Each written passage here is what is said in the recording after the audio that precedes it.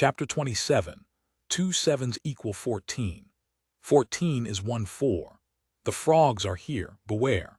Something accompanies Heine as he walks up the familiar staircase.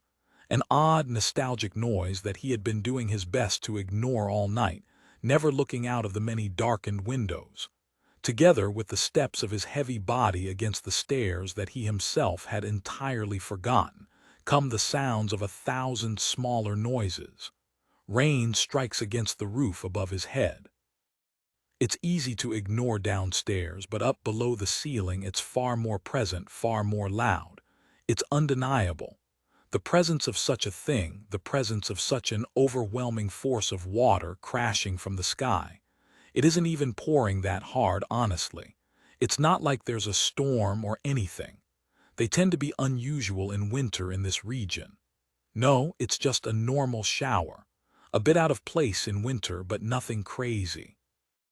Perhaps the clouds are simply letting go of the last of their loads of water, so that they might make room for the fresh loads of winter snow to come. From the door down that he just came through, there's a small staircase that takes 3 steps up and then takes a sharp left turn, heading 6 steps further up. As a child, these stairs had always felt insurmountably large. He still remembers the visions of standing down below at their bottom as a young boy, wondering how someone as small as himself was supposed to climb something like this. He was just so very small, and they were just so very big. Heine steps up the next 2 steps, skipping one inadvertently. They're actually very small stairs. Cozy, perhaps, even, as they wind around inward and upward in a reversed L shape, creating a small nook down by the entrance door. Heine stands at the top of the staircase for the first time in over 10 years and stares around the room. It is dark. They used to live up here. The downstairs area was for business mostly. The big room that he sleeps in now was the suite. He doesn't know the prices, but he does know that it was an expensive room to rent. The other rooms were also all for rent. Their bath, their house, their dining hall, their kitchen, everything in this building was meant to serve other people. But this up here, this small room that had once felt like it was so much larger, this was theirs. His mother's, his father's. Heine looks around the area trying to see what he can see, but it's dark. In a way, he feels relieved and lets out a sigh. Oh well, maybe it's time to go to bed then. He tried, right? The man shrugs and turns around. Can I come up? Asks Sokkel's voice from down below, a glow rising from the old lantern that she has taken from her room. Heine stands there for a moment and to his confusion and surprise feels relief once again. He didn't really want to go. Sure, says Heine, listening to her light steps jog up the stairs. He looks back around the room, watching the light of her lantern fill the many full corners. There's just this one room and the one behind it. This is the living area. It's just a small, rectangular space, nested under the angles of the roof. There's an old rug that he is surprised to see the smallness of, and there's a table that he is also surprised to see the smallness of. Heine turns around, looking at the elf Sokkel. Was everything always this small? The man looks back to the doors, to the windows that rain slides down, to the steep angles of the roof that is not far above his head. Boy, you sure have a lot of space here, says Sokkel. It's way bigger than the guild. We only have the few rooms upstairs and the back storage. This used to be the guild in town, right? She asks curiously. It was, nods Heine, walking to the only door available to him. Grabbing it, he pulls on the handle. That was a while ago. It doesn't budge. The man furrows his brow, pulling on it again. There's a thing when you close it, but if it's stuck, you gotta really pull on it to open it, suggests Sokkel, making a wobbling motion with her hand. We have a door like that too. It's old. The guy who made the handles back then wasn't the best, she explains. He looks at it for a second and then simply yanks on it with most of his strength. The door creaks, the moisture-expanded wood sliding closely along the boards of the floor, making an unpleasant scraping sound. A rush of old air comes out, freed from its prison, and pushes over him, carrying with it a smell that he had forgotten. How it could have lingered here for all of this time, he doesn't know. But like a trapped spirit, it strokes his face once lovingly as it departs, heading for wherever this odd, cold draft of air that he feels is stemming from. Water lily. When you close it again, says Sokol, you gotta jiggle the handle. Heine looks at the small room, stepping inside. There's really only a bed and a nightstand with an old vase in it. That stops it from getting stuck next time. Don't ask me why. Heine stares around the room, taking it all in. This was their bedroom. They had all shared the one bed. He had forgotten about this.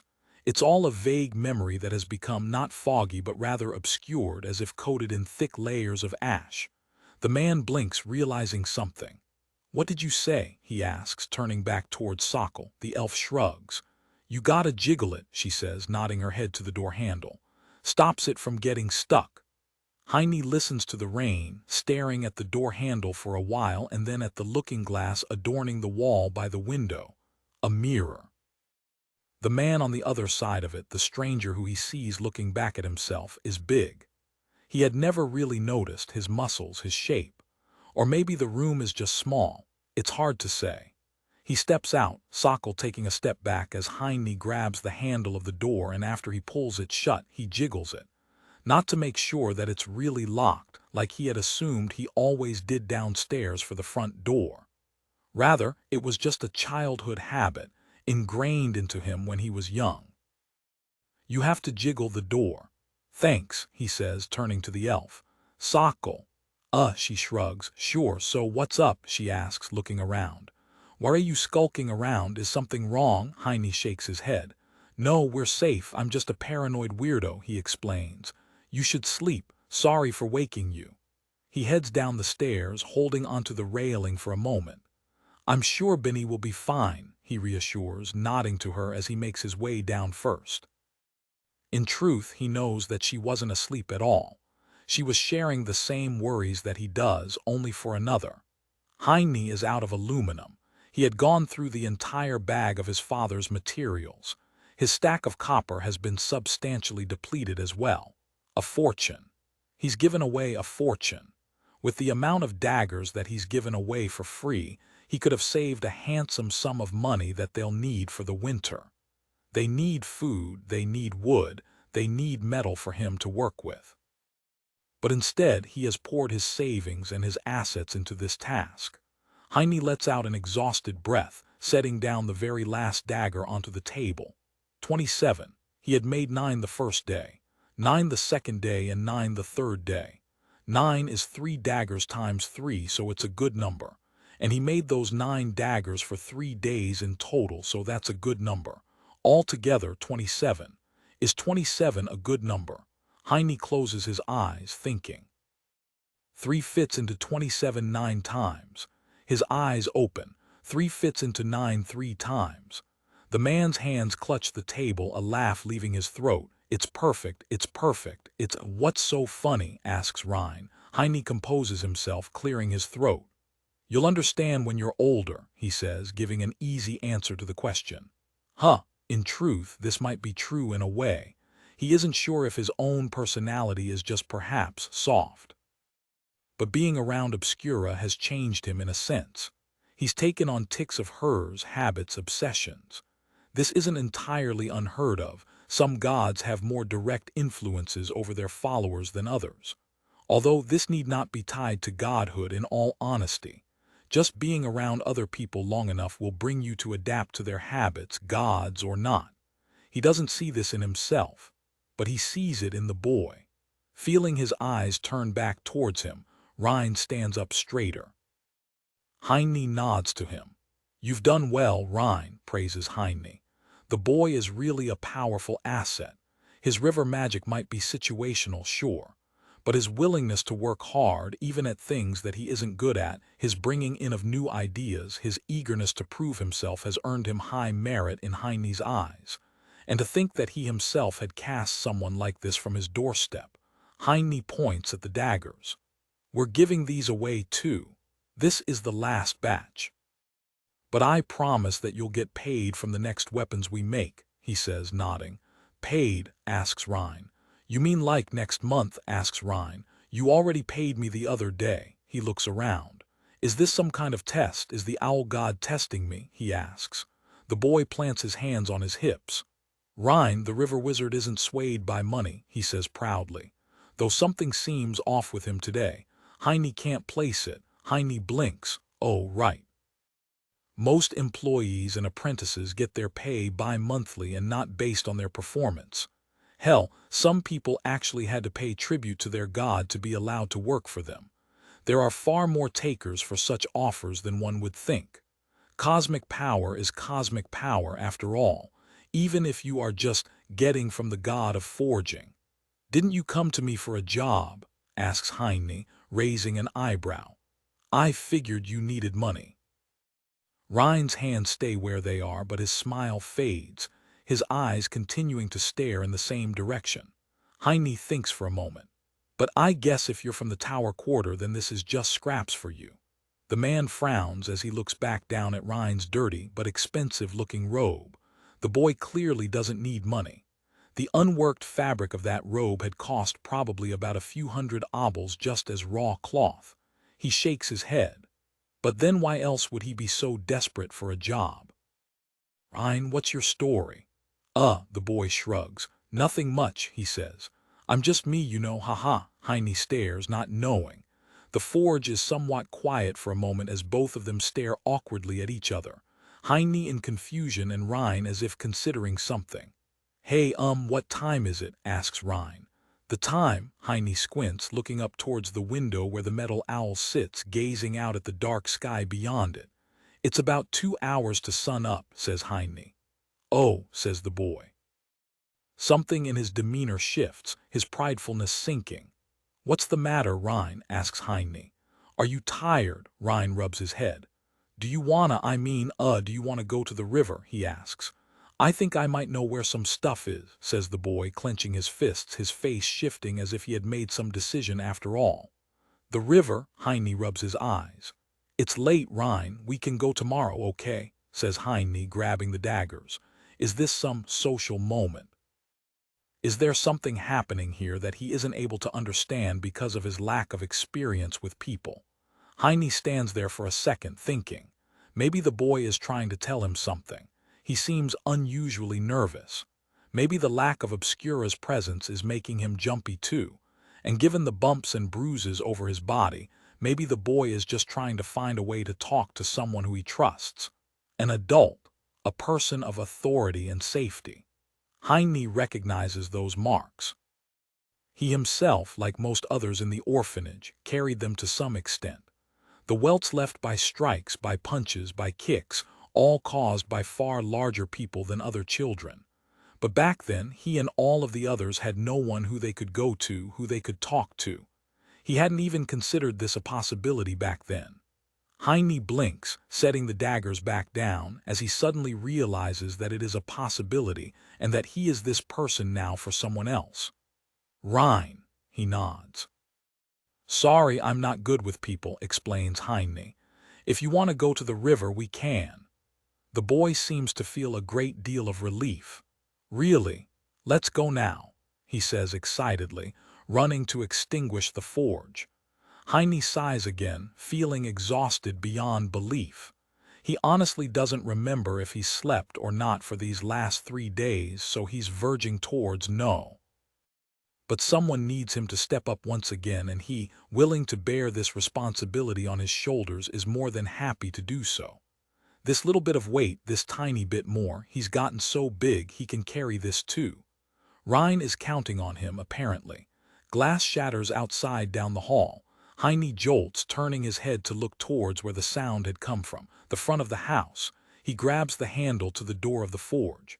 Rein, he barks, pointing at the boy. Grab that ladder. He says, taking the knife from his belt. He hears soggy, damp boots running down the hallways. There are multiple people coming. Climb out of the forge window, I'll take care of them. Though he doesn't know what that statement, take care of them, means exactly. He has the feeling that this time a simple sleeping spell isn't going to cut it. But now he thinks that he's willing to go further than that. People are counting on him to protect them. He can smell them. Frogs. Rein, his tough, proud demeanor, cracks in an instant as whatever personal limit the boy has is reached. Crying, the boy lifts his shaking hands. Rein. S. Unable to say whatever he has to say, Rein makes an ugly sound and looks away as water floods the forge in an instant only a moment later. Rein has damaged Heine for 4 DMG with his cascade water. HP 3539, Chapter 28. Two pairs of frog eyes stare into the void and they see nothing but owls. Day 3. Hidden beneath the many layers of clothes that Heine usually wears outside, beneath his coat, his hat, his scarf is just a man like any other. Hidden beneath Sokkel's exhausted, sleep-deprived face, which always seems to carry an unusually contrasting expression of pleasantly worried, is just a woman. Hidden beneath the fabric of Rein's expensive robe, hidden beneath the strands of long, wet blue hair is a frog. Heine isn't really too sure what's happening right now. He thinks that he's been captured. By the time the world turned right side up again, the water of the spell having dissipated, the door had burst open and he had been struck while he was on the ground. Everything still feels like it's spinning. Someone is dragging him through the house. Rein betrayed him. Is he with the frogs? Obviously. He has to be. Something hurts inside of Heine. It isn't a broken bone or an aching wound or anything like that. It's a new feeling, one that he isn't really familiar with. It feels twisty. It's like something has grabbed hold of both his heart and his stomach and is currently in the process of moving them both to the spot in between. "What do we do?" asks a familiar man's voice. "Do we go back?" "I didn't think we'd actually get this far," says a surprised woman. Heine recognizes her distinct voice too. She's one of the people from the Adventurers Guild. Wasn't she some kind of healer or something? He recalls her asking him once to join up with him right after he was accepted by Obscura. "Is there anyone else here?" asks a calm, soft voice, another woman. She's speaking down as if talking to someone much younger, much lower. "Where's the owl water droplet?" Heine's eyes begin to unblur. He fidgets with his hands. They're tied behind his back. Something blue shakes from side to side, a turning head. "No, mother," stutters Rein. "The owl god left to find Mr. Benny a few days ago," explains the boy. "She still hasn't returned." Heine lifts his eyes, staring at the tall, slender woman who Rein is speaking to. She has long, flowing blue hair of the same color as Rein's, tied in a loose, soft braid that hangs over her shoulder towards the front. Her face is soft and kind, and her left hand tenderly strokes the boy's head once. "Rein?" she asks in a chipper tone, tilting her head, petting him again with a second long, gentle stroke. "Why, yes, mother," asks Rein, literally quivering in his boots.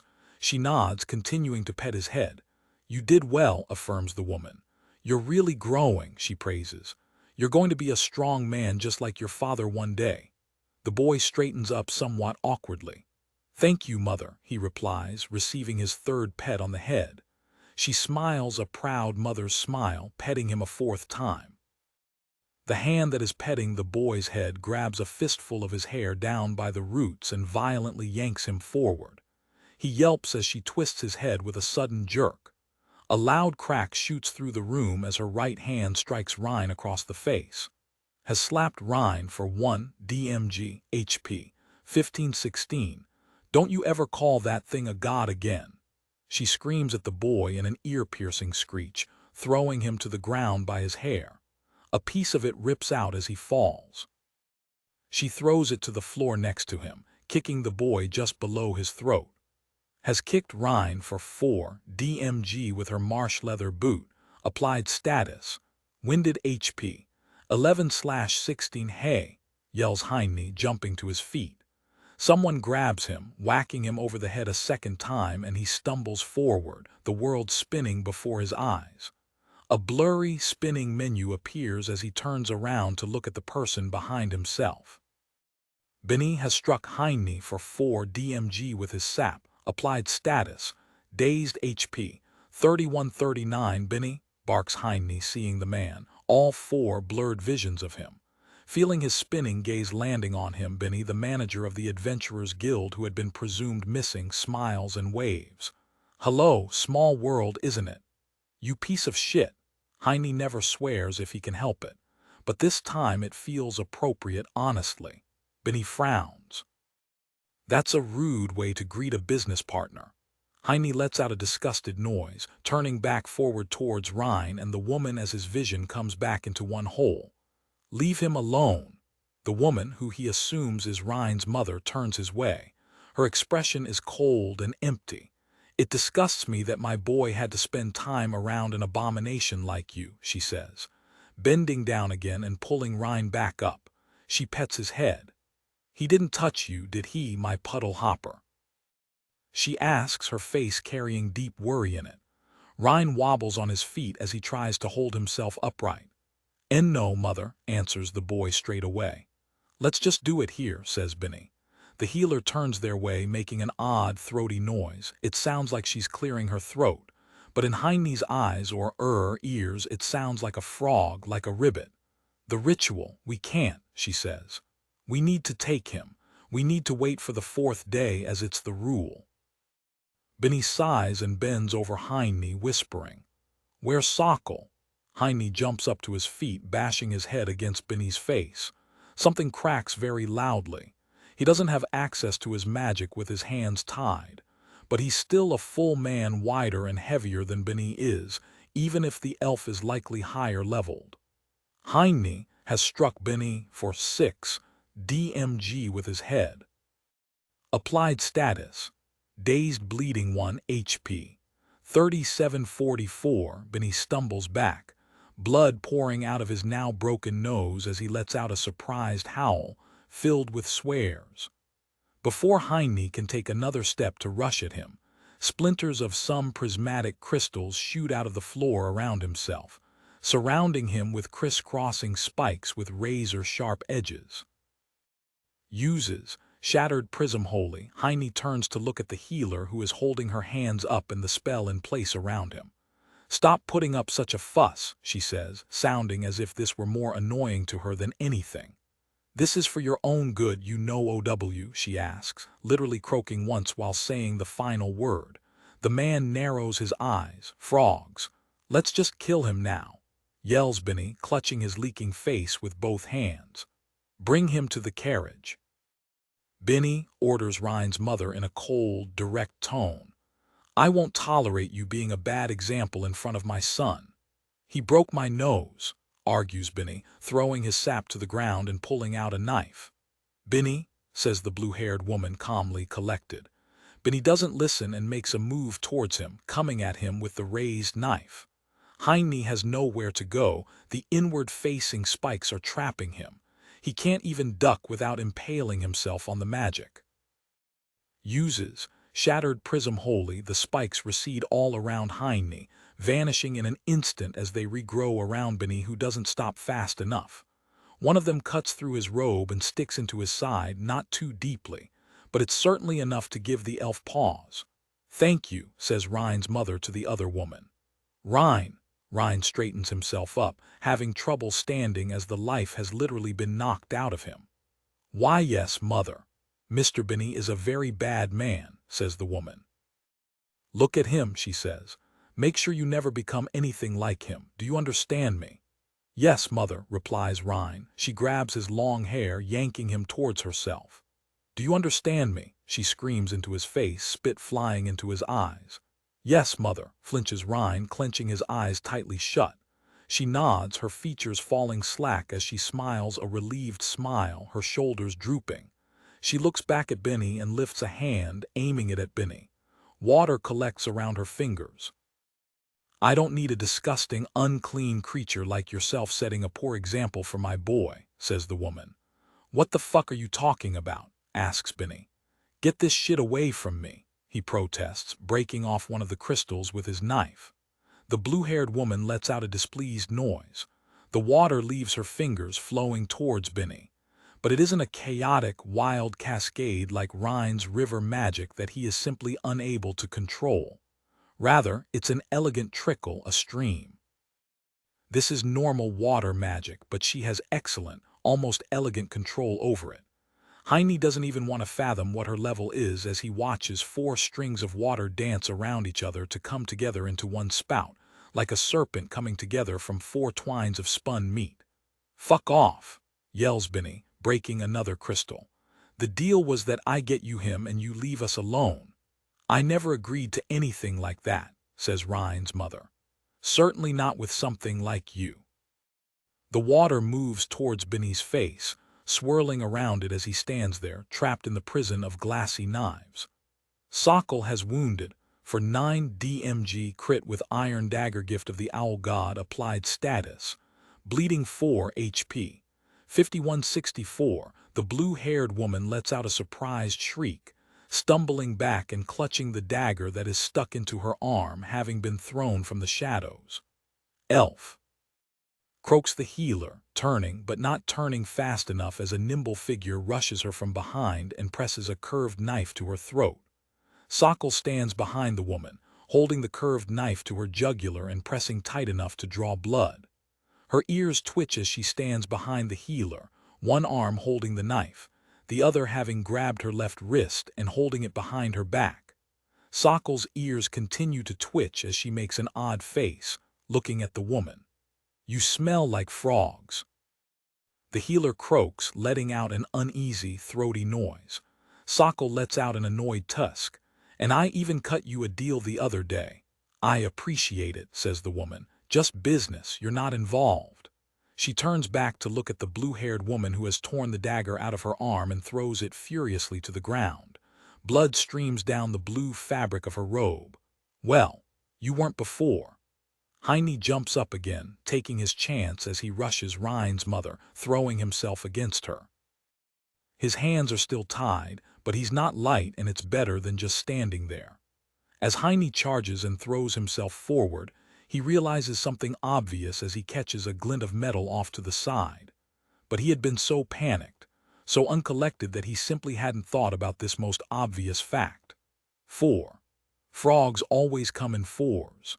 An arrow flies through the air, coming from the kitchen where a 4th person stands, a 4th person who he had entirely failed to register this entire time.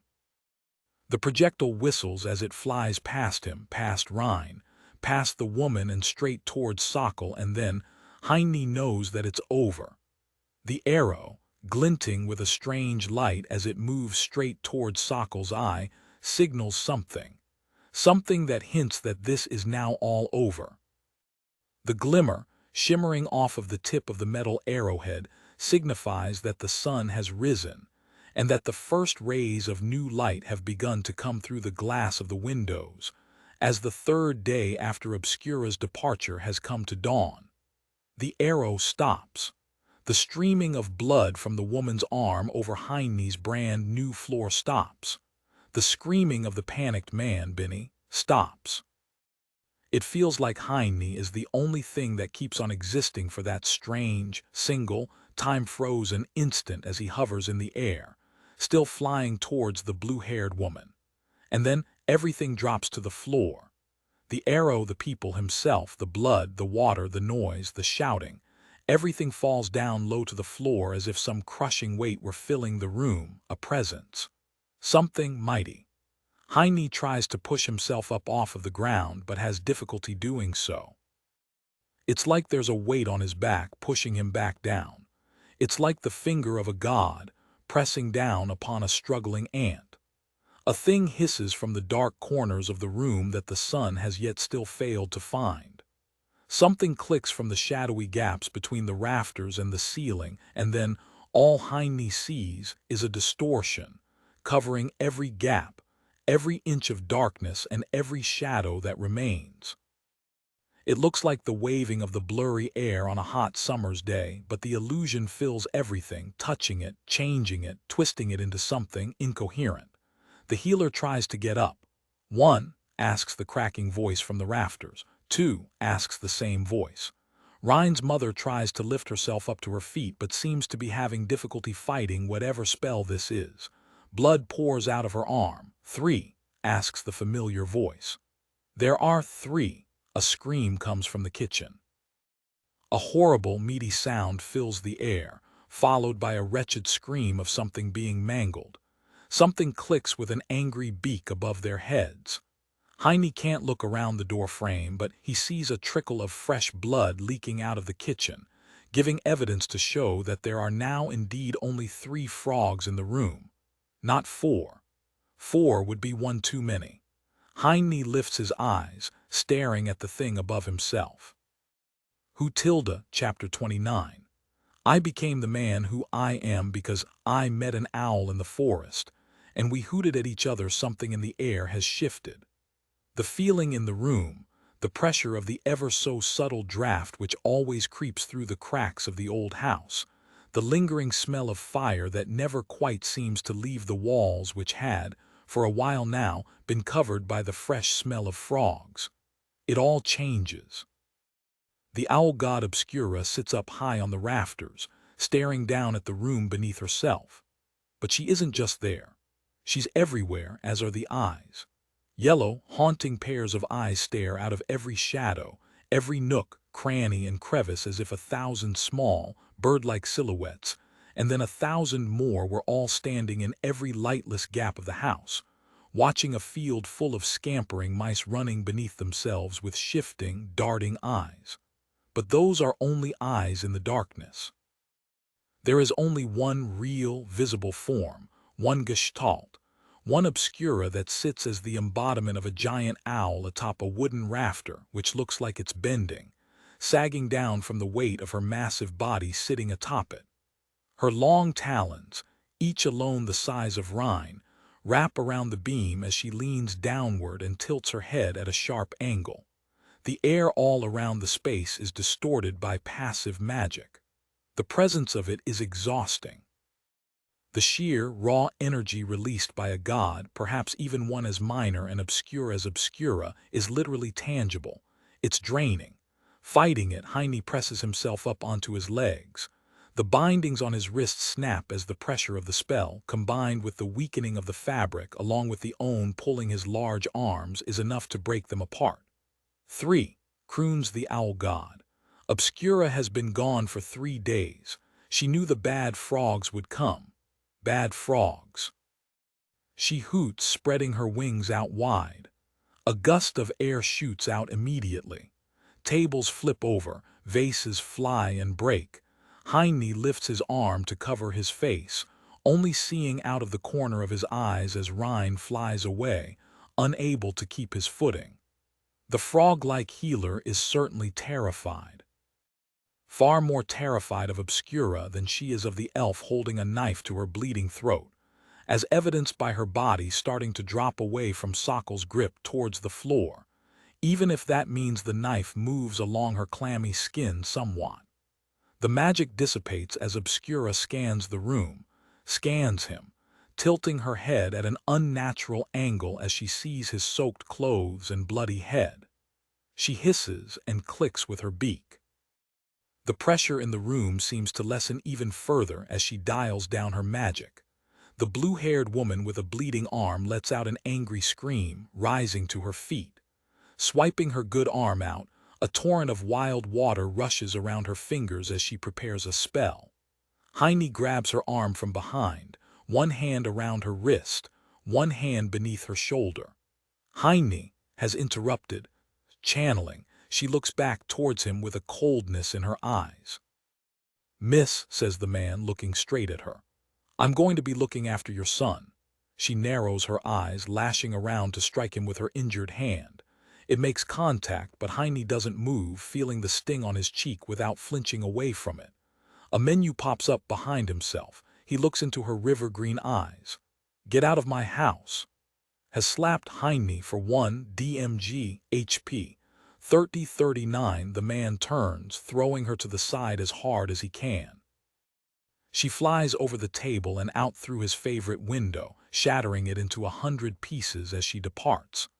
Heine through a window for 9 DMG, applied critical status, bleeding 5 HP, 2964, glass shards fly everywhere.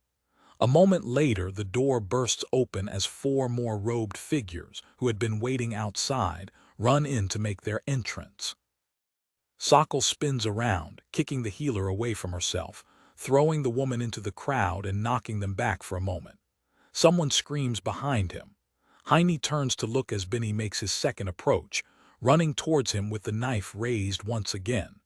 The man stumbles and falls as Rein latches onto his leg and sinks his teeth into his calf. "Get off me!"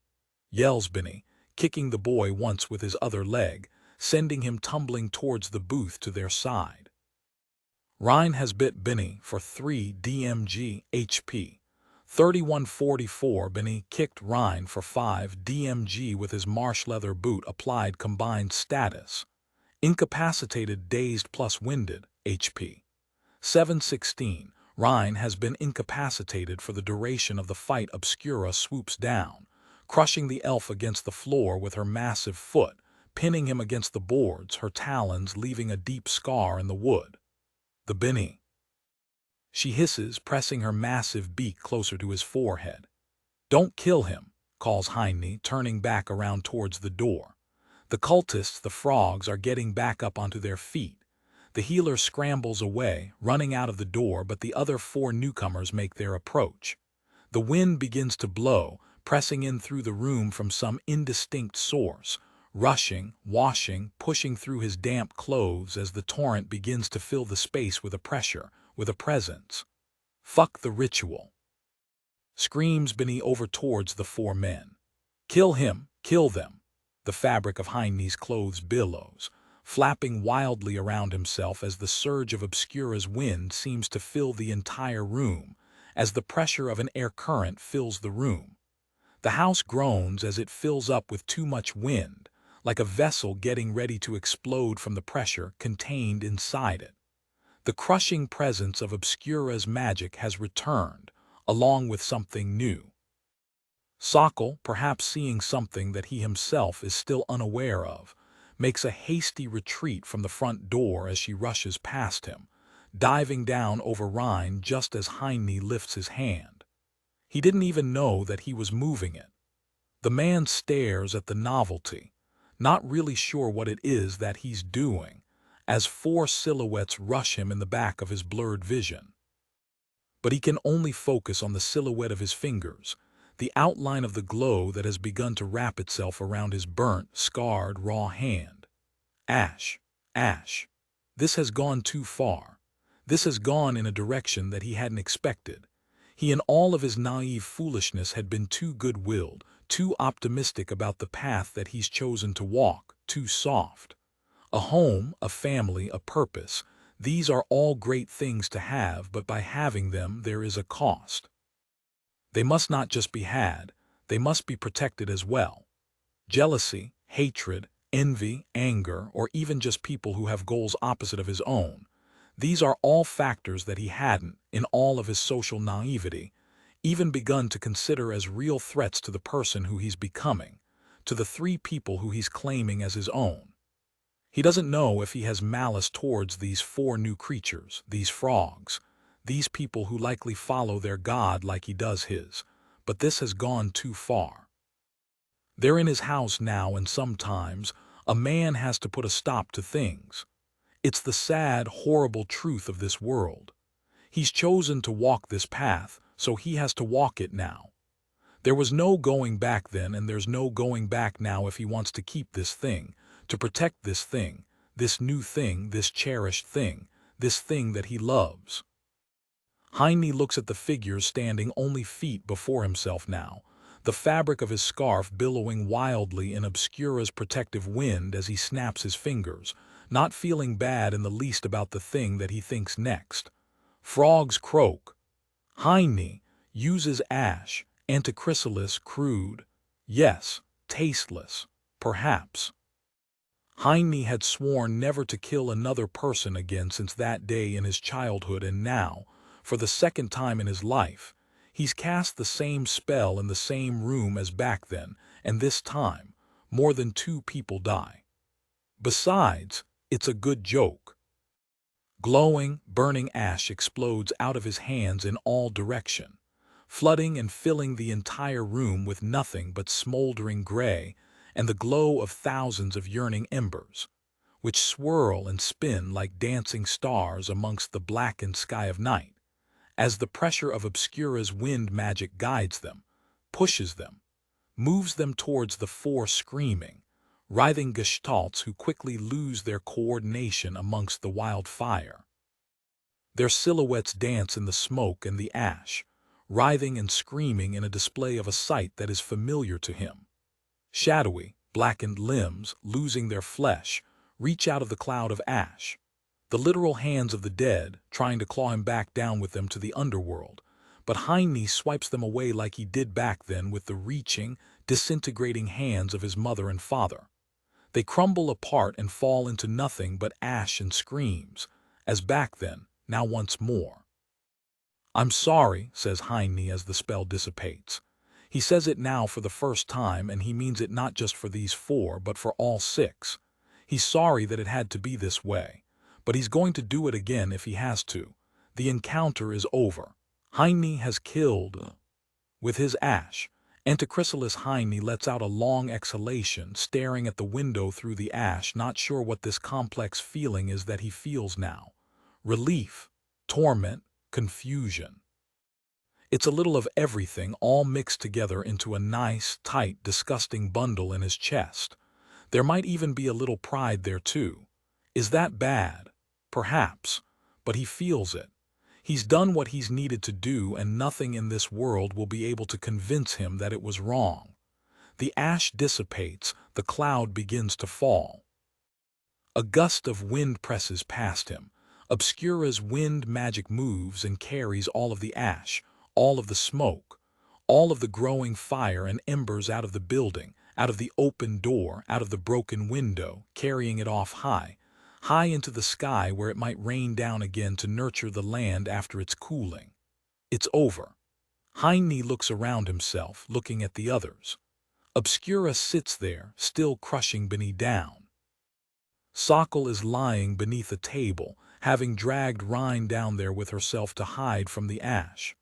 Heine exhales, walking over to the door, and watches as two other groups of frogs standing out in the street make a hasty retreat. He slams it shut. "Are you okay?" he asks Obscura. She nods to him. It's a little odd, but Heine presses himself against her giant, fluffy body, surprised as to how much fluff there actually is, until he reaches her long, bony leg that is just about as large as his whole body. She nuzzles him with her head as he walks back out, dusting himself off. He smells like owl now. "Sokol?" asks Heine, bending down and helping the elf out from beneath the table. "Thank you," says the man, nodding to her. She nods to him and then runs over to Benny. "What the fuck, Benny?" She yells at him, gripping the front of his robe and pulling his body upwards. Obscura doesn't let him go, though. "I was trying to get us out of this mess," exclaims Benny. Heine meanwhile pulls Rein out and lays him out onto the bench. He's not sure what to do with him now. He's in rough shape. "Sokol?" asks Heine. "Rein needs help." The elf, clearly in an angry place right now, looks back towards him with clenched teeth. "Please," says Heine. She pushes Benny back down to the floor and gets up to look at Rein, who seems to begin to stir. "He just got KO'd during the fight," says Sokol, looking at him. "He's at half health. I don't think he got any internal damage. I didn't see a status appear." Heine nods, relieved. He doesn't have much fighting experience, honestly. He was always a big kid, so the other kids had always left him alone, and as an adult, he never really went into the dungeon or did any kind of adventuring stuff. Rein opens his eyes, blinking as his world is apparently still spinning. A tepid sense of relief comes to Heine. "Rein," says Heine, pressing a finger against the boy's forehead and pushing it back down to the bench so that he doesn't get up. Rein groans, still half out of it. "We're going to have a talk about appropriate workplace behavior later," says Heine, shaking his head and walking over to Benny. "Was that a joke?" asks Sokol, looking his way. Heine bends down, grabbing the elf Benny and taking over Sokol's question from before. "What the fuck, Benny?" "Hey," says Sokol sharply.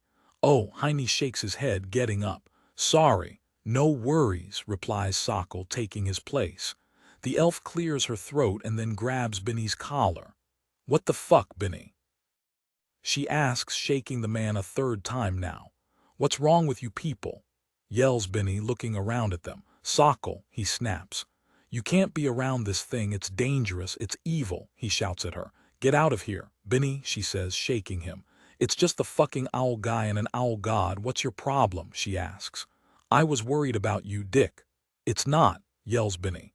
"Remember the stories from when we were kids?" She bends over, narrowing her eyes. The elf's ears twitch as she sniffs her friend. "You smell like frogs, Benny," she says, ignoring his question as if this scent were some life-changing revelation for her. He squirms, fighting for his life. Froth builds at the sides of his mouth as his eyes tear open wide. "You can't stay near it," barks the man, becoming hysterical. "Sockle, you can't stay near it. Get out of here." R. Obscura casts Dream Whisper on Benny. Applied status. Sleep HP 3144. Benny falls slack. "The Benny will sleep now," hoots Obscura, lifting her leg and stepping off of the man who lays there limp. "Big sleep," Sockle sighs, looking around the room. Heine shrugs, not sure what to tell her either. Since when could Obscura use magic like that? Maybe because of the daggers he made. "Now what?" he asks, looking over at his window.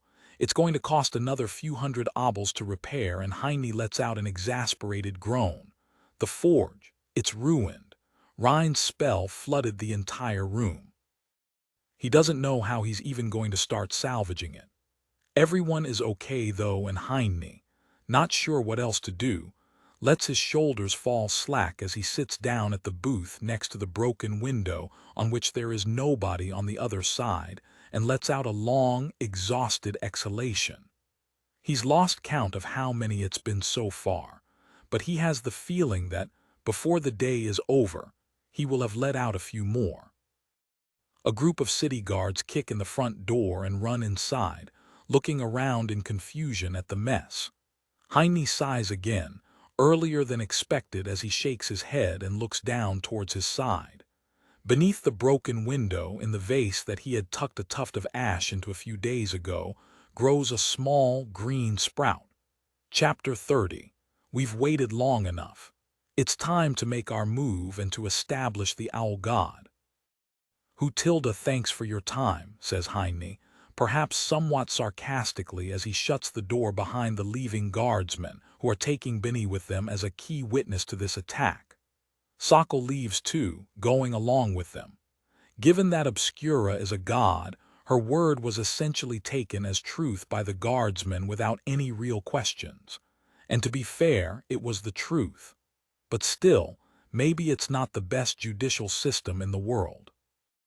Apparently, their fight had made quite a bit of noise, which doesn't surprise Heine, given the broken glass and all of the screaming. That's ignoring the 4 people who he disintegrated.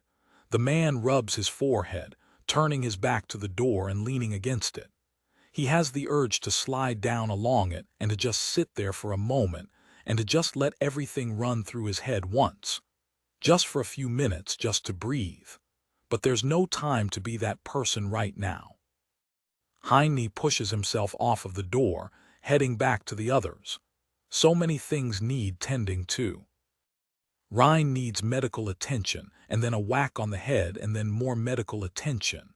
His favorite window is broken and letting out the little heat present in the house. There is glass and swamp mud from the boots of the frogs everywhere. There are smears of blood from Rhine's mother and from the other frogs that need to be washed away. He needs to talk to Obscura about what just happened and how they're going to proceed. The forge is ruined. They're out of money. The whole house reeks of frogs. The list goes on and on and on. There's no time to rest. There's work to do, and Heine is the only one here whose responsibility it is to do these things and who's still in fighting shape. 2 sharp, taloned hands wrap themselves around himself from behind, and Heine does find a second to stop after all, as he presses his palm down on top of them, holding their warmth against his own stomach. Well, maybe he's not the only one. "I missed you," he says, looking over his shoulder. A head presses itself against his back as she rubs her cheek across it. Who tilde? Heine nods, looking at the mountain of work ahead of himself. Those damn frogs. They nearly took everything from him. He squeezes her hands. He's not going to forgive them for this. This was too far, too much. Frogs, the word hisses in his mind as he stares around the room, assessing everything with wide, paranoid eyes. He's really starting to dislike them, honestly. Rein's in bed, says Heine, looking around the damp forge. Obscura is sitting on his shoulder, having flown in through the upper window. Did you know, he asks her. Rivers have frogs, frogs, she hoots. When they stole my Heine, the river boy was here looking, searching, Obscura says. Obscura saw with her beautiful eyes. Heine looks inside the smelter, it's flooded. Looking, he asks. For what? For weaknesses, for bad wood in Obscura's nest, she hoots. Bad wood for bad frogs. The man rubs his forehead, thinking. Given Obscura's literal obscuring effect over him and his, their house, they seem to be oddly hard to find in an undefinable way. All of the people who always hound him in the Adventurers Guild never seem to find their door. But the servants of powerful gods, they have little trouble doing so. That would explain why the boy was so high up in the rafters, though, after he returned from his kidnapping. It's not an easy spot to get to by accident.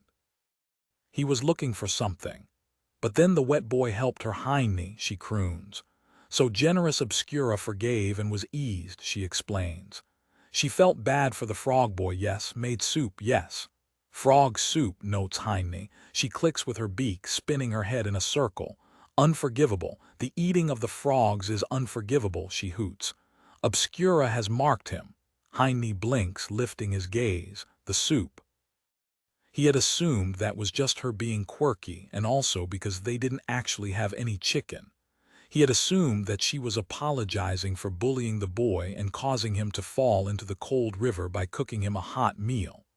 He had thought that it was a nurturing, warm act on her part. But it wasn't. It was a tactical move. If word got out that Rein ate literal frogs, he'd be outcast amongst the frog cult. He'd have to stay with them here for protection. He's a spy sent here to spy on them, and she was in the process of turning him around and making him a double agent for them. He turns his head to look at Obscura, not sure if he should be impressed or terrified. That's godly insight, he supposes. Obscura suspected after she left to find the Binny. Wise Obscura, observant Obscura. She sways around on his shoulder, lifting a wing.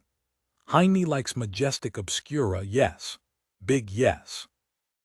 Sure, replies Heine, half lost in his confusing thoughts.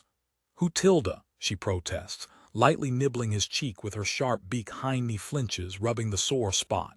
Sorry, big yes, she hoots, satisfied. The man looks around at the wet ground as he connects as many dots as he can. He had told the boy when they were making the daggers what would happen if his forge got ruined. So he was sent here to actively look for weaknesses in Obscura's magic, weakness in his home, in him. Wait. Did Rein take the frog books out of the library too, to destroy their information? How did you notice? Asks Heine, still not entirely sure how he missed it himself. She puffs out her chest. Sharp eyes, yes, asks Obscura. Rein, she hoots very loudly just next to his ear. The river wizard, she exclaims, as if copying what Rein always does. It has 19, yes, Heine blinks, turning his gaze to look at the yellow eyes in front of him. Letters, he guesses. I mean, sure. She nods. 3, it goes into 19 6 1/3 times, yes. 6. F is 6, she screeches, flapping her wings. In alphabet, F for frogs, Heine nods, it's true. Rein's name has 19 letters and 3 does go into 19 6 1/3 times. F is the 6th letter of the alphabet after all. It's too perfect to be a coincidence. Surely this has to be true, he blinks. Wait, what about the 1/3, he asks. It's 6 1/3. Obscura shakes her head, spinning it far too far each time as she does a nearly full turn with each movement. Only 1/3 because the river boy is small, yes. Young, little frog, only 1/3 frog. Heine hits his fist into his open palm. Of course, it all makes sense, he nods, it's so obvious. Who tilde?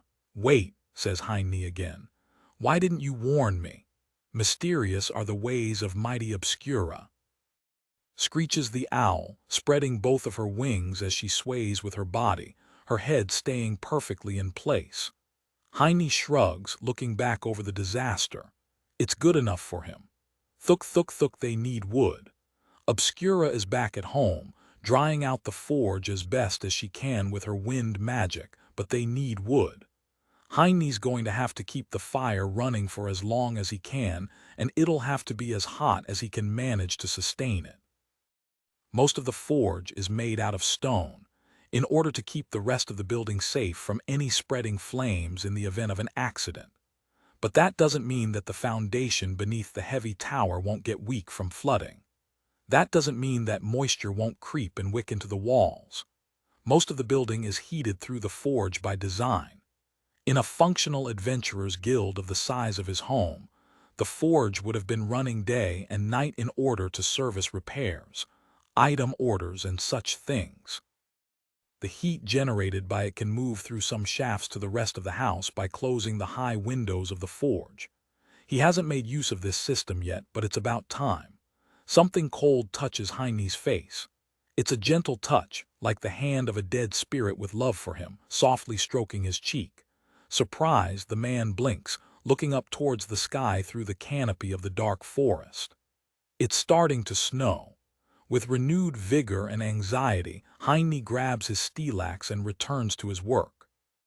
Thuk thuk thuk. Heine stands in the doorway, staring at Rein's chest, moving the blanket covering him as he rests. On one hand, Rein is literally an enemy agent, sent to spy on them and sabotage them wherever he could. On the other hand, he's just a boy who was deathly terrified of his mother. It's not hard to see why, really. Sure, he had tricked them and ruined 2 of his rooms and now the forge too, a total of 3 rooms, but on the other hand, he had tried to get Heine to escape shortly before the attack commenced, perhaps having had last doubts.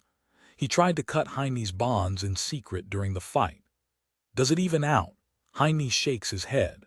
Those karmic scales aren't his to balance, but in his heart of hearts it does. The boy came through in the end. He even bit Benny, which, looking back on it, was a pretty bold move that he paid for. Plus, he just likes Rein. Maybe that is clouding his judgment too. The man sighs, not sure what to do. Even in his 3 life, people are still a hard thing to really grasp. They're all so odd. As the breath leaves his lungs and a new one comes to fill it, so does a smell. Heine lifts his gaze towards the bed that the boy is resting in and closes the door again. It smells like owl. That's good enough for him. Heine closes the door and then eyes the broom that has been leaned against the wall. That being said, the boy is going to have a lot of sweeping in his future. For some reason, the broom doubles itself in his vision. The world wobbles. You are severely sleep-deprived. Healing rate negated, soul regeneration negated, max HP reduced, % all stats reduced -80%. Oh. The man blinks, realizing how little sleep he's gotten these last few days. 0. He's gotten just about 0 sleep. But it was all so much. Lifting his gaze, he sees the door to their bedroom at the end of the corridor open as if by itself, as if the gust of wind pushing past him were coaxing him towards it, luring him into the belly of the beast. The man shuffles forward like a zombie, obliging to the wind's desire for him as he loses both his boots and his clothes on the way to the door to their room, falling down onto the mattress face first and laying there as something feathery and soft clicks and hisses around the room, closing the door and dimming the lantern light before joining him. After that, a day passes, and then so does the night which belongs to it. Rein sweeps. "I'm sorry," says Rein, not looking up from the floor that he has swept meticulously clean. "Are you going to eat me now?" "Not until you're fatter," jokes Heine from the side of the room. Rein tenses up. "That was a joke." "Sorry," says Rein. "You're done in this room." "Rein," says Heine, looking around at the floor that has been swept more than once. "Go sweep the hallway to the forge next." "Yes, sir," says Rein, staring at the floor. Don't call me that, says Heine, watching as the boy trods off. He turns his head to Obscura, who Rein was talking to. She sits up on the rafters, her legs dangling down. You could have told him that you're not going to eat him. Who Tilda? She tilts her head as if pondering. Shouldn't Obscura rule with fear? She hoots. Or should she dote on her little worshippers with kindness like she does for her Heine? Heine shrugs, gesturing around himself. That was pretty impressive what you did the other day, he says, his hand ruffling through his sooty black hair. First time I've ever seen you do anything gaudy. By the time his eyes rise back up to the rafters, she's gone. But be nice, okay? He asks, looking at the strand of blue hair that vanishes down the corridor. Heine lowers his gaze again, staring at the smear of blood that has been wiped away and dried and even swept over. But it still remains there, having tarnished the brand new wood. Fear isn't the way to go. It starts with F. It's what frogs use. He knows this because it's obvious, and that means that Obscura does as well. Heine is currently upstairs in the library, rummaging around the shelves, just digging through them randomly. He browses through the many rows of tomes and novels, trying to find the books on frogs that Rein had hidden. He doesn't think that the boy stole them, having rather just hidden them somewhere. But he doesn't want to confront him now either. The boy is already on edge, understandably, and he just wants to give it all a few days to unravel. He hasn't learned much about people yet, but one thing he has noticed is that they all just need a little time too, just like he himself did. Hey, you in here, calls a voice from downstairs. Sokol. Heine leans over the railing. Up here, he says. Sorry, I came in without knocking, says the elf, pointing over her shoulder towards the front door. He shakes his head. Honestly, he hadn't even thought about it. He continues to rummage through the shelves. His fingers land on a book that he had seen once before, but didn't look at, one about the gods of the South. Book, The Gods of the South, quality normal composition, 564 pages quality, affects none a detailed literary exploration of the old and odd gods of the southern regions of the world, written for humans by humans.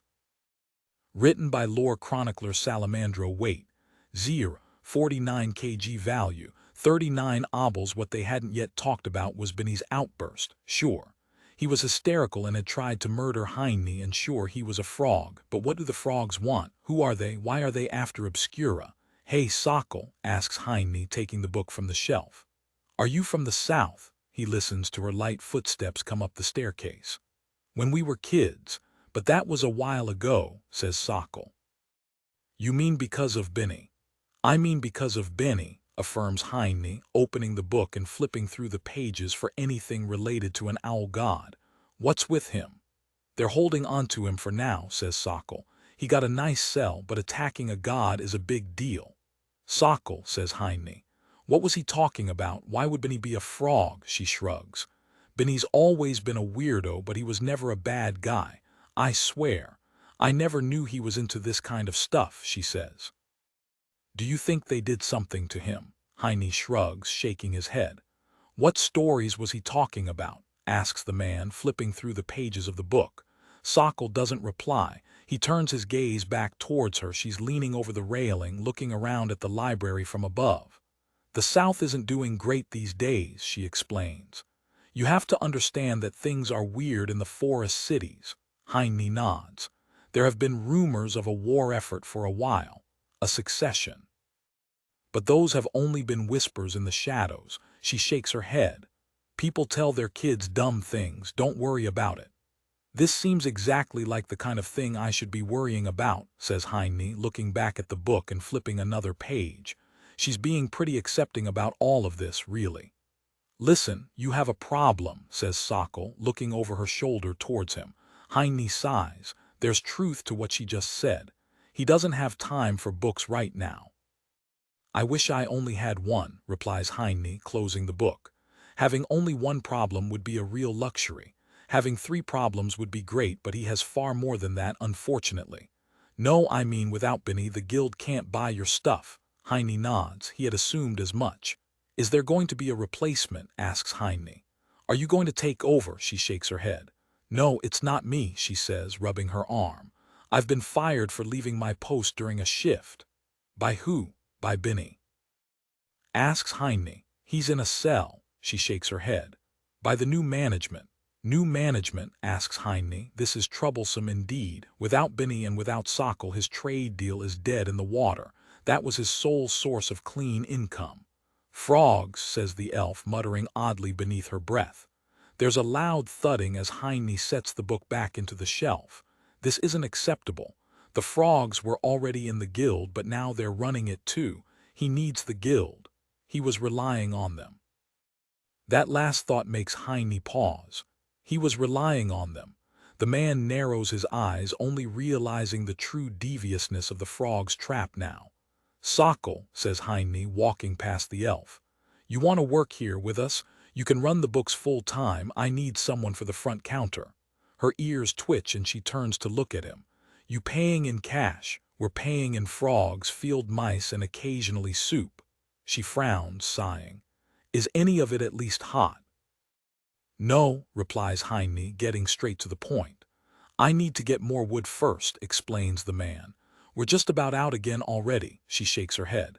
You really know how to win a girl over. The man shrugs. It's worked out well enough to get me engaged, he says, grabbing his hat from the railing he had hung it up on and putting it back onto his head. Sokol, we're making our own adventurers' guild. I'm taking things into my own hands, says Heine. Are you in? She looks around the old library for a moment before turning back his way and nodding. I'm in, she affirms. System of Faith, Cult 2 of the Owl God ranking. Mysterious members. 4. Cult 2. All members of the cult receive the Owl God's passive blessing for as long as they are a part of it. Plus 3% to all stats, rounded. Plus 3% to all spell DMG, plus 3% to all heal Sokol chapter 31. Today we have a lot to think about. But that's okay because owls are wise and think a lot. Dots of white fall down on the other side of the thin glass windows, painting the street with a fresh, covering coat which is promptly trodden down flat by the many boots stepping over it. As always, adventurers are on their ways to the dungeon, on their ways to some of many shops and merchants, on their ways to their homes, or on their ways to the Frogs Adventurers Guild, down the other way. Heine stands there downstairs, standing in front of one of the good windows, staring out over the booth and into the street. But now, unlike in those days that feel like they are long since past, he doesn't do so melancholically or jealously. He's doing so methodically with real, fundamental purpose. You're closer, says Sokol, sitting behind the front desk. She's digging through the lower shelves, looking at old ledgers and statements from a lifetime of his that has now come and gone. Heine turns his head around, looking at her. Sokol has sharp eyes in more ways than just regarding the act of seeing itself. Just by his standing here, looking at the people walking by, she had read him and figured out what he was doing, what he was thinking. Heine turns back towards the glass, smiling beneath his scarf. He himself has good eyes, too, for people, apparently. We are, he affirms. Given the location of his structure, the old Adventurers Guild, they're far closer to the dungeon than the newer one that the frogs have taken over. A solid 5 minutes closer by foot, in fact.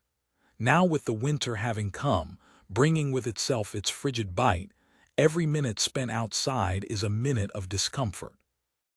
Cold fingers, wet shoes, a chance of slipping on the bad, crack-filled streets in this neighborhood in which ice is prone to form. Being closer to the heart of the city, closer to the dungeon, and thereby being right along the daily route of the many adventurers who pass through is a powerful asset. Perhaps their most powerful one, even. Heine looks around the room. Size is on their side as well. The new guild only has 4 rooms upstairs, a kitchen, an eating area, and the reception. He narrows his eyes as he thinks about the bad number. 4. But they have 9 rooms. One of them is a large suite that Obscura and himself are currently sleeping in, plus his own family's space up in the attic. Their kitchen is larger. They have a forge, a library, an ice cellar, a real washroom, and not just some small bathtub. All that the Frogs Guild has are those 4 rooms to rent and a board for orders and quests. But they can put one of those up here too. They outmatch the frogs in every aspect structurally. It's a clear-cut contest. They're dominating the frogs in regards to property and its potential. But the frogs are already operational now today, while they still have a mountain of work that needs to be surmounted. Plus the frogs have the numbers on their side. There are many frogs.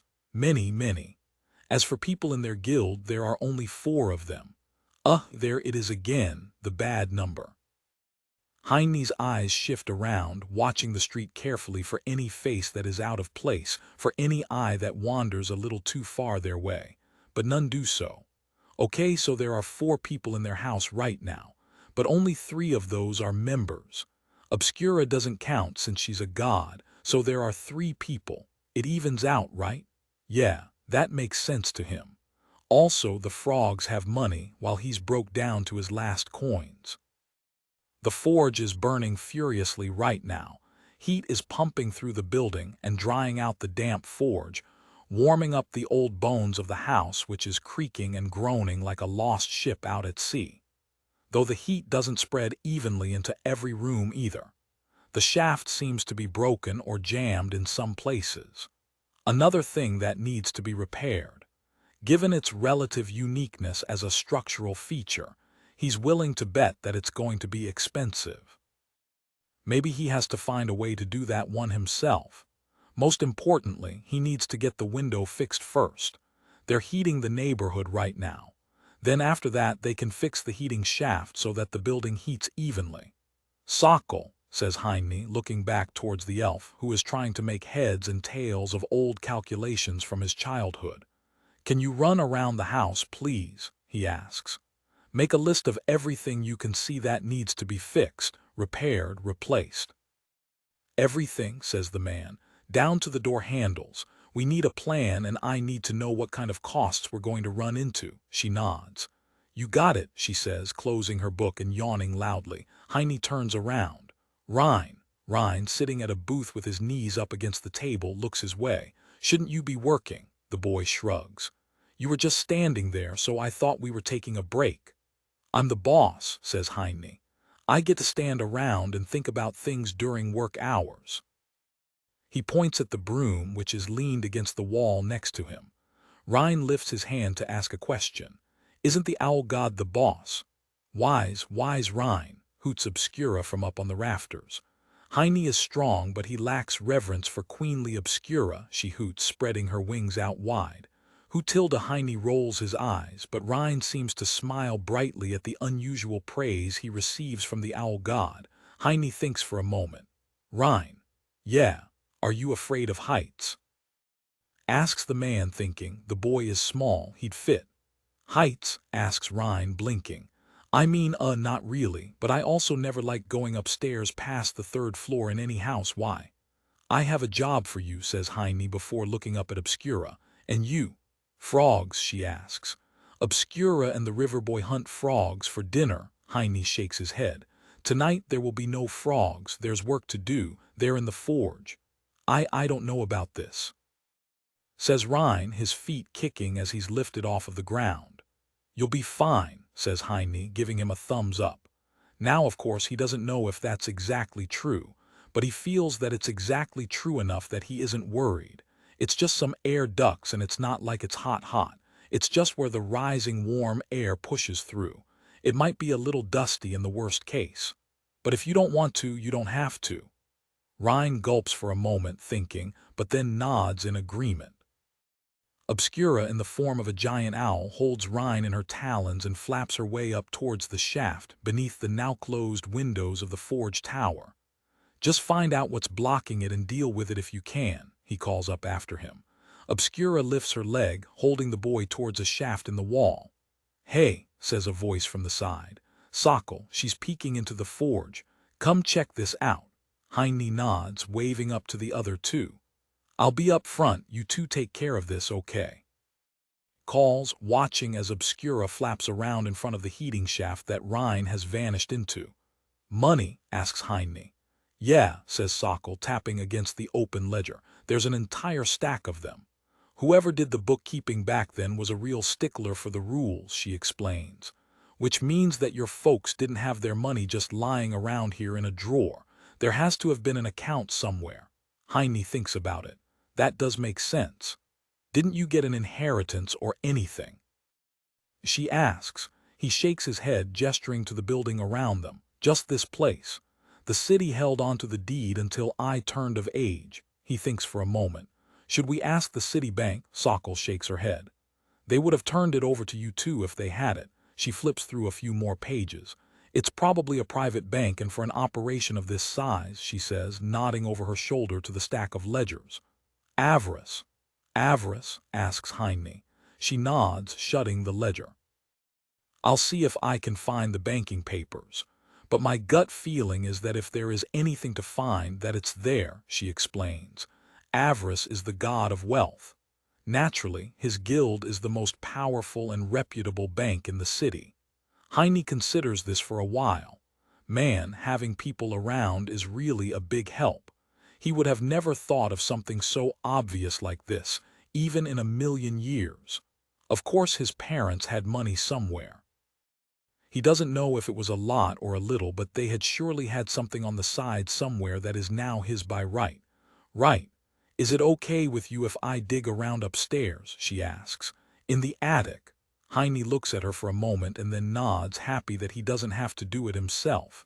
Thank you, Sokol, he says. You're a big help. I want to get paid in money too, she replies. I can only accept soup for so long. Heine frowns. You're getting free meals and you're allowed to sleep at work, and now you want to be paid too, he asks as a joke, shaking his head. The labor market is really tough these days, she replies, closing the ledger with a smile. Just wait until I start charging you for my overtime hours. Heine raises an eyebrow as she walks off to the library to take the fast way upstairs. Overtime? You're here all day. You live here. Exactly, she beams before closing the door. Heine looks back down to the ledgers that he had walked past 1,000 times before, having never spared them more than a glance. It feels as if they had simply never been meant for his hands, for his eyes. But that's fine. He has people for that now, and as for his own hands and eyes, he has other, more important things to do with those. How does an adventurer's guild even make money? Heine lies on his back, having used neither his hands nor his eyes effectively. He's still lost in the logistics of it. It seems insurmountable, but people are counting on him to figure it out. So he has to figure it out or die trying. The sun is starting to rise outside of the windows of his home once again, which means that it's just about time to sleep.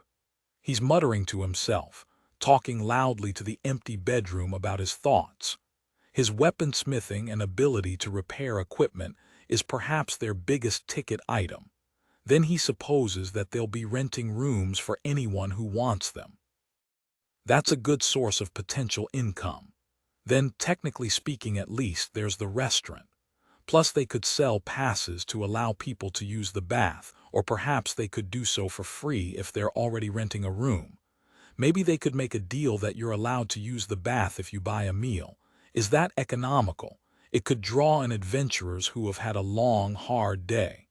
Maybe a package deal, room, food, and a bath. But more importantly, who's going to cook said meals? He certainly can't cook, and he doesn't know if they're allowed to serve wild frogs to the public. Maybe not. If Sokol is going to run the counter, then that leaves Rein and Obscura. Neither seem suited for kitchen work on the scale that they might perhaps need it at. Home cooking and a restaurant are two different things. Plus maybe they should find a way to elevate Obscura's godliness, especially her image. It could be a big deal for their marketing. An adventurer's guild with a legitimate god. It would be a big draw. There's something here in this idea, he can feel it. Hiring a cook shouldn't be too hard, says Sokol. But why not start in stages, she suggests. Offer simple services like the bath and the rooms first. A cook can come later. Heine nods, his head rubbing against the pillow. That's a good idea. Sokol is really smart.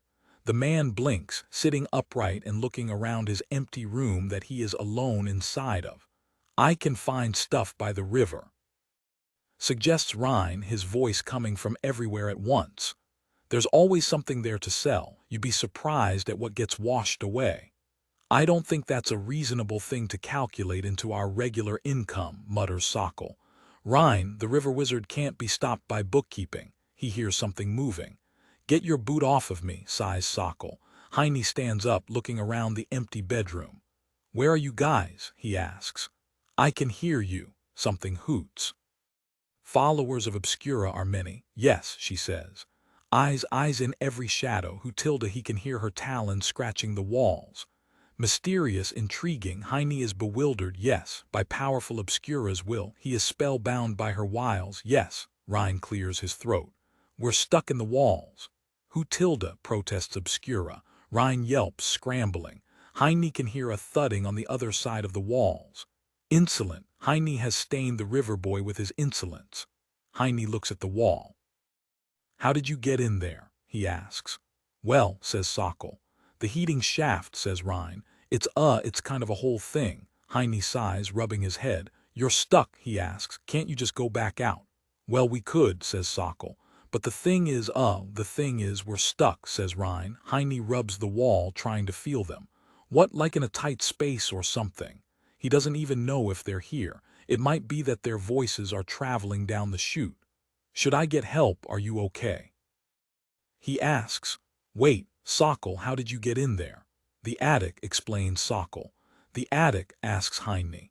Yeah, I was upstairs digging around in the attic and then I heard the others calling, so I lifted up the trapdoor beneath the rug and climbed down, she explains.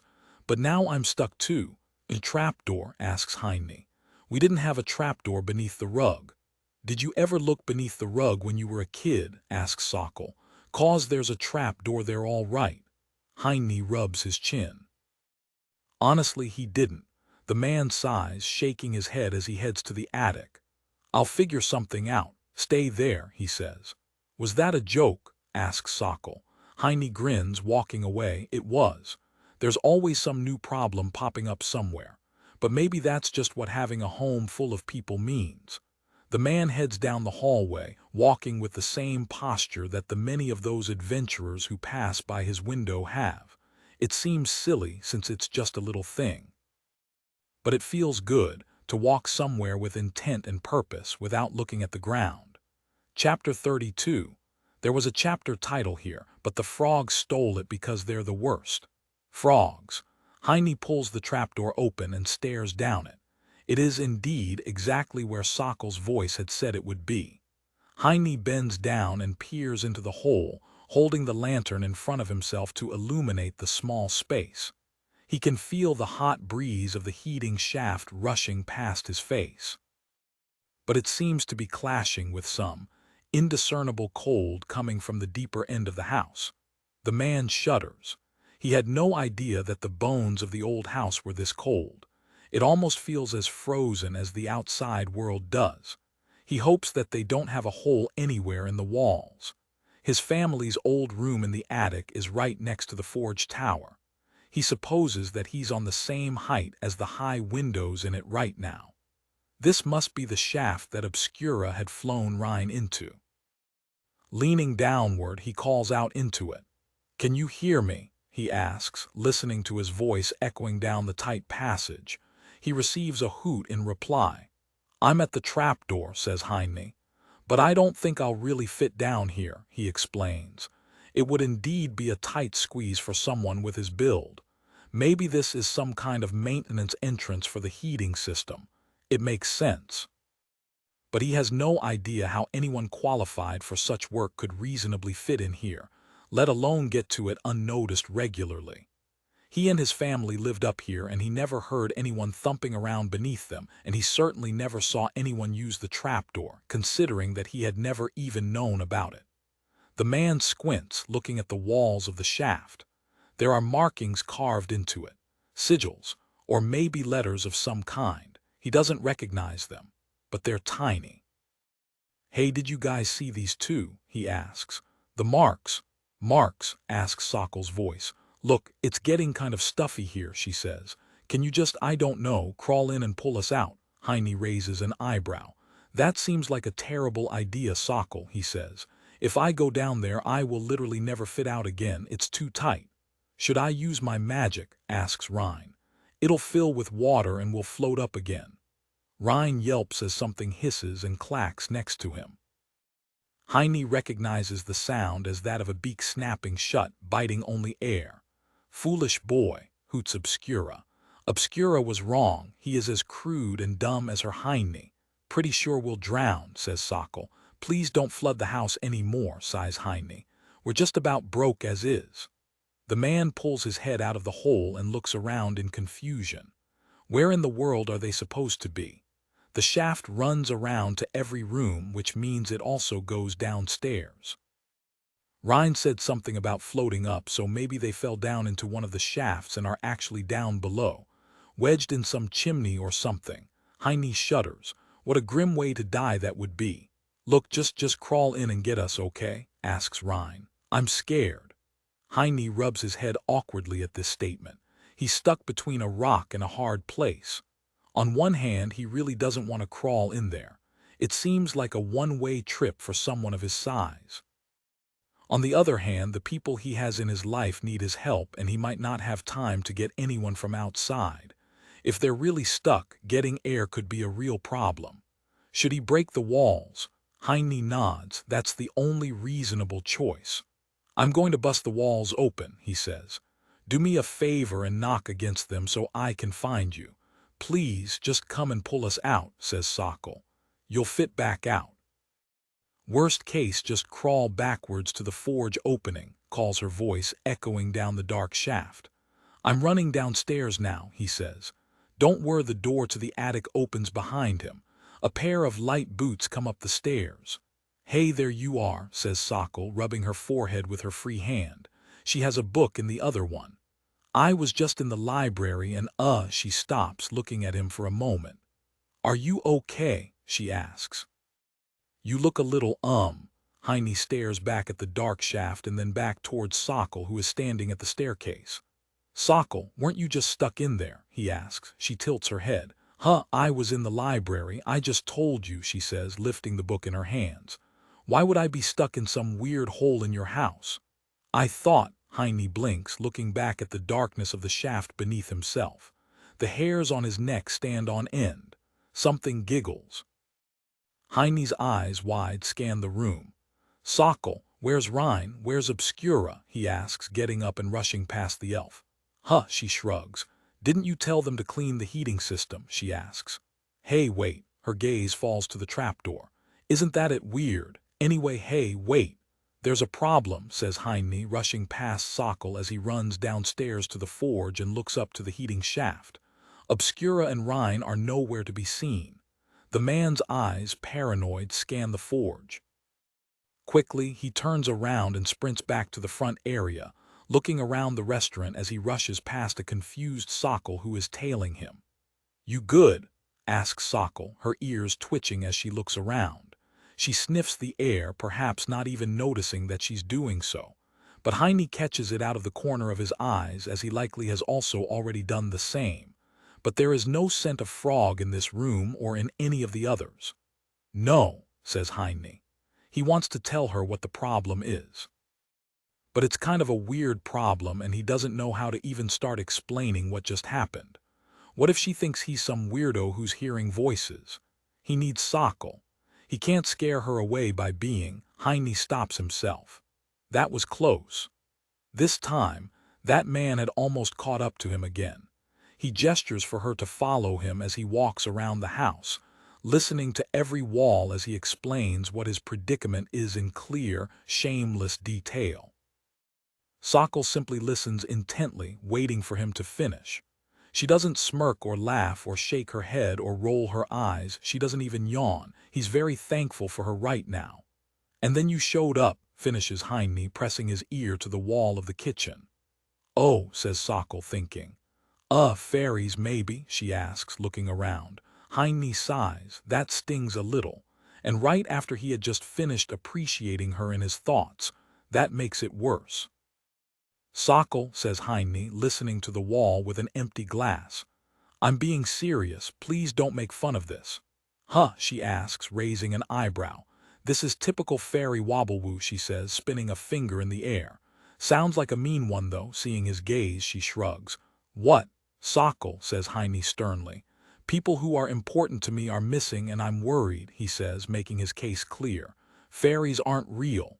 Huh, she tusks once and shakes her head. City boys. Mutters the elf. Fairies are real. Why wouldn't they be? Asks Sokol, taking her turn now to sigh. Heine blinks. Wait, fairies are real. Of course fairies are real. I know at least 3. Or well, I did when I was a kid, she explains, shrugging. Heine stares.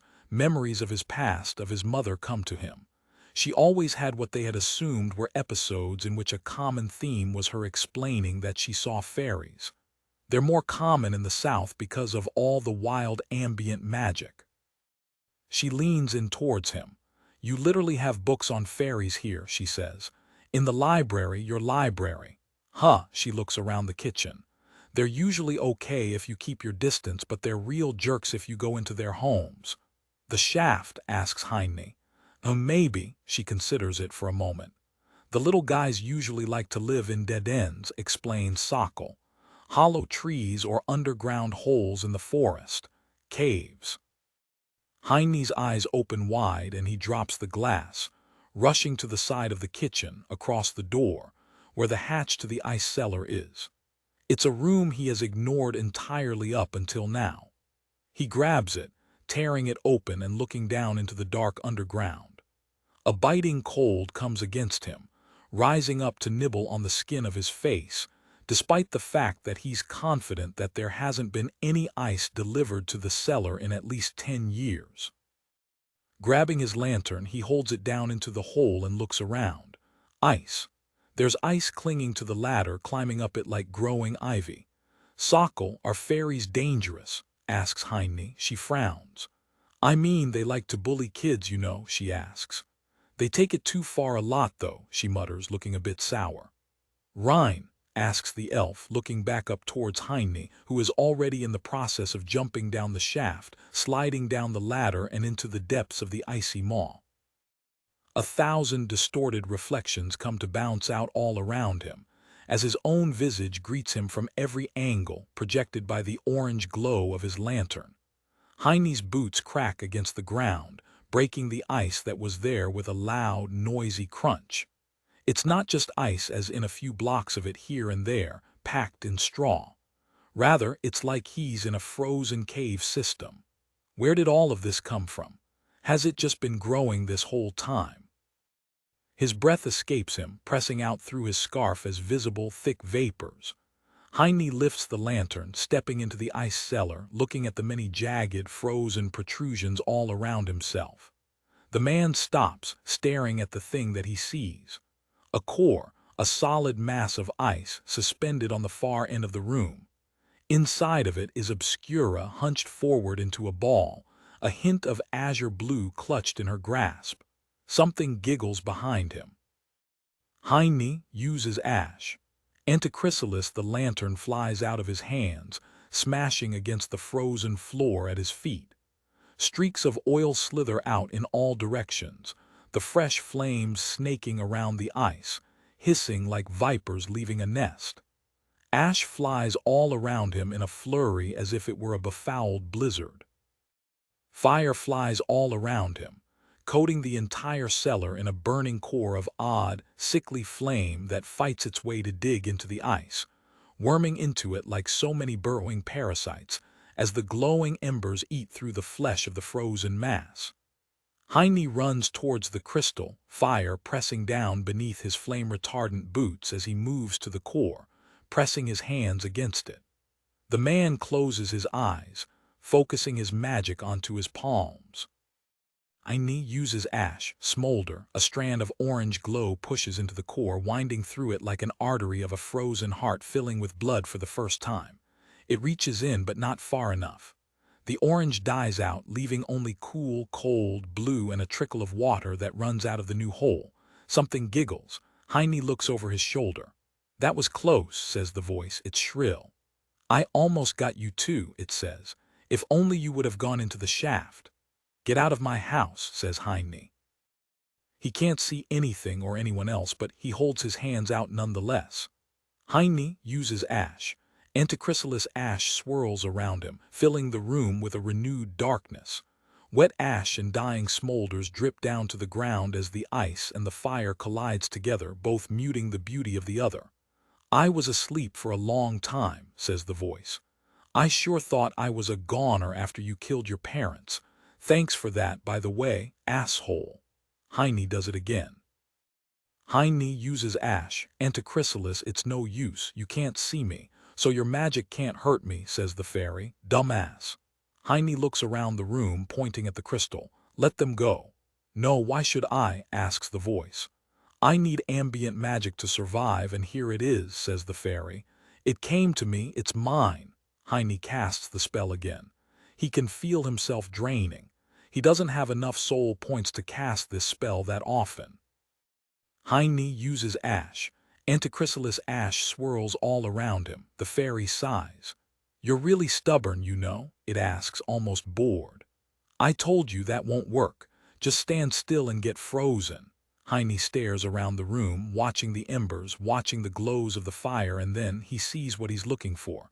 A blob, a blur, a spot where the ash doesn't fly right, where the mixture of the colliding heat and the ice doesn't swelter with quite the right fluctuation. He sees something that others do not. Heine reaches out, grabbing the thing with his bare hand. As he moves, he feels the enchanted dagger on his belt tap against his leg. Ah, it yelps. Let go of me. He feels something squirming around in his hand. Heine lifts the invisible creature up to his face. Let them go, he says, or I'm going to feed you to an owl. That doesn't scare me, says the voice.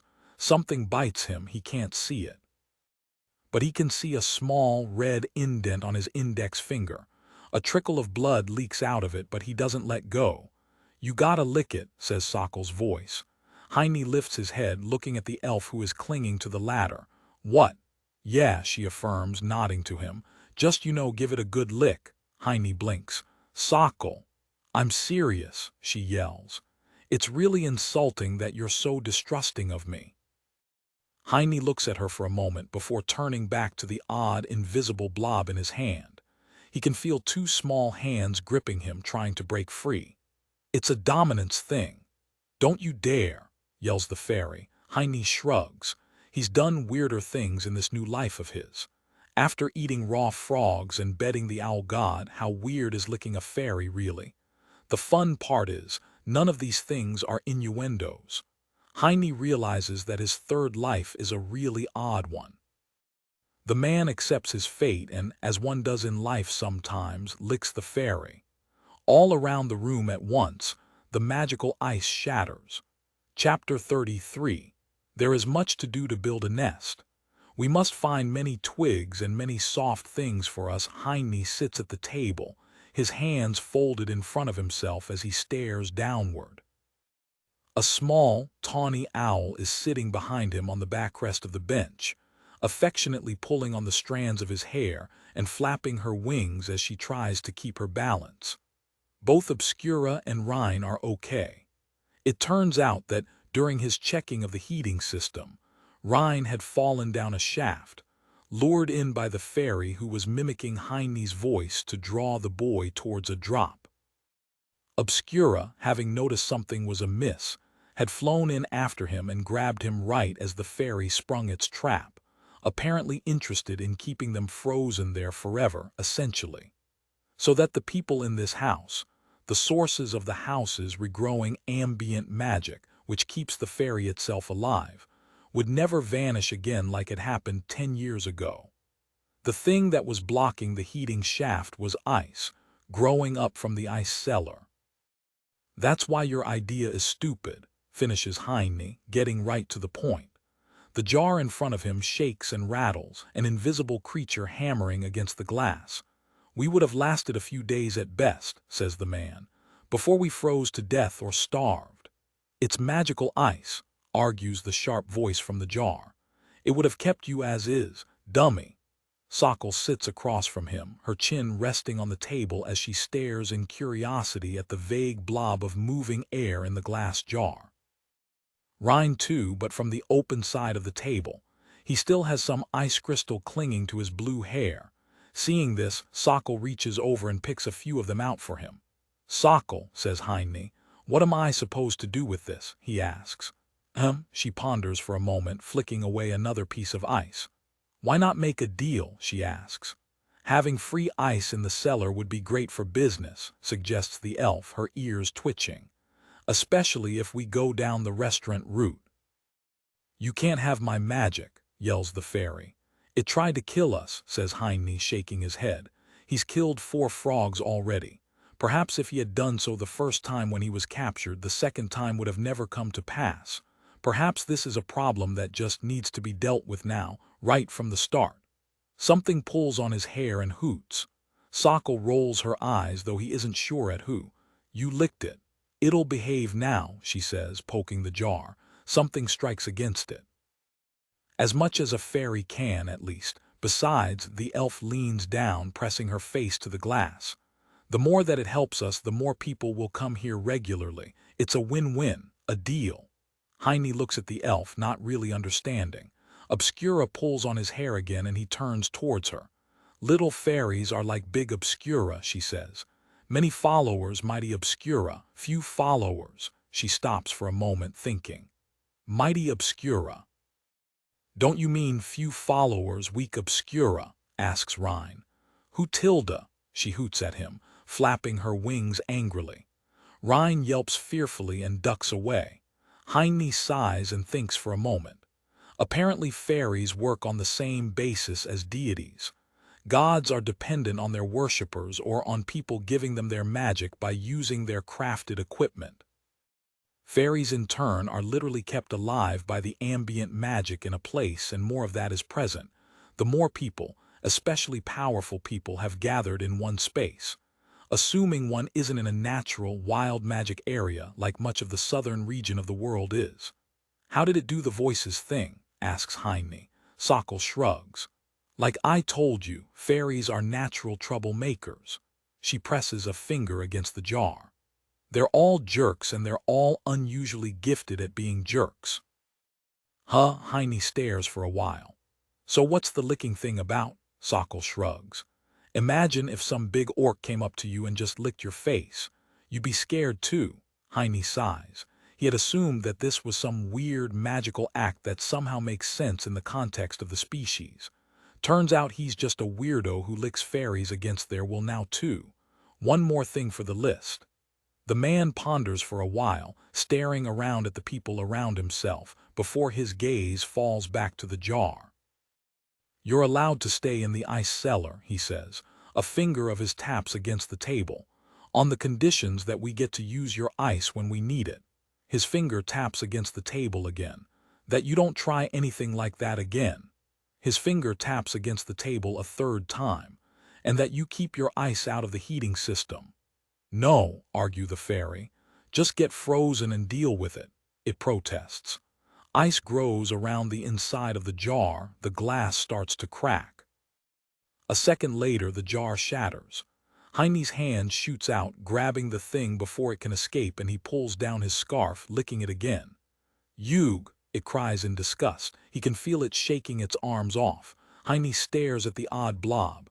Next time I'm biting, he says. You wouldn't. You're probably crunchier than a frog, notes Heine, considering it for a moment. He turns to Obscura. She nods in approval. Well, asks the man, looking back towards the fairy. Fine, it relents. I accept. Weirdo sheesh. Heine nods to it, setting it down onto the table. I look forward to working with you. He extends his hand out, though he isn't quite sure how the fairy is supposed to react to his offer of a handshake, given its size. Stay out of my cellar, yells the fairy, swiping his fingers away from itself. The odd blob rises up into the air. It's my house, replies Heine, shaking his head. We've just been over this. It's my cellar, the man sighs. It really isn't. All he hears in response is an indignant humph as the fairy apparently lifts its nose and flies off. The hatch to the ice cellar slams shut a moment later. Well, that happened, says Rhine. The room is quiet for a moment. How come it didn't have a body, asks the boy, thinking. Sokol gets up too. Oh, it did. They look like small people. We just can't see it, she explains. Only people with special eyes can see fairies. Heine looks at her for a moment before turning back towards the kitchen. Something nuzzles itself against his cheek and his sight is blocked by the fluff of an owl. Iron? Asks Rhine. 17, says Heine. Rhine nods, running after him with a notepad and a pen in hand, scribbling something down. Heine walks over to his stack of copper bars, counting how many are left. 6, Rhine nods, scribbling the number down. Aluminum, Heine lifts up an old, empty sack. We're out. Steel? Asks Rhine. Heine shakes his head. None. We only had the one bar you brought me. Wood? Asks Rhine. Heine looks over to the pile. About only 1 day's worth if we keep heating like this. He thinks for a moment. They don't have much choice, though. Now that the heat is uniformly spreading throughout the building, the temperature in general across the entire house has dropped, since the fire has to heat up the whole building at once now. Add to that the broken window in the restaurant, which is just leaking heat, and it's a losing battle. The broken window is currently problem number 1. Why not use charcoal? Asks Rhine. It burns hotter than fresh wood and it'll last longer. Heine blinks. Charcoal. The man lowers his head, thinking for a moment. That's a good idea, Rhine, he says, looking at the boy. Given his background, he's likely been to a very high-ranking school. The boy is clearly clever despite his pride and lack of foresight. It might be worth listening to him. His own education at the orphanage was minimal, to put in mildly. But I don't know where to get any. Besides, we're broke, Rhine nods. I think I saw a book in the library on it, he mentions. We can make it ourselves, I think, ponders the boy. Should I look into it? Heine blinks, somewhat surprised at Rhine's initiative. The boy always has some very good ideas, which honestly he's a little ashamed of for not having thought of himself. But maybe that's what having a team is about. You fill in the gaps that the others leave open. I'm glad to have you here, Rhine, nods Heine, nodding to the boy whose face shines aglow at the praise. He stands a little taller. Gold? Asks Rhine, going over the next item on the list. I wish, sighs Heine, shaking his head as they continue tallying their inventory. Heine pushes a sheet of plywood up, covering the broken glass of the window with it. It's ugly and certainly not ideal, but it'll have to do until they get another 500 obols together to hire the glassworker again to fix it. Heine rubs his forehead in the inside of his elbow before he starts fastening the board to the wall with some nails. Once this is done, his next task is to make some daggers. He still has iron, and daggers are easy to sell and cheap to make. He might not have Benny, but he can still hawk them to the adventurers outside of the dungeon by himself. This is something he isn't looking forward to doing, in all honesty. His deal with the frog, Benny, was comfortable. He didn't have to talk to anyone, he didn't have to do anything to challenge himself.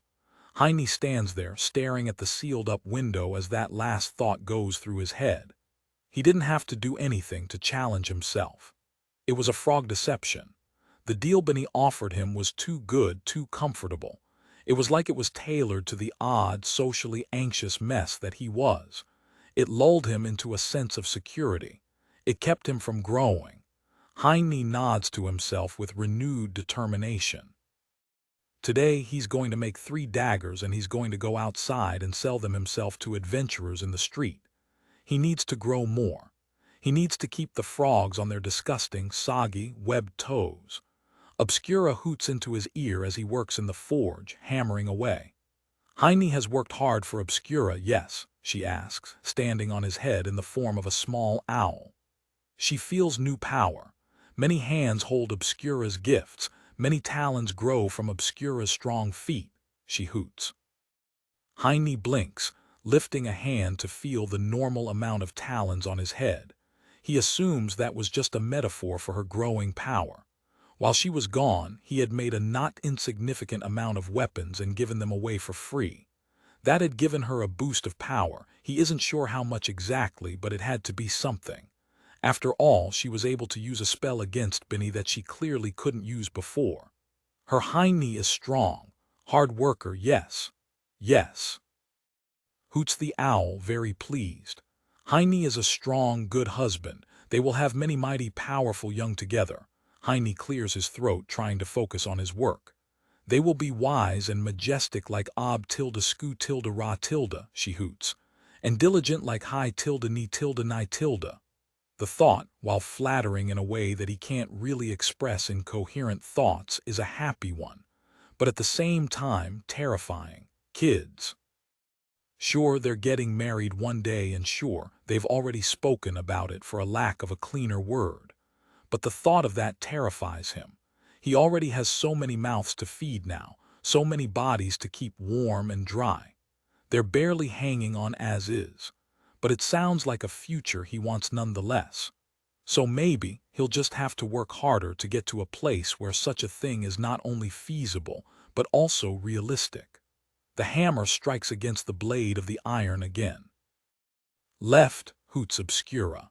Hiney makes an adjustment, hitting a small spot on the left of the blade that he didn't see before. He tries to focus on his work and to not think about what half-human, half-owl god children would look like. 123 obols, says Hiney, holding the dagger out to the adventuring party who he had stopped on their way to the dungeon. They're a familiar group. They don't know him, but he knows them. It's one of the groups of people he had watched walking past his window every day for months. He knows the way they walk, the way they talk. He knows a lot about them. Perhaps more than is socially healthy for a stranger to know about other people. The dark elf whistles. That's a lot, she says, looking at the rest of her group who seems to be thinking about it too. It's a good upgrade, though, notes the party leader of the group. He's a man with Hiney's height and build, wearing a suit of low-level metal armor that is barely holding together. Hiney nods, understanding their dilemma, but he has a sale to make. You'd have some backup elemental damage when you're out of soul points, he says, looking at the pair of awkwardly laughing casters of the group. He happens to know that those two like to burn through their soul points early and fast, meaning this group has trouble getting deeper into the dungeon because of their bad habits. They're a healer and a sorceress of some kind. He lifts the dagger up, tapping the stat. Plus, with the owl god's own stat, you'll have a better chance of finding new items while remaining undetected, he explains, showing the status window for obscurantism to them. It's a perfect weapon for a stealth type in a loot-hungry group. He doesn't know if that last part is true. It might actually be a salesman's lie, honestly. But since the stat allows one to notice things that others don't more easily, he feels like it's a fair assumption to make that one might have better luck in finding odd trinkets and baubles that others miss. I dunno, says the party leader. Hiney nods. The man in the armor is the leader of the party, but he's also a bit of a tightwad, which is fair, considering the neighborhood and everyone's situation. 123 obols is a lot of money to ask for from a group like this. Perhaps it's even their entire reserve of money and then a little more.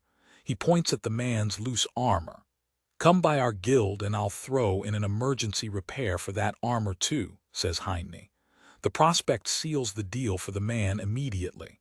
Hiney is sure that he thinks that it's a steal, but in reality, he is the one who has pulled one over on them. The man's armor is iron and the damage isn't as dramatic as it looks. It just needs a few straps tightened and one iron bar and materials and it'll be good as new. It's an hour of work. Even with it included, for free, Hiney is still making more money off of this sale than he would have with Benny. Hiney has sold Iron Dagger Gift of the Owl God, normal for 123 obols. Hiney smiles to himself, heading off to the next group of people with well over 100 new obols in his pocket that weren't there before. Maybe all of that people watching is going to pay off after all. Hey, he calls, waving over to an orc he has seen 100 times before. "You interested in a new weapon?" he asks. He just so happens to know that she breaks hers a lot. Chapter 34. 3 fours are good because there are 3, but bad because they're 4s. It's a wash, honestly. It all doesn't look so bad. Sure, the wood is running low, since his stockpiles are either burnt through or they had been flooded by Rein's spell. Any damp wood left over after the frog's attack is next to useless for what he needs it for, until it has dried out again properly. The window is still broken and he doesn't quite have the money together for its repair yet, despite selling all of his daggers. But by tonight, he will. A few more daggers and he'll have it together. But this table, this favorite table of his, which is sitting next to the broken window, it is full. It is as full as it might have once been on a day like this, some 10 years ago. Obscura sits next to him. Rein and Sokol are on the other bench as they all sit there together in the same booth. Heine stares at the fullness that has found him. He lowers his gaze towards the spread. They can't buy their dinner from the guild anymore, so he simply opted to go to a new place down by the dungeon. There are lots of street merchants there. You can buy just about anything from them, and that's exactly what he did. Perhaps he had splurged a little more than is reasonable or responsible, given their situation. But given the cold bite of the winter air, which is fighting a winning battle against their heating system, a good meal is just what the 4 of them need, not only to keep their strength, but to keep their warmth as well. Heine takes off his gloves and scarf, lowering his hand once to hold Obscura's beneath the table. She hoots, sitting upright in a quick jolt, but then lowers herself again, clicking excitedly with her mouth as if she were in the form of an owl and doing so with her beak. A taloned hand rubs his down below where nobody can see them doing so. It's warm. "Let's eat," says Heine, looking at the oddity that has befallen him. People. He's kind of sick of iron daggers, honestly. Heine hammers away, striking the next blade into shape, but they're easy money. They're quick to make, and that's what matters right now, quantity over quality. "What about this?" asks Rein. Heine turns his head, looking at the boy. He has a mold made out of clay. In the middle is an indent of what looks like half of a dagger. Rein sets it down. "We can just take this one," he says, pulling a second one over. "And then this one, and we'll stick them together," he explains. "Then we seal them, rekindle them, and just pour some metal into the top here." Heine thinks for a moment. It's not a bad idea. He wanted to try making weapons with molds anyways. It could offer a very interesting avenue of production. Though it begs the question if it's even economical at this scale. In order to make one dagger with a mold, they needed 2 mold halves, which Rein first needs to make. Those then need to be fired and hardened, then sealed together and then refired. Only then they can start filling them with metal. Likely they'd have to break the molds afterwards to get the completed dagger out at the end too, so it would be a one-time use each time. Plus then they still need to sharpen and polish the blades. "It's just not practical for daggers, Rein," says Heine, shaking his head and explaining as much. "In that time I could already get started on my second dagger here," notes the man. "It could be a good idea for larger weapons though." Rein shakes his head. "That's just it," he says, clenching his fists. He points at himself with his thumb. "I can make the molds while you keep making your daggers like that," says Rein. "Then when you're done, you can just pour the metal in yourself, and by tomorrow there will be 3 daggers ready for free," Heine observes the boy. "That makes a lot of sense, actually. Of course, the molds can just sit by themselves, and then Rein has work too." He nods. "Make one. We'll test it first," says Heine. "But I'll handle the metal. You're not ready." Rein nods and Heine watches him set to work. The boy is more than eager to prove himself, and honestly, in Heine's eyes, he's really managing. Heine gives the glassworker his 500 obols. "Heine, paid 500 obols. You did good work last time," asks Heine. "I'm requesting that you do it again," he says, looking at the broken window. The man nods, taking his payment in advance this time. "I'll get started first thing," he says. Heine nods back. Usually it would be smart to pay for such services only after completion of the work, especially if one is paying in full. But he has a feeling that he will be needing this man's services more often in the future, and it would be wise to establish a trusted and positive relationship with him. The man leaves and Heine stands there alone in the restaurant for a moment, his hands on his hips as he stares around the large, empty room. It's going to be full one day, the room. One day soon. Just like his own table was before, he's going to make sure of it. Obscura's magic protects them, yes, she hoots. The great, giant owl sitting on the receptionist's counter lifts a massive wing and drapes it over him.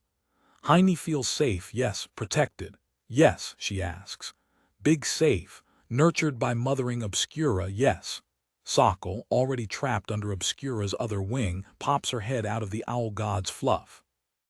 It smells kind of like bird, honestly, notes the elf, a tuft of feather fluff on her nose.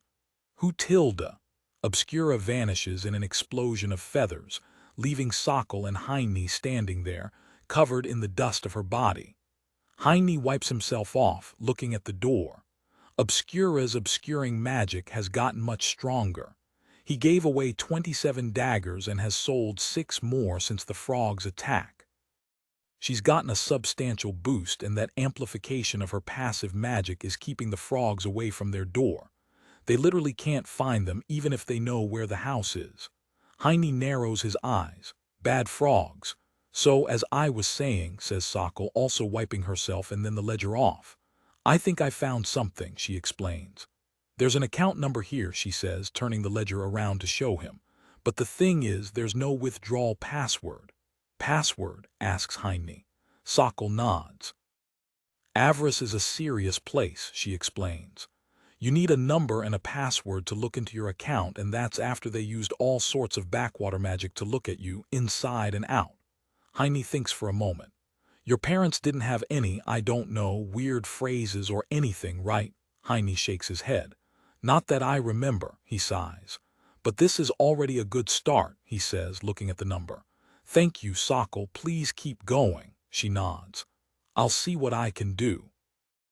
I think it's pretty easy, says Rein, showing Heine the book on charcoal making that he had dug out of the library. Look, he says, we just need to make a kiln out of a bunch of bricks, says Rein. Then we put wood in it to dry out, then like magic charcoal. Heine looks at the book. That seems too easy. That's because you're in the presence of Rein. The river wizard, finishes Heine, waving to the boy with an idle hand as he reads the book. Hey, honestly, it seems like a plausible idea. They have the space for it here in the forge in the empty corner in the back. Charcoal, huh? Charcoal is a very light, dense carbon that is produced by heating plant matter, generally wood, to a high and constant temperature. This process requires that there is as little air available to the wood as possible. Often charcoal is made in buried mounds of dirt and mud, though a stone kiln is a more pragmatic solution that can be reused repeatedly. This is good, says Heine. Rein, I want you to go through that book. Take some paper, take a pen, says the man, pointing to the table. Draw a design for the kiln that we need to make.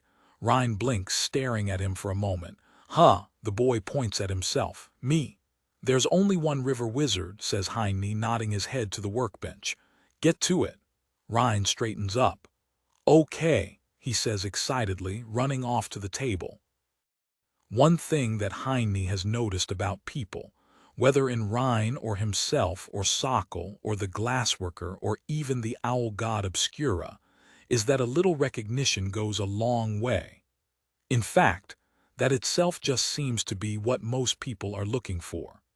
He hadn't really ever noticed it before, but now that he is on the other side of it, he finds himself recognizing that. The simple passive act of being seen, seen for who you are, for what you are, is a great payment to receive, and in a way he wishes that he had come out of hiding sooner. But after thinking about it and watching the boy flip through the book for a minute, he decides that things have turned out for the best. Heine pulls out the leather strap of the man's armor, the one he had sold the dagger to the other day, out on the street. It's a simple job, honestly. These leather straps are just old and worn through from continued, constant use and tension. The straps of an adventurer's backpack, links of chainmail, an odd goblin arrow here or there. All of these things add up over the course of a piece of equipment's lifespan and eat away at it, lowering not only its durability, but also its maximum durability. Heine looks over at the items menu.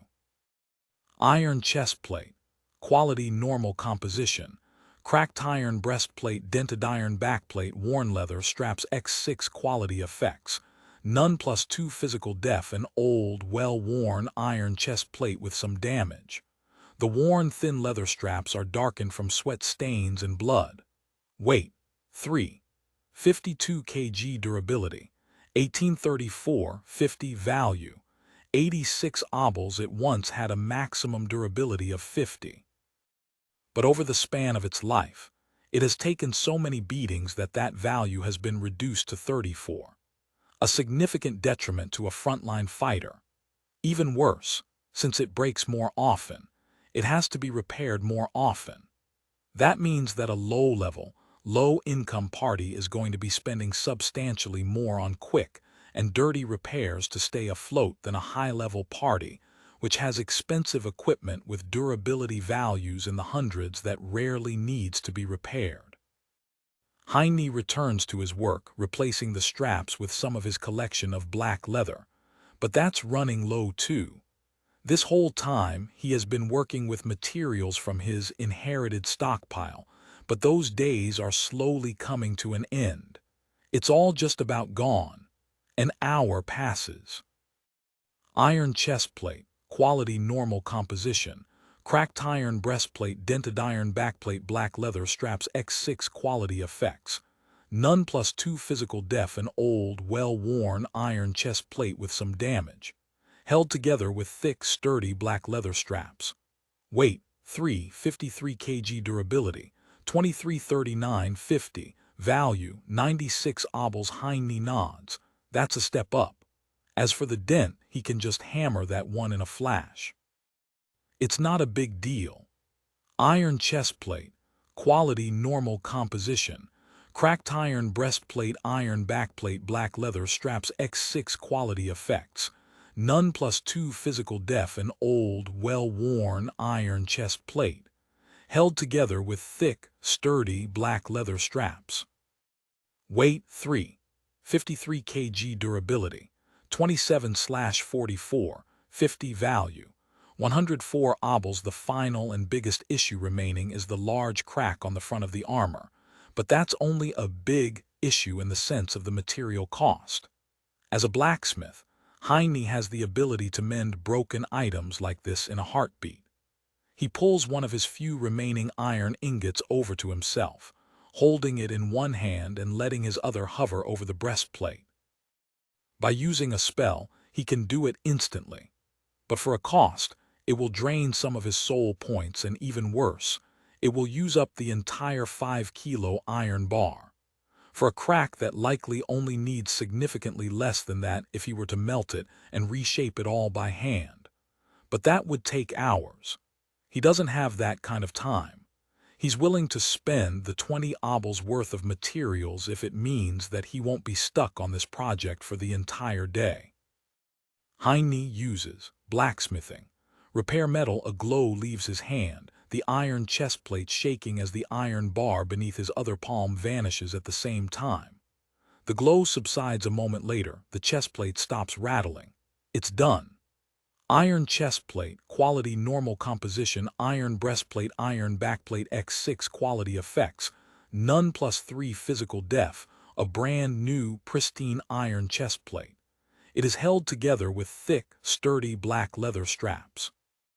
Weight, 3. 93 kg durability, 50/50 value, 155 obols. He nods, satisfied.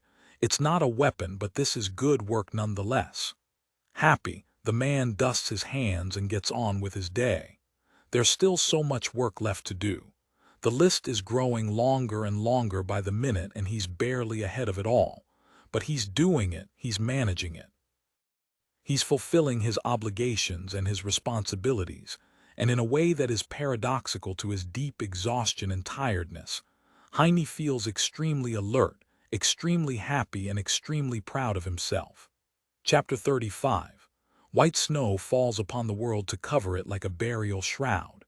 Beneath it lie frogs. Heine, chosen of the owl god, asks a woman in a white robe with a sickly, almost greenish tinge.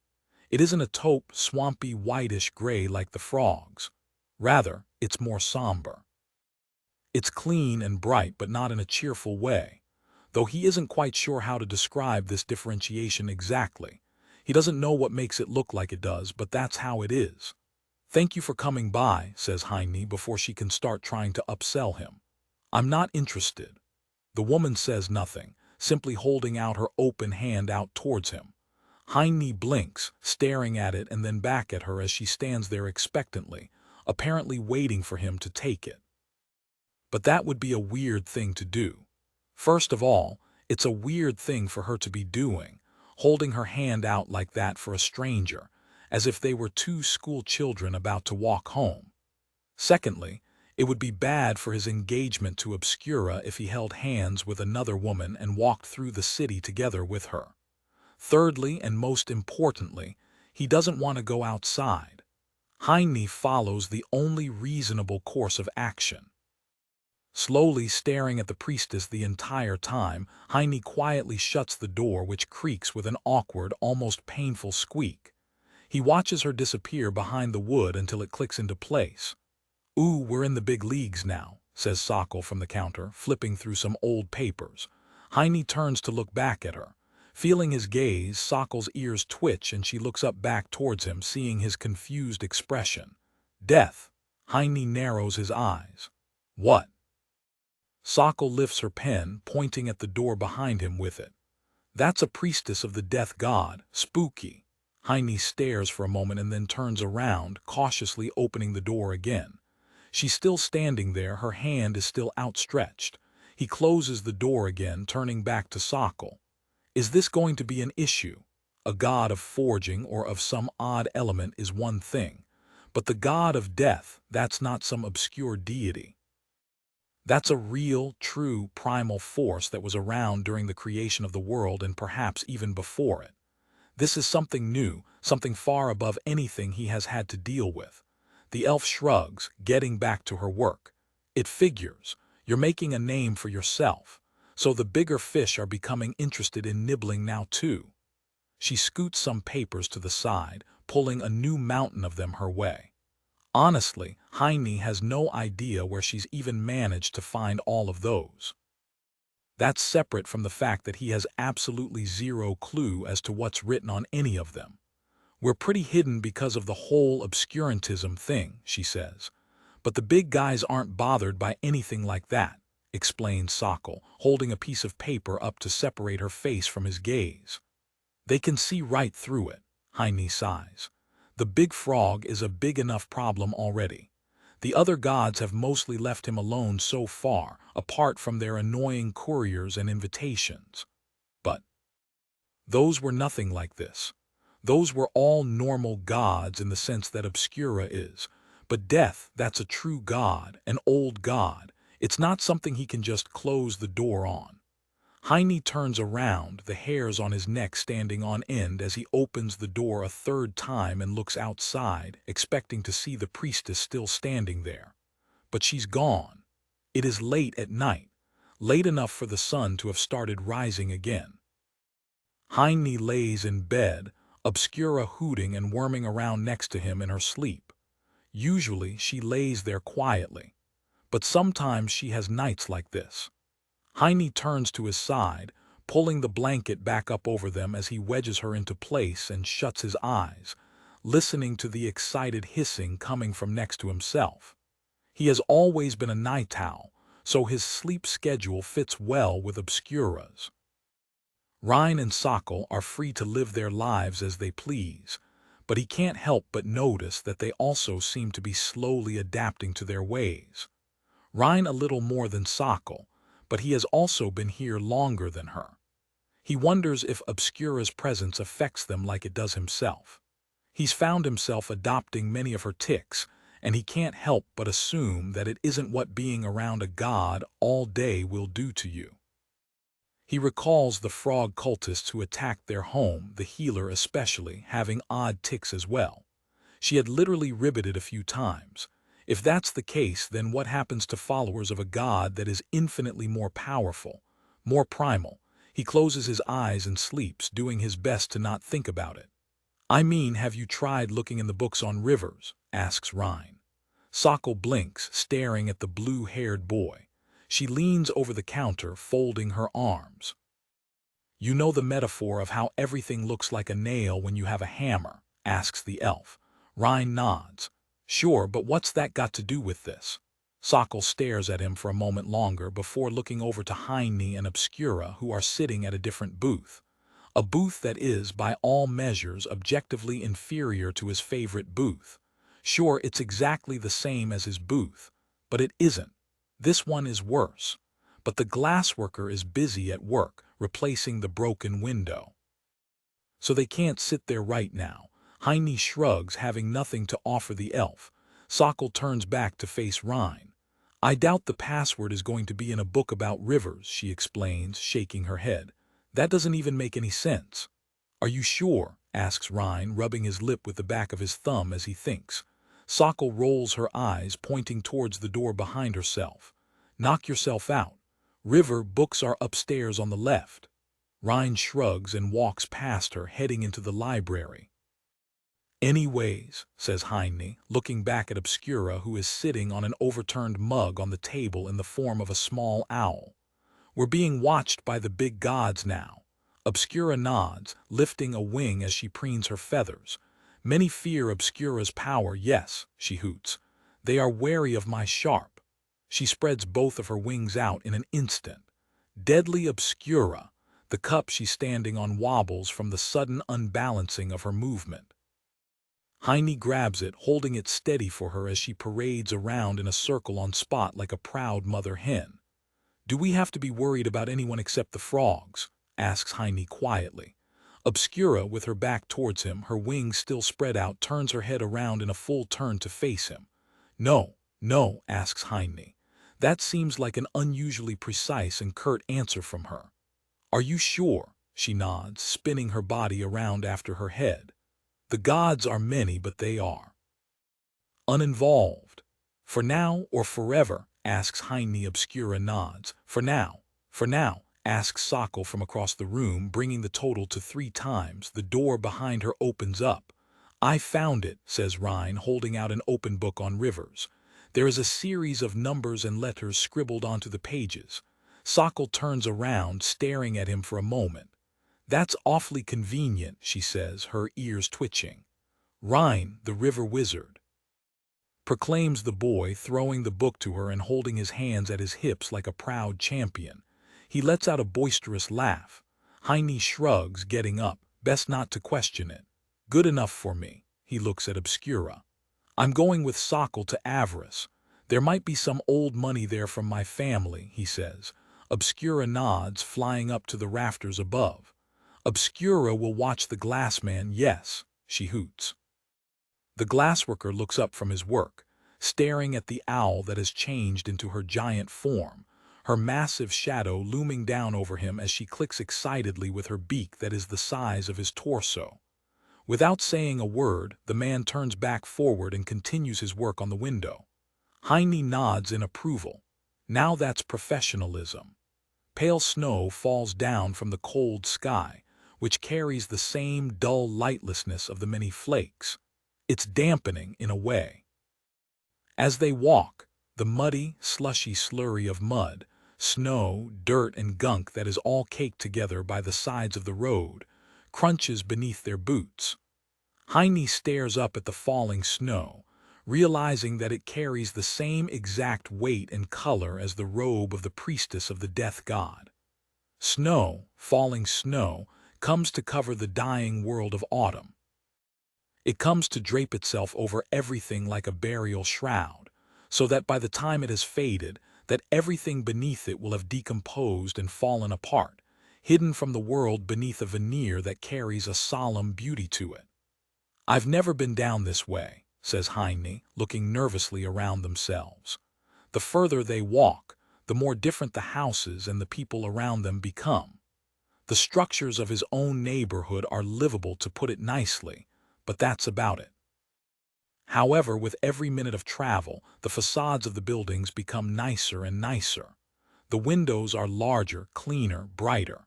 The same could be applied to the people who they see. The further they go, the more properly dressed they are, by standards of polite society, and the more well-fed they seem to appear. There aren't many adventurers down this way. This is the golden quarter of the city. It's where all of the high-end merchants, banks, and businesses are. This is where the real money in the city moves around. Everything else, apart from the work done in the Tower Quarter, is pocket change. Heine looks down to a street vendor who is selling exotic fruits. Each of them, for a single piece, runs well over 70 obols, and the people here are lining up to buy them by the basketfuls. Even the stones paving the streets seem to be straighter, brighter, and better aligned than in his part of the city. They're definitely more well kept, and he can even see a man running around, scraping out the cracks between the pavers to keep them free of overgrowth and trash. The Golden Quarter is prosperous in a way that is almost incomprehensible, but that's to be expected. This is where many gods and their followers live, particularly Avarice, the god of wealth himself. In the center of the plaza is a giant, ornate, white stone fountain that people sit around, enjoying their lunches out in public despite the winter's bite. Somehow, as impossible as it might be, even the sparse shine of the sun seems to glow brighter here than it does in his quarter. It's all opulent in its beauty. Heine looks down at himself, fidgeting with the old, yellow scarf and the raggedy coat that he's wearing. In the center of the plaza, on the far side of it, is a large staircase heading up to a white marble pillared institution. Avarice, the bank, belonging to the god named Avarice. He likes to put his name on things, apparently. "This is it," says Sokol, walking towards it. "Come on," she says, heading up the first stairs, clutching the leather bag with their papers. Heine looks up the staircase. It's almost daunting. Honestly, it's excessively large and high. He can't help but feel that the bank was built like this not out of some necessity, born of the landscape, but just because they wanted a giant, ornate staircase. He sighs and walks on up after her. People come and go, taking about the same pace as them, but it feels less like walking by someone on the street and more like walking past a fellow climber on a mountain trail. Despite feeling like 5 minutes, a minute later, they reach the top, standing between two giant pillars and the grand door into the building. Heine spares a look back down around the plaza, sure that for a brief flash of a second that he sees a white-robed woman standing there and staring at him, her hand still held out open for him to grasp. But when he blinks and squints to look closer, he sees that it's just a mound of old snow. "Heine, chosen of the owl god?" asks the bank teller. Though unlike any of the people who had come to visit him at his home, she sounds almost bored. "Yes," replies Heine, not sure how she knows who he is. They haven't even given her the papers yet. They just walked up to the desk a second ago. She nods, scribbling away in some ledger. "You're late for your appointment." Heine blinks, looking at Sokol before turning back to the teller. "We never made an appointment," he asks. The woman rolls her eyes. "We made it for you," she says in an annoyed tone, closing the ledger. "Please follow me. Avarice would like to see you." Chapter 36. Big lizards live in the bank. We have no quarrel with them, but we also don't trust them. Should I be worried? Asks Heine, turning his head back towards Sokol. She's sitting across from him with crossed arms. The bag of papers is on her lap. One of her legs is crossed over the other. She's leaning back against the rest of the extremely lavish chair, one of many that fill this small room that they've been brought to. Heine adjusts himself, finding himself sinking down into the large cushions of his seat again, which are beyond generously padded. They're so full of fluff that it's actually kind of a pain to sit on them, because one seems to sink so deeply into the padding that they might perhaps think they're being swallowed by a cloud. Comfortable. Yes, but the sensation of constantly sinking does little to ease his anxiety. In fact, his constant readjustments are only making him more antsy. Sokol is just sitting there, as calmly and collected as ever. My experience is that it's never a good sign when a bank makes an appointment for you, explains the elf. Heine sighs. That's what he had assumed as well. Avarice. He's never met a real god before. Well, apart from Obscura. Avarice isn't one of the old primordial gods like the god of fire or the goddess of water, but he's definitely up there on the list. If those two primordial gods are top-tier gods, then avarice is a second-tier deity, a construct brought to life by the collective imaginations of thousands of people. The wiser, studied men of the magical academies might name such a thing a tulpa, explaining that it wasn't the gods that made men, but rather that men had made the gods, though this view is hotly debated by both men and by the gods themselves. It's a good thing he had read that book on gods and their oddities which he had found in his library the other day, though. That obscure knowledge might really come in useful here. He adjusts himself in his chair again. Heine feels that the primordial gods have just been here forever. They made the place, after all. As for such things like avarice or the god of the forge, perhaps they really had been thought into existence. It's hard for him to say. Keep that to yourself, says Sokol, listening to his rambling as she looks around the room that they're still sitting alone inside of. It's been about 20 minutes now. Aren't they supposed to already be late for their appointment? Listen, this is serious business. Don't touch anything. Don't sign anything. Don't agree to anything, and most importantly, don't tell anyone anything, she says, looking his way with a trained gaze. Heine hadn't really expected this response from her. So he just nods, agreeing to her suggestions. He might be an adult himself, but right now, he's glad to have Sokol here with him. She's far more capable in these kinds of matters, and he can't help but feel that she is emanating an aura of competence that seems to be missing from someone like himself in this sterile, pristine, and luxurious environment. Another 20 minutes pass. Heine adjusts himself in his chair again, but he's about ready to just give up on the damn thing and to stand for the rest of however long they still have to wait. A door opens on the side. Heine, chosen of the owl god, asks a man, dressed in a formal dark purple robe adorned with golden bangles. Heine nods. Avarice will see you now, says the man, gesturing for them to follow him. The two of them get up, following him down through a hallway. It's a rather simple construction, but in a sense, it's extremely extravagant in its simplicity. The floors are exotic marble, and the pillars that line the walls are a crystalline stone, a type of rock that is only found in a few mines in the far northeast. It has no discernible magical properties to it, but it's rare and it looks beautiful, and the 3 mines where it's produced are all held by avarice. So the price and demand are both sky-high for no other reason than that they are. Heine lowers his gaze, looking at the odd layer of fog that seems to be forming around their feet as they walk, heading down the long hallway towards a grand, ornate door. Pulling his shoulders back, Heine stands straighter and takes his hat from his head, running a hand through his sooty hair to try and straighten it out just a little. He doesn't feel like he has much success, though. The robed stranger turns around to face them, grabbing the handle of the large, ornate door and bowing as he pulls it open, gesturing through it. In that instant, as the door opens, Heine smells the air, looking over towards Sokol, who notices it as well, given the twitch of her ears. Frogs, the door opens. A blinding light flashes out towards them from the other side. Both Heine and Sokol lift their hands, covering their faces until it dies down a second later. Heine stares blankly, not seeing any possible reason for there to have been such a magical shine at all. It's as if the door had been enchanted specifically to do that, to give a dramatic entrance to the room ahead. But only for that simple, dumb reason. They find themselves in a massive, ornate chamber, though throne room might perhaps be the better description for it. If the rest of the building was dramatic and large, then this is beyond scope. A white marble floor streaked with lines of gold runs from wall to wall.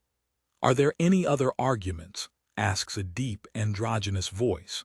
Heine stares ahead of himself, feeling Sokol nudge him with her elbow as she steps inside first. He clears his throat, picking up the pace and walking next to her. There's a presence in the air, a pressure. It's like when Obscura had shown some form of her true self, back when the frogs had attacked his home. The man does his best to stand upright, but he finds it troublesome. Not that it's some crushing, intense presence like Obscura's. This is more like a slight weight. It's like he's carrying a somewhat full bag on his shoulders. "No, that's our case," says a familiar voice belonging to a woman. Heine's eyes have never left the thing in the middle of the room. A dragon, a small dragon, mind you. But that's a dragon, all right. It sits on a chair that is entirely out of place in the room. It's just an old wooden chair. It's not even nice. It's just kind of a chair, up there where one would expect a mountain of gold and rare jewels next to a royal throne. It looks like one that was taken from the street corner of his own neighborhood during a garbage collection day. As for sitting, that's also kind of an overstatement. Really, the creature is laying sideways, draped over it, its front and back hindquarters dangling down on either side, its long tail wrapped around the legs of the chair. Huh. He says to himself. The god of wealth is a dragon. It makes sense, he supposes. They say that dragons are greedy, wealth-hoarding things. The book didn't mention this, though. It seems like an important detail. Heine turns his head, staring at the familiar woman there. The frog, the healer who ran away from his house during the attack the other night. Feeling his gaze, she lets out a throaty, riveting noise. The dragon turns their way, staring at them. Body shifts and changes, turning from the shape of the smaller but still giant lizard into that of a dark elf. "Weaponsmith Heine," says the entity. "You're late," Heine shrugs. "We didn't get an invitation." "It was sent," says the man, narrowing his eyes. The pressure in the room intensifies. Heine feels himself having somewhat more difficulty standing upright. The same seems to be true for the frog healer and for Sokol, given their stiffening postures. "It never arrived," says Heine, thinking. "Wait, oh," he blinks. He remembers now. A man had come to his home not long after he began his new career as a weaponsmith, a disciple of avarice. He had been very insistent on Heine coming along with him. This could be bad. Heine doesn't want to offend a god. Perhaps it would be best to just be honest. Who knows if gods can see through lies? Surely the god of wealth, a banker, has a sharp eye for truthfulness. Besides, he had read about avarice in that book. He likes straightforward people. He just hopes that what it said was true. Otherwise, Sokol will be leaving the bank to go home without him today. The man thinks for a moment, feeling the out-of-place sensation of the enchanted dagger resting against his leg. Heine shrugs. "I forgot. I told your man to go away. I don't want to be here." Sokol clears her throat, jabbing him sharply with her elbow. Whoops. Was that the wrong thing to say? Heine's own words ring back to himself as they echo around the obscenely grand hall. This place, just this room, probably costs a fortune. It's not even decorated, it's just all marble and gold in that dumb chair. Actually, no, it's fine. He stares down at the literal veins of gold that run through the stones of his feet that he's standing on. It almost makes him feel bad to do so, honestly. Heine lifts his head, staring at the god Avarice. He really doesn't want to be here, though. Why should he bother hiding that? He wants to be at home. He wants to work for his own future. He doesn't want to waste his precious few hours in a room that smells like frogs, talking to a big lizard in a glorified bank. God or not. This isn't a place a creature like himself belongs. It's like a frog being in a snowy tree in the deep forest. It's just wrong. Besides, what if he makes himself look stupid in front of a god? The ghost of his mother would never forgive him for it. Heine shrugs. Don't waste my time, I'm here for my money. What do you want? The frog yelps, covering her head and ducking down beneath the presenter's podium she was standing behind, making whatever her case was before they got here. The pressure in the room doesn't change, however. Despite Sokol looking very nervously around them, nothing much seems to happen. The room is quiet. Man, Heine really hopes that book was right. The dark elf on the throne turns to face the frog healer. I'm ruling in favor of him, says the god, pointing with his thumb towards Heine. Huh, she jumps up. Your Grace, we're all in terrible danger, she argues. You can't allow it. Even URTHR Avarice lifts a hand and the woman immediately becomes quiet, croaking quietly beneath her breath. Heine looks towards Sokol. A ruling. Was there some kind of case of law here? Some sort of trial or decision that he was unaware of? Heine, chosen of the owl god, says Avarice. The pressure in the room dissipates. Heine can feel the weight falling from his shoulders. The man on the wooden throne smiles, flicking a coin between his fingers that Heine is sure wasn't there only a moment ago. I like a man who gets to the point. Let's talk business. Heine exhales in relief, a waft of the smell of owl coming up from the fabric of his yellow scarf. Chapter 37. Banks like numbers, and 37 is 21, a number which is fine. I guess. Heine and Sokol exchange an unsure look with each other before glancing around the one-room house that they had been led to by Avarice. It is a private space, given its location and appearance, though a house is hardly what it could be called. Behind the throne room was another grand, ornate chamber with a ceiling higher than most structures in the tower quarter.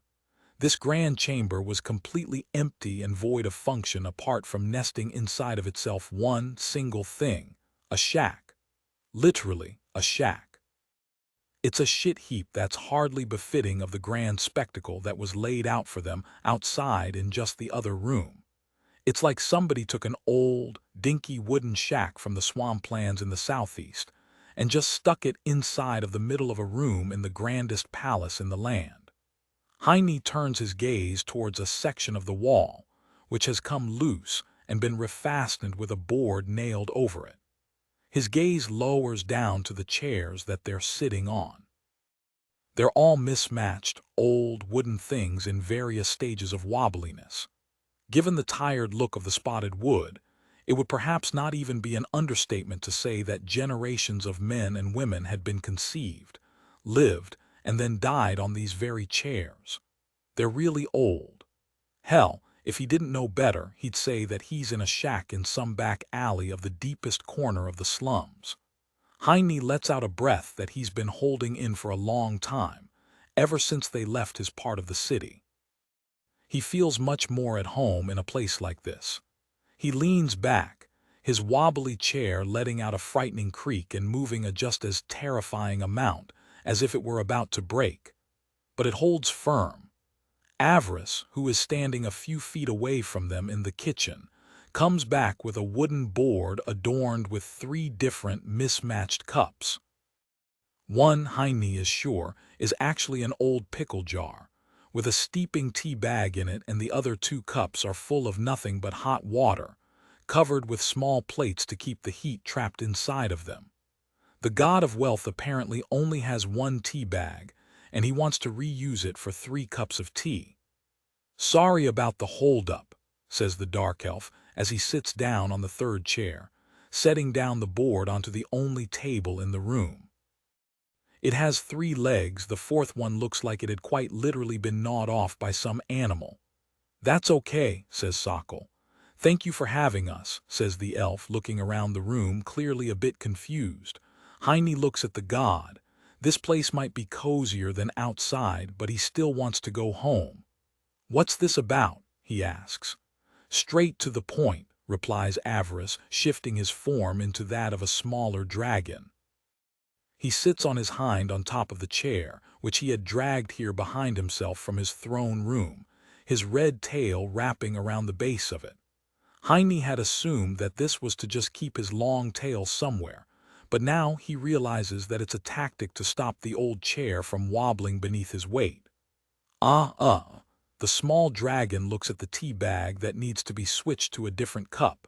Unfortunately, he doesn't have hands anymore. Would you? Of course, says Sokol, taking the tea bag out from the pickle jar and setting it into the second cup. Thank you, says the god, having taken on a much more friendly demeanor than a few minutes ago. He's very human for a god. Well, for a lack of better words.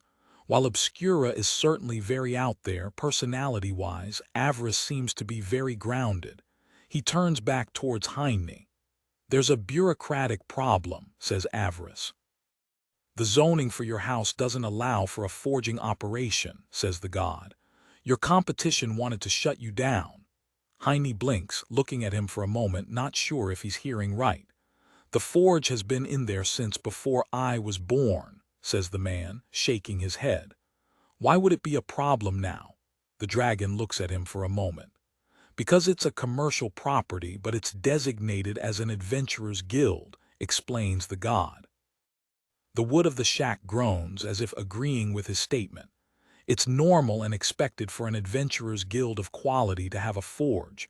Best to repair before buying new, right? I don't disagree, says Heine, but I don't understand the problem. Glassware clinks as Sokol lifts the tea bag into the third cup. Her ears twitch. The problem is that we're not running an adventurer's guild with a forge. We're just running a forge, explains the elf. Just a forge by itself isn't planned for in the zoning. But a guild with a forge is fine, asks Heine. That's stupid. This is stupid. Avarice nods in agreement. The dragon leans over, grabbing the small cup with the weakest tea from the tray with his mouth. He simply tilts his head back, pouring the contents into his throat all at once, tea bag and all. Waste not, want not, apparently. Sokol hands Heine the pickle jar with the strongest tea and takes the little cup with the somewhat weaker tea for herself. Heine swirls it around in his hand and shrugs, taking a sip. It's good tea. Sorry, says Sokol to him. I didn't even think about zoning. Heine shakes his head. It's not her fault. Tricky business, those city ordinances, says Avarice after setting his cup back down. Do you know what kind of trouble I had to go through to be allowed to put my house in here? Heine eyes the dragon, a literal god. He's not really sure who's going to tell him no about where he can and can't put his shack, especially inside of his own structure. But apparently the city bureaucrats are a real force to be reckoned with, if even an extremely powerful, noble-tier deity like Avarice stays on their good sides. We were planning on making a new guild anyways, says Heine. Just trying to figure out the hoops. Avarice nods. I've sided with you for now because I have an interest in your operation, says the god. But that'll only buy you a few weeks, give or take. They'll take this to the city directly. He looks towards the ceiling. They're probably there right now, actually. Damn frogs, mutter Heine beneath his breath, his eyes looking warily around the room. Frogs, mutters Sokol, lost in thought. Avarice shrugs. Yes, frogs, you've made quite an enemy. Heine lifts his gaze. He's never spoken to a god like this before. But maybe the dragon can tell him something. What is their god? He asks. The big frog, Avarice shakes his head. Banker's confidentiality. I can't talk about my clients. Heine sighs. The tea is good, but they've been here for a while now and he's starting to get hungry. He hopes that Obscura decided to make lunch today.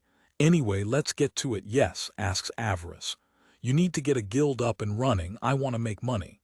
Which brings us where? Asks Sokol. I want 8% of all of your income after your opening for perpetuity, says Avarice. Heine raises an eyebrow.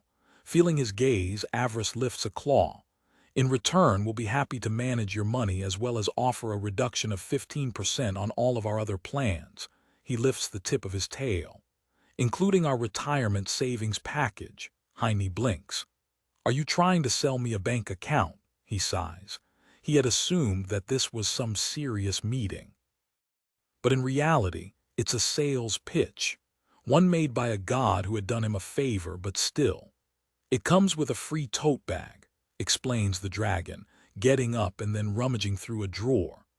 The bottom of the drawer sags out halfway and the god has to push it back up with his tail as he pulls out a small fabric bag, awkwardly closing the drawer with his hip. He turns around to show Heine the fabric thing with an unexpected pride in his eyes. "We're actually here about a family account," says Sokol, reaching into her leather messenger's bag and pulling out a few sheets of paper. "It's inherited, so we'd like to keep this one at the current rate of 2%. "Thank you," says Sokol. Avarice hisses, turning his head and shifting back into his dark elf form. He takes the papers and looks over them carefully. The god sighs. "You wouldn't believe how hard these old accounts are to get rid of," he says, handing her back the paper. "We thought it was a good idea back then when we started, but it turns out we're burning money." He leans back and thinks for a moment. "Nice try," says Sokol. She pulls out another slip from the bag. "We'd also like to check on the existing balance, and we'd like a detailed ledger of any movements and interest on the account for the last 10 years. Avarice sits there with crossed arms, his eyes closed. But Heine can tell that his face is souring. He's clearly not pleased about having been beaten so easily. Heine lifts a hand. "3," he says. Avarice opens an eye, looking at him. "You did me a favor, so we'll pay 3%, says the man, pointing at the god. "Quarterly installments, but I want the tote bag too." Sokol's ears twitch together with her eyebrows, but Avarice lights up, stretching out his hand for Heine. "Deal." Heine nods, getting up and shaking it without even considering if he's wearing gloves or not, if his hands are sweaty or not, if the man is looking at his eyes or his face or not. It's simply a transaction between two people, interested in making some money. It will take a few days for the old account to get dug out along with the details that Sokol wanted, but it looks like everything will turn out well. Avarice has an interest in a renewed adventurers guild in the lower district, saying that the smaller one has been stifling economic growth for a while because of its lack of capacities. A new guild, a larger one with many facilities, would not only employ several people, but it would act as a hub of regrowth for the poorer neighborhood. It would open a new revenue stream for the city, and most importantly, be a source of many new bank accounts in which adventurers could safely store their earnings. "For a price. Why do you upsell us?" asks Sokol. 2% at Avarice is a deal that people will literally kill for," says the elf, sighing. Heine shakes his head. "It's because—" "No, really," she interrupts. "I know some people." Heine clears his throat. "We bought a god," says the man, looking at her. He lifts the fabric tote bag up to Sokol, showing it to her. It's not made particularly well, but it certainly looks like the creator put in a lot of effort into it nonetheless. Avarice is rich beyond any man's wildest imaginations, but he's also frugal to a fault. These bags are handmade, likely by none other than himself. As a craftsman, Heine knows that there is a strong sense of pride present in every creation that one makes. His first sword made him feel extremely proud, but his 100th also still makes him proud. The act of true creation is a strong thing, when a person doesn't just make something, but really puts themselves into what it is that they have made. The only feeling that is better than that is to see these things that have been created by time and effort and long, lonely nights become accepted, become wanted, to see them become used and to be held publicly by the hands of others. Acknowledgement. Even gods are susceptible to the very human desire. Mighty Obscura has taught him this. "You snake," says Sokol, sounding impressed as she listens to his explanation. Heine shakes his head, tapping the spot next to his eyes. "In business, it helps if you can see things that others don't," says Heine, his hand lowering back down and touching the enchanted dagger by his leg. Avarice not only has an interest in their business now in financial terms, but he's on good footing with them as well socially. Heine has found that in this new third life of his, that connections are the thing that make him strong. Connections to other people. The connections that he has made and that they have made with each other are what keep them all safe, fed, warm, paid. It's what allows them to have a home. They open the door. "We're back," says Heine, looking around for the source of the oddly familiar noise that he hears. "Ayaha," screams Rhine, dangling from above. Obscura is in the form of a giant owl, shakes him around in her beak. "I'm Suori Tilda." "Who Tilda?" She hoots angrily, her protest muffled by the fabric in her beak as she spins her neck around and shakes the boy out like a rag doll. Heine sighs, moving on ahead right away to catch him, so that he doesn't flood the house a fourth time, like some kind of frog.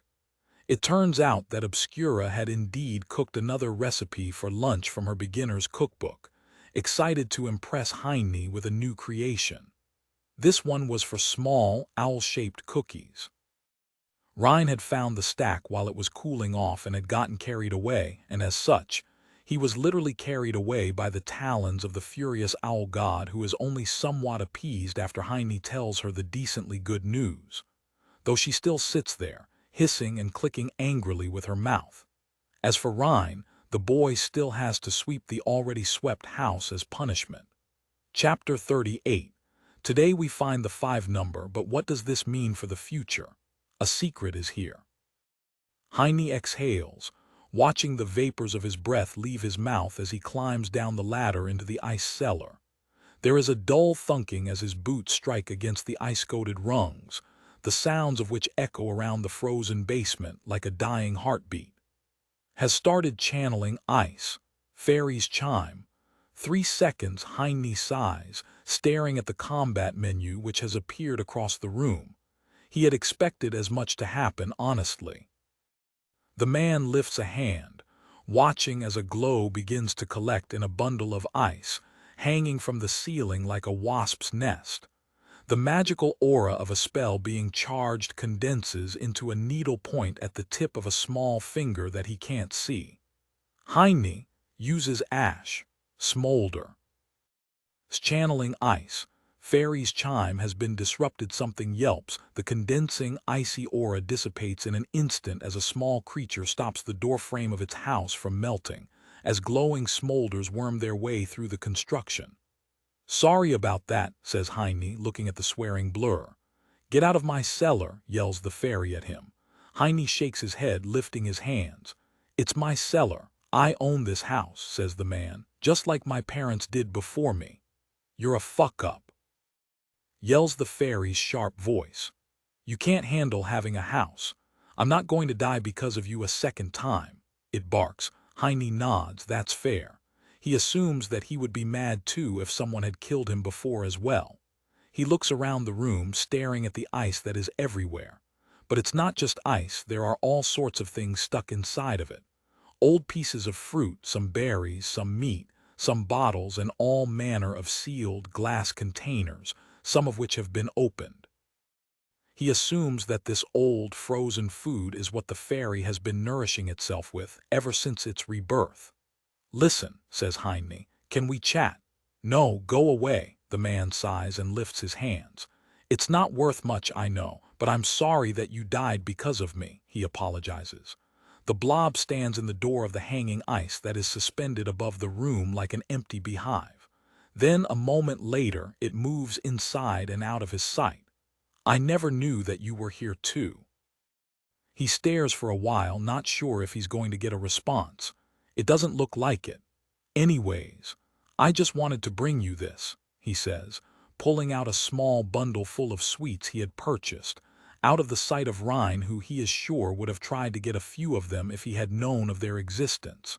He had some questions to ask the fairy, but it's probably best to just forget it for now.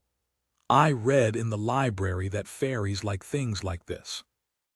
He sets the bundle of candy down and then stares for a second around the dark room, nodding to himself. Heine supposes that that's it already. "Feel free to come up if you ever want to," says the man. "We'd like to get to know you." With that, he turns around and goes back towards the ladder, everything in its due time. Fairies are difficult creatures by nature, according to Sokol. They have slight tendencies towards aggression, rudeness, and possessiveness.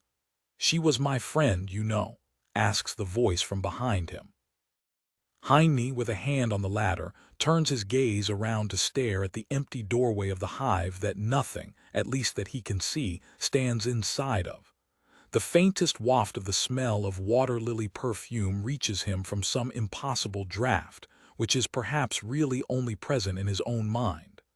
Heine nods towards the hive. "She was mine too. I'm sorry," is all that he has to reply with, as he sets a boot back onto the ladder.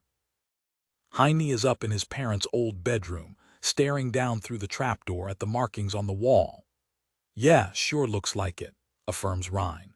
"See," he notes, holding the book out towards Heine.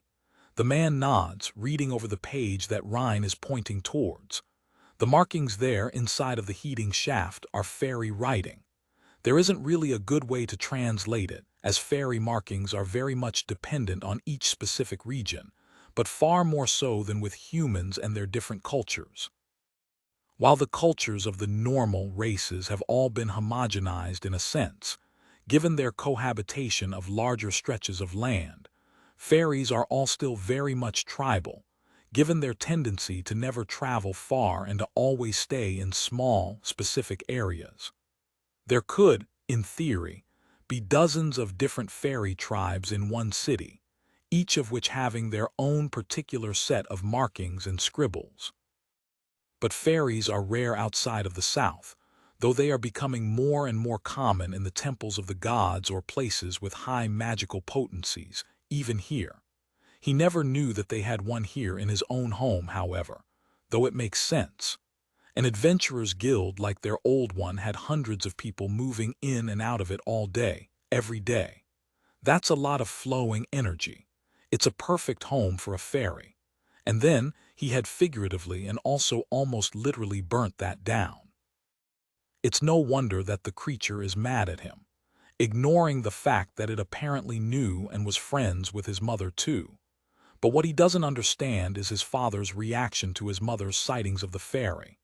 If she could really see it, if they were really friends like the fairy claimed, then why did his mother have such fits and panic attacks about these creatures?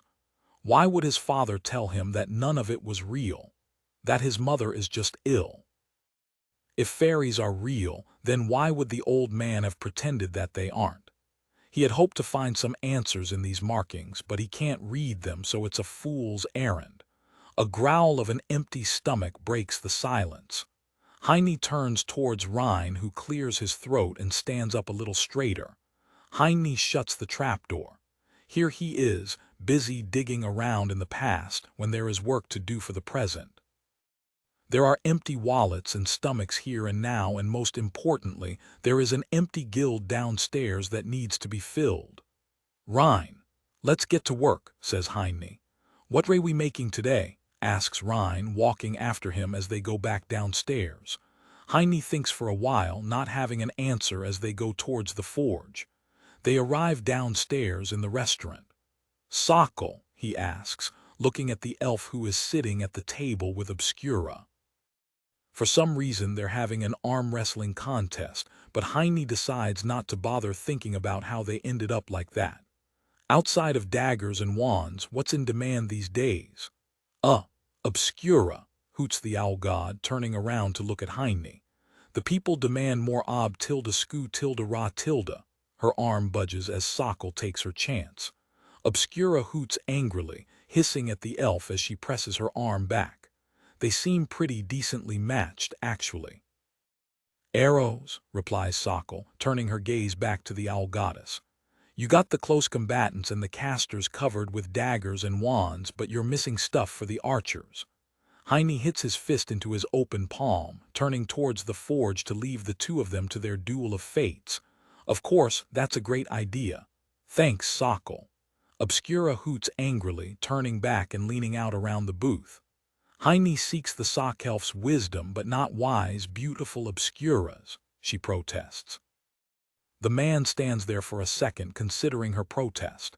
It's a fair point. She's a literal god after all. He really should try to get her insight on more things. He nods. "Okay, you're right," relents the man. "Sorry, what do you think we should make?" The two of them stare at each other for a moment. "Who tilde?" she hoots and vanishes in an explosion of feathers. Heine blinks, staring at Sokol, who is sitting there with an empty hand, a few feathers stuck to her face. The man shrugs. Arrows it is.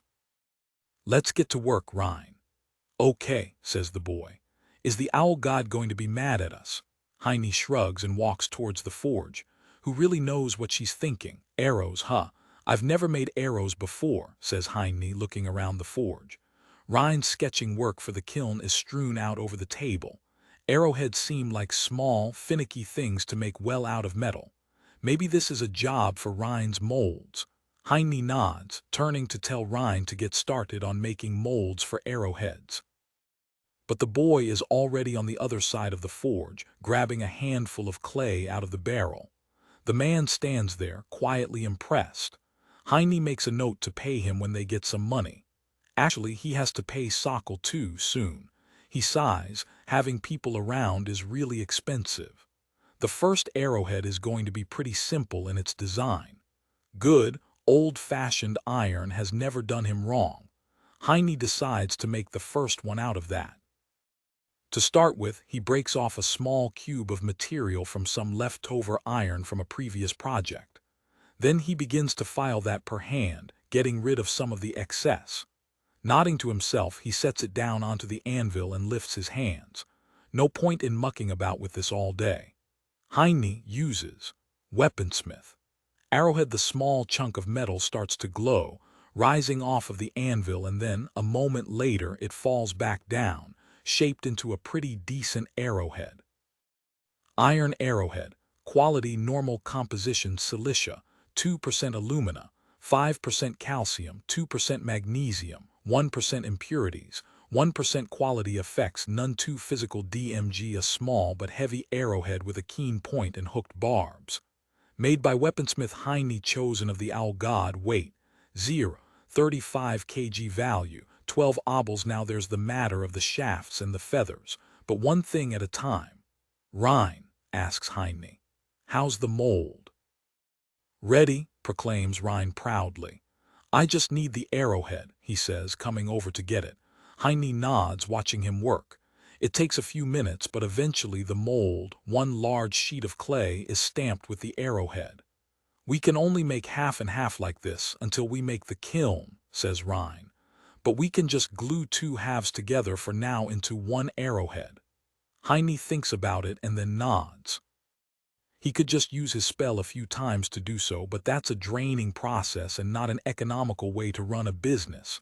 He'll be out of energy and iron by the time they finish one batch of arrows. Let's melt the metal.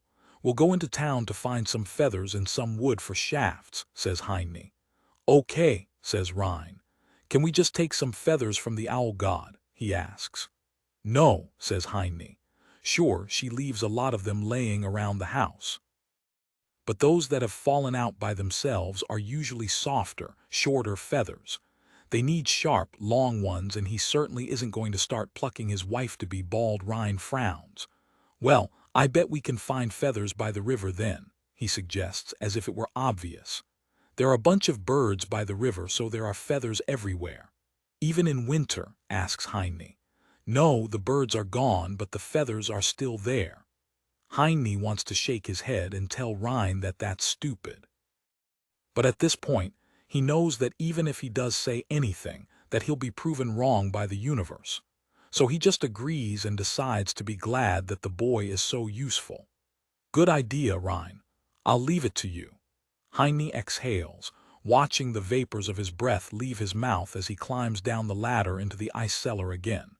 There is a dull thunking as his boots strike against the ice-coated steps, the sounds of which echo around the frozen basement like dying heartbeat. No spell comes his way this time, and also no swears or curses. The man steps down into the basement for the 3rd time. Hey, are you here? He asks, looking around the cold basement. He receives no response, but given the buzz of what he assumes are wings striking against ice, it seems that the fairy is here. I just wanted to give you a heads up, says Heine. We're cleaning through the kitchen today. There's some frog's blood still, so it's going to be loud for a while. No response comes. Shrugging, he turns and heads back to the ladder, noticing that the bag of candy that he had left here is gone now. Eilig, says the voice. My name is Eilig. Heine looks over his shoulder, watching as a blob moves his way. It hovers there for a moment before extending something out that he can only silently hope is hand. The man, surprised at this sudden turn of events, lifts his own hand, gently grasping the fairies between his thumb and his finger. I'm looking forward to working with you, Eilig, says Heine, nodding to the blur. The fairy grumbles. Yeah, just don't make a mess in my cellar, okay? It took me days to get rid of all that ash. Heine nods, deciding to let the cellar thing go this time. I'll do my best. System of Faith, Cult 3 of the Owl God ranking. Mysterious members, 5, Cult 3. All members of the cult receive the Owl God's passive blessing for as long as they are a part of it.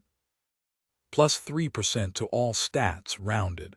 Plus 3% to all spell DMG, plus 3% to all heal, minus 3% stamina cost for all physical actions. Chapter 39. There used to be a title here, but those dirty frogs stole it, and now we have nothing. It is an unusual time of day for Heine to be outside, but here he is nonetheless. The man stares around himself, listening to the song of the winter birds, as his gaze wanders around the forest clearing. This is the one he had met Obscura in, all those weeks ago. He adjusts the straps of his rucksack, hoisting his steel axe over his shoulder, and continues marching through the deep layers of snow. He had said that he was going out to get some wood, but that was not entirely the truth in and of itself. Heine bends down, gently wiping the snow away and off of a small mound of dirt. No, there's nothing here either. He sighs, standing back upright and looking around himself. Where else could it be? By the river, perhaps. Rein always has luck finding things by the river. But Heine keeps walking, thinking about the page of the book that he had read in the library. It was a very specific book, a book on flowers. Coincidentally, the man had noticed that when he went by the F section in the library, all of the books on frogs had been returned to their spots on the shelves. He had never mentioned anything about the missing books to Rein, but he makes a note to get something for the boy too while he's out of the house. Snow crunches behind him. Heine quickly turns around, his hand gripping the axe's handle, but there is nothing there. Maybe it was just a falling branch or a rabbit or something. The man carefully scans the area and then, seeing that there really is nobody there, he shakes his head and keeps on searching. The frog-hunting pond is frozen over. The swampy, brackish muck of the enclosed body of water that is surrounded on all sides by thickly rooted old trees has now taken on an unusually pristine beauty. Flakes of fresh snow fall from above, landing on the thick layer of ice, which is as vividly bright blue as the sky of a summer's day. Any signs of the murky water, of the lily pads of the frogs, have been erased, as the winter has come to claim this pond for itself, at least for the duration of the season. The man narrows his eyes, staring down through the ice. He bets that they're still down there, sleeping, waiting, frogs. He looks around the area, walking along the edge of the pond. It's supposed to grow in moist, fertile places like forests with a lot of water in them, so he had assumed this would be a good spot. But it doesn't look like there's anything here. Something crunches. Feeling a little paranoid, Heine looks over his shoulder, but he is still alone. The man makes his way to the river. Now, with the winter having come in its brunt, even the water of the usually fast river seems tepid and lazy. The flow of the surface currents is disturbed and hindered by the inwardly branching chunks of snow and ice that have tried to form a bridge, but had inevitably lost the battle against the flowing waters of the river. Heine leans down, staring at the water. This river is one of many which flows towards the city, where they then meet together on the side of the Tower Quarter. But he doesn't like to go to that neighborhood. Waterfront property is pricey even by the standards of avarice. His fingers dig through the smaller banks of snow, trying to find what he's looking for. There. He stops as his hand brushes against something soft. Carefully pushing the snow to the side, he looks down, having found what it is that he was searching for. A winterbell, a seasonal flower with 3 cupped heads that can only grow while it's buried beneath snow. Alchemists prize it for its medicinal effects, but he's not after it for that. Carefully, Heine digs around the flower, loosening up the dirt so that he can take the whole thing without killing it, roots and all. Something crunches in the snow.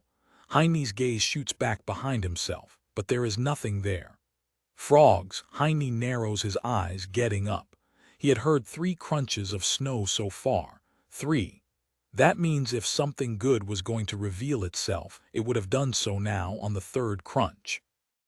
The fact that his eyes only see barren trees and snow suggests that there is something there, something that is waiting for its 4th chance. The 4 magic is overriding the 3 magic. His eyes, paranoid, scan the world. It makes perfect sense. Heine quickly takes the flower and heads back towards the city, before someone can take their chance to reveal themselves while he is out here by himself. Damn frogs, he can't even go out and pick flowers in peace. Winterbell, quality, rare quality effects, alchemical potency. When brewed into a potion, all natural effects are multiplied by 3. A rare blue flower with 3 cups that only grows in the depths of winter. It is commonly found beneath heaps of snow. When consumed, restores 10 stamina, weight, 0.09 kg value, 16 obols. Having lost whoever was pursuing him, Heine stops at a baker's cart and buys a still warm sweet roll for the boy, Rein. The man then heads home and opens the door, looking around the room. Sokol the elf is behind the receptionist's counter, her head laid down on her folded arms as she sleeps there. Rein is sitting on a second chair next to her, slumped back over it. It looks like he had been helping Sokol with her work. It's not really like him to be sleeping, but from Sokol he almost expects it. Though now that he thinks about it, that was just what she was like back at the old guild. At the Frogs Guild. The 2 of them have apparently really been working hard. If the whole avarice thing works out, he makes a note to treat them both to something nice. Shrugging to himself, the man sets down the sweet roll next to Rein for him to find when he wakes up and grabs one of the empty vases on the counter, taking it with himself as he heads into the kitchen. They had fixed this place up the other day. There was still some frog blood on the brand new floor, so the expensive wood now already looks like it belongs to a house that is lived in. The same could be said for the stain outside where the blood of Rein's mother had fallen. They still hadn't talked about that at all, him and the boy. He's not really sure if he should even try, in all honesty. From what little he understands about young people dealing with such things, it's perhaps wiser to simply offer a quiet, stable personality so that the boy can just come to him when he's ready. Heine finds himself lost to an oddity. He hums as he replants the flower into the small, handmade vase, gently packing it in some dirt. The man looks around the kitchen, wondering where Obscura is. He hopes that she's here today. He did all of this for her after all. Finishing up, Heine wanders around the house, carrying the freshly potted flower with himself. Sure, he can't help but wonder about the usual things. Is this weird? Is she going to think I'm weird? I hope she doesn't think that this is weird. But Heine finds himself continuing his search for her despite that. In fact, despite his nervousness and his worries, he doesn't even break a sweat anymore like he might have done in a time that is not that long since past. 33 days, in fact. It has been 33 days since the 2 of them officially got engaged. That basically makes this their anniversary. Now, they hadn't talked about such a thing, and really, after barely a month, isn't all of this just a bit crazy? He's really messed up, right? All of them are. They have to be. But he had woken up this morning next to her and realized that he had to go and do something nice for her, even if it's just something dumb like a flower. He won't even tell her about their fake anniversary. He'll just say that he wanted to get her a flower. He wouldn't want to seem weird after all. The man stops at the top of the staircase, turning his head towards the right, towards their bedroom door. The entire hallway is covered in twigs and branches. Green leaves from trees that clearly can't be from here given that all of the trees in this region are currently barren, hang from the many boughs that are jutting out of the gaps between the walls, tied to the support beams with strings and cords. Foliage covers the ground, having been laid out to make what resembles a forest path through their hallway. Heine blinks, wandering through the many colors of leaves and flowers, filling their home with a drifting floral perfume until he reaches the door of their bedroom and looks inside. Obscura turns around, looking his way. She's wearing what remains of an old pair of his pajamas. She seems to have ripped them apart and shredded them with her razor-sharp talons in what appears to be a mostly failed attempt to make something more seductive than her tawny brown robe. The two of them stare at each other for a confusing moment. "Happy anniversary," says Heine, finding his courage and holding out the three-cupped flower. Obscura reaches to the bed, lifting up a piece of honey candy that is shaped like a frog. "Happy anniversary, hi tilde ni, she hoots, looking around the room. Heine can tell that she's fighting the urge to turn into an owl and fly away. The man shuts the door behind himself and is quietly grateful that the other two have conveniently fallen asleep downstairs, as if by magic. Rein yawns loudly, his voice traveling around the empty restaurant. Sokol, disturbed by his movement, begins to stir as well, looking around herself. The elf rubs her eyes before stretching herself out. "Oh man," she mutters, looking around the room. "What a nap." Her eyes land on Heine, who was just walking by on his way out to the city. It's about 3 hours later. "Oh wow, you look rough," notes the elf. "You good?" Heine blinks, looking down at himself and adjusting the buttons of his shirt and coat. "I'm fine," says the man, clearing his throat. He's still a bit sweaty, but nothing some fresh air can't take care of, and his hair is still messed up. But it's nothing his wizard's hat can't hide, and his legs are still shaky. But that's nothing that a good meal can't fix. "I'm going to get dinner. We're lighting the forge afterwards," says Heine, nodding to the elf, who turns her head, looking at the sweet roll laying between herself and Rein. Sokol and Rein stare at it and then towards each other for a moment. There is a quiet tension in the air. A growl breaks the silence and the two of them descend down over it, getting into a fight with each other. Heine steps out of the house, deciding to just let them handle it like reasonable people, while he goes out to buy a perhaps somewhat larger dinner for them all. It's late, they've eaten and eaten well. Sokol sits across from him, a few scratches and scuff marks on her cheek. "So," she says, "I made that list of everything that needs to be replaced, repaired, re-everything." "And?" asks Heine. She shakes her head. "And it's not good. This place is a death trap," says the elf. "No offense." "None taken," replies Heine, rubbing his right leg against Obscura's. She lets out a quiet hoot and moves hers too. He turns his gaze to Rein, who is nursing a bump on his head. He doesn't know which of them won their fight, so he just assumes that both of them lost in the end. It's just that with all of those years of sitting unmaintained, unheated, with the ice in the basement and the heating system and all of the ash and, well, Sokol stops herself. There's just a lot that needs to be done. Door handles are loose, support beams need to be readjusted, the water system for the bath needs to be inspected. Don't even get me started on the windows. She thinks for a moment. "It's going to cost a lot." Heine nods. He had expected as much when he gave her the task. "Any news from Avarice?" he asks. Sokol shakes her head. "I'm expecting something to show up tomorrow. That's about their usual pace. Fingers crossed that it covers the bills." Heine nods. It would be very helpful if his parents had any money saved that he could use for these things.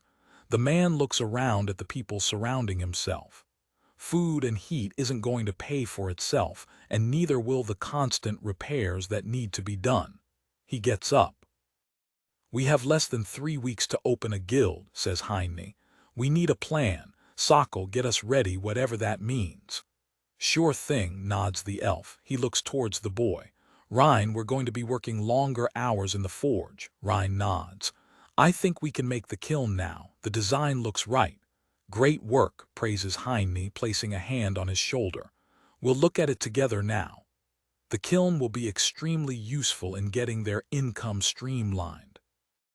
It's going to be a very powerful asset if they make it right. He turns his head towards Obscura. Obscura will hunt many frogs, she hoots, hitting her taloned fists onto the table. Sokol lifts a finger. About that actually, says the elf. Can you maybe hunt something that isn't a frog? The three of them turn her way with wildly varying expressions, one of which is deeply offended. Sokol lifts her hands. I'm just saying, maybe some rabbits or something would go a long way to stretching the food budget. The weak should fear deadly Obscura, hoots the owl before vanishing in an explosion of feathers. I assume that means yes, says Heine, though he's not sure if it wasn't a sour remark towards Sokol at the same time.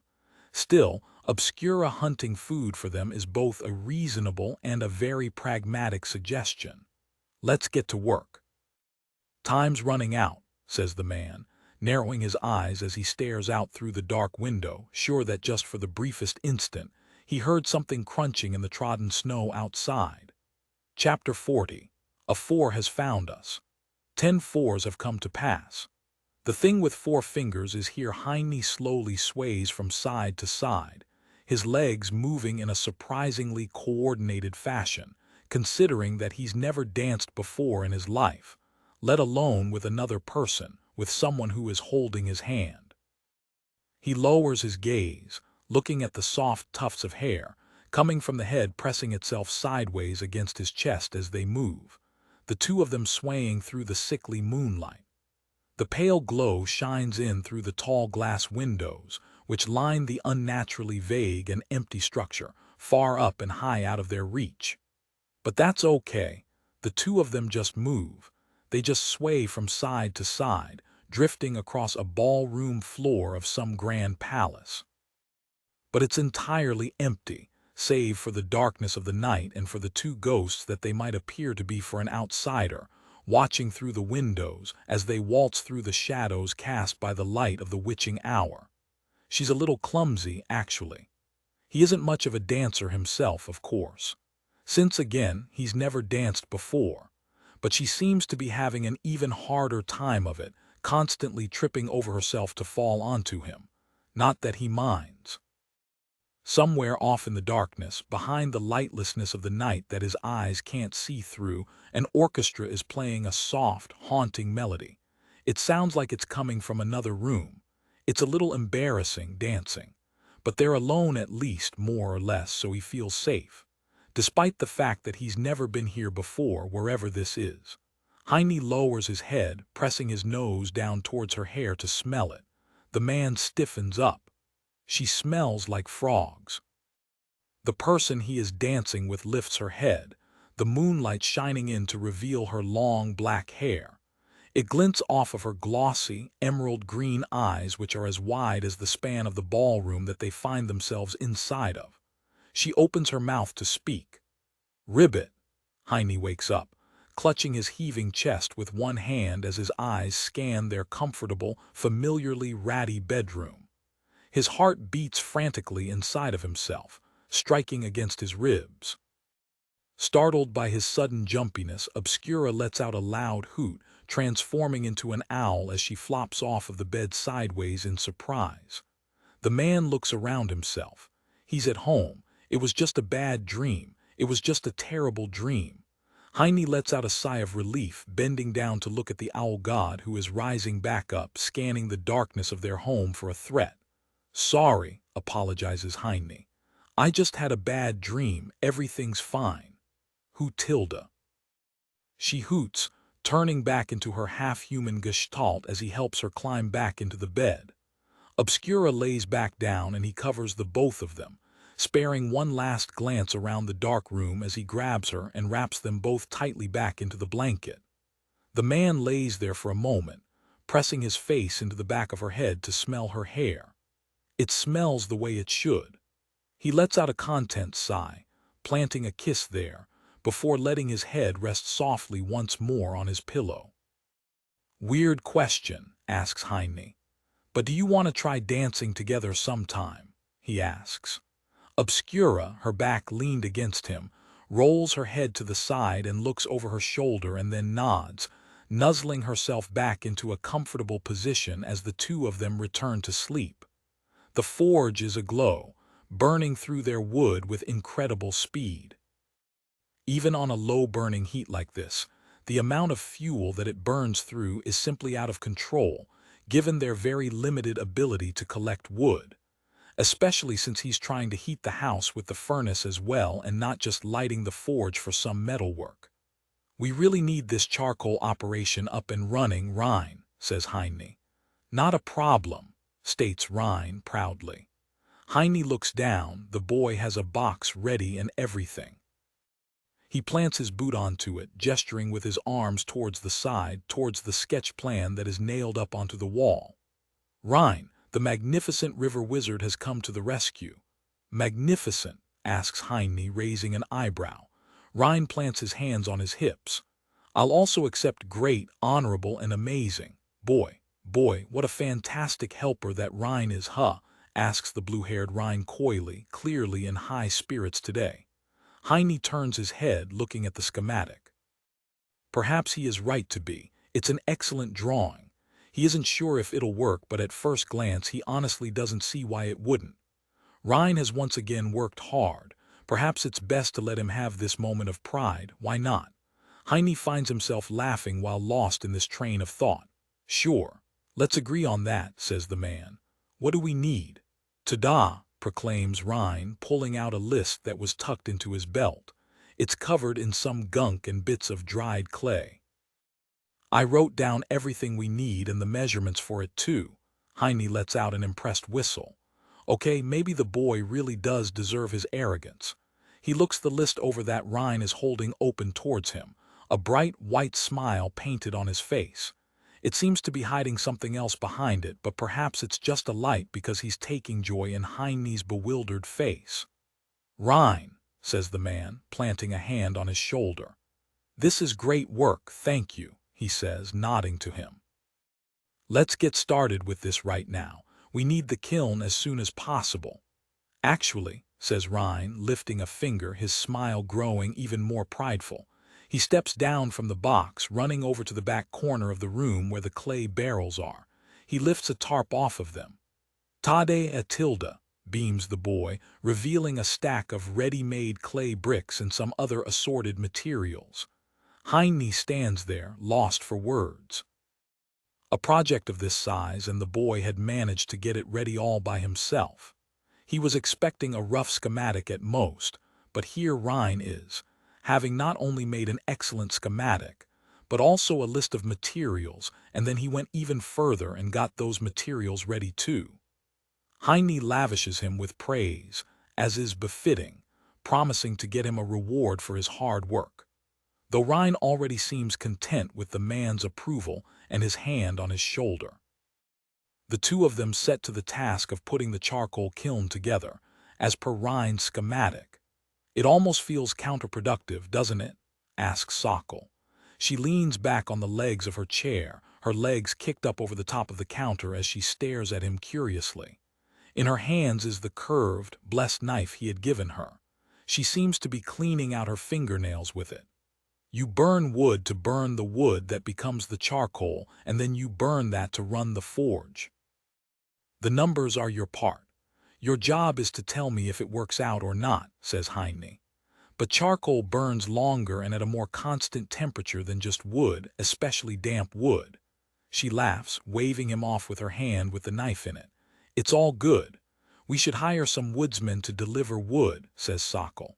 A month's worth for a building this size is somewhere between 400 and 900 obols, give or take, she shrugs, for a low heating budget. That's kind of a big difference, Sokol, Heine sighs. I'll let you know when I have them. Until then, you're going to have to help us get wood too, he says. We need all hands right now. Sokol reaches down and pulls out a small envelope from below the counter. With a flick of her wrist, she throws it to him, the letter spinning with surprisingly pinpoint accuracy right into his awkwardly reaching hand, stretched out in an attempt to try to catch it. and waste my talents out in some stupid forest?" She asks, returning her gaze to her hands and to the dagger. "Why do you think I moved to the city to begin with?" Heine looks at her for a moment before turning back to the envelope in his hands. "It arrived today." The man looks at the envelope. It's a poorly made envelope, even by the standards of this neighborhood. The glue is thick and pasty and stained through the exterior of the paper, leaving bubbles. The paper itself is rough and looks to actually be a page out of some old, faded book. Heine narrows his eyes, trying to decipher it. It doesn't even look like it was an interesting book. "Avarice," he says, quickly turning the envelope around and tearing it open, reading through the simple bank statement. "Dear account holder, as requested, we have summarized your total existing balance at 13,236 obols. Thank you, Avarice." Heine looks at the small slip of paper, reading it a few more times before his eyes wander back up to Sokol, who is smiling, having taken her legs off of the counter. "It arrived an hour ago," she explains.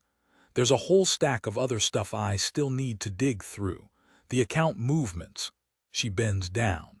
"We also got a heap of Avarice's marketing material with a request to pass it out to any adventurers," says the elf, kicking a box at her feet. "They want us to do it for free." Asks Heine, looking back towards her. "Yup," says the elf. "That's what the ask was." Heine rolls his eyes. Avarice is such a miser he wouldn't be surprised if the marketing materials aren't all hand-drawn pamphlets. He looks back down at the paper in his hands. 13,000 obols.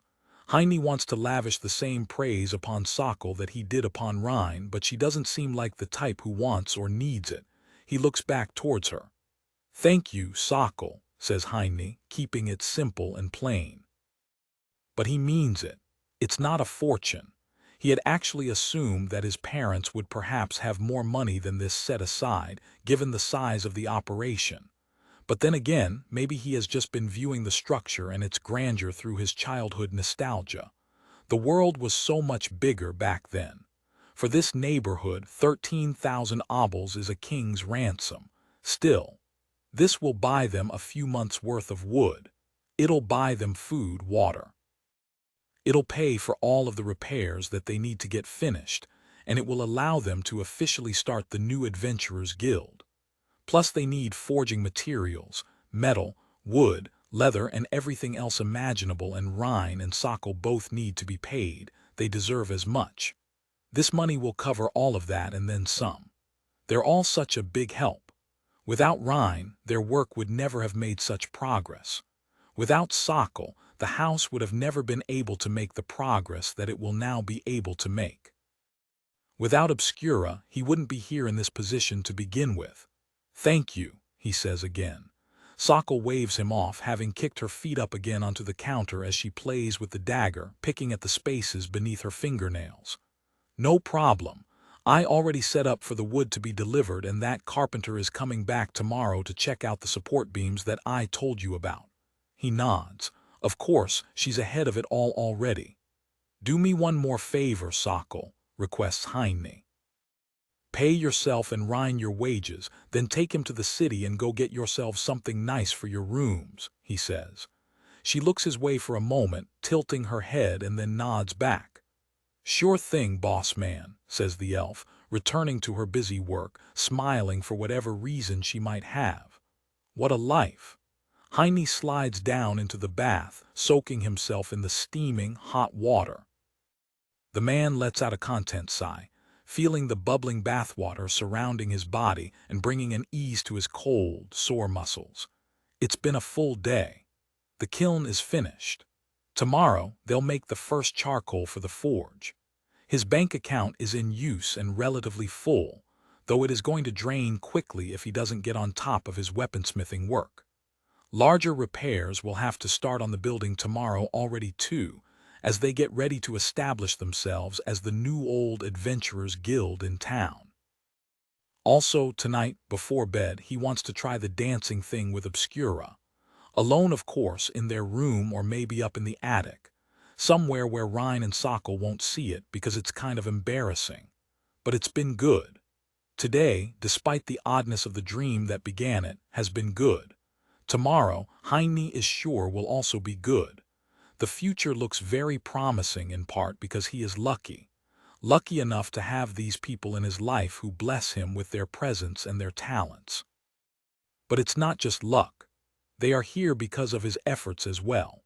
It hasn't been easy living his three life, but it's off to a good start. The man lets out another satisfied, warm sigh as he closes his eyes and leans his head back against the stones of the bath, listening to the gentle flowing of the water.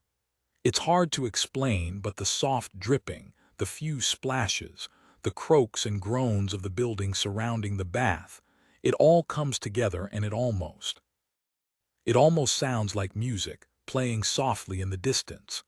Heine yawns, falling asleep. Chapter 41. Work begins on the house. We must secure our home in order to keep the frog water out. Many hammers strike away, their ringing bouncing around the house together with the buzzing of just as many moving saws. Teams of carpenters are at work, running around and inspecting every joist, joint, and jutting beam of the house, replacing those that are misaligned or wrong. "Over there," says Sokol, pointing up at the rafters above the restaurant area, towards the horizontal beam that had sagged back when Obscura sat on it, during the frog's attack.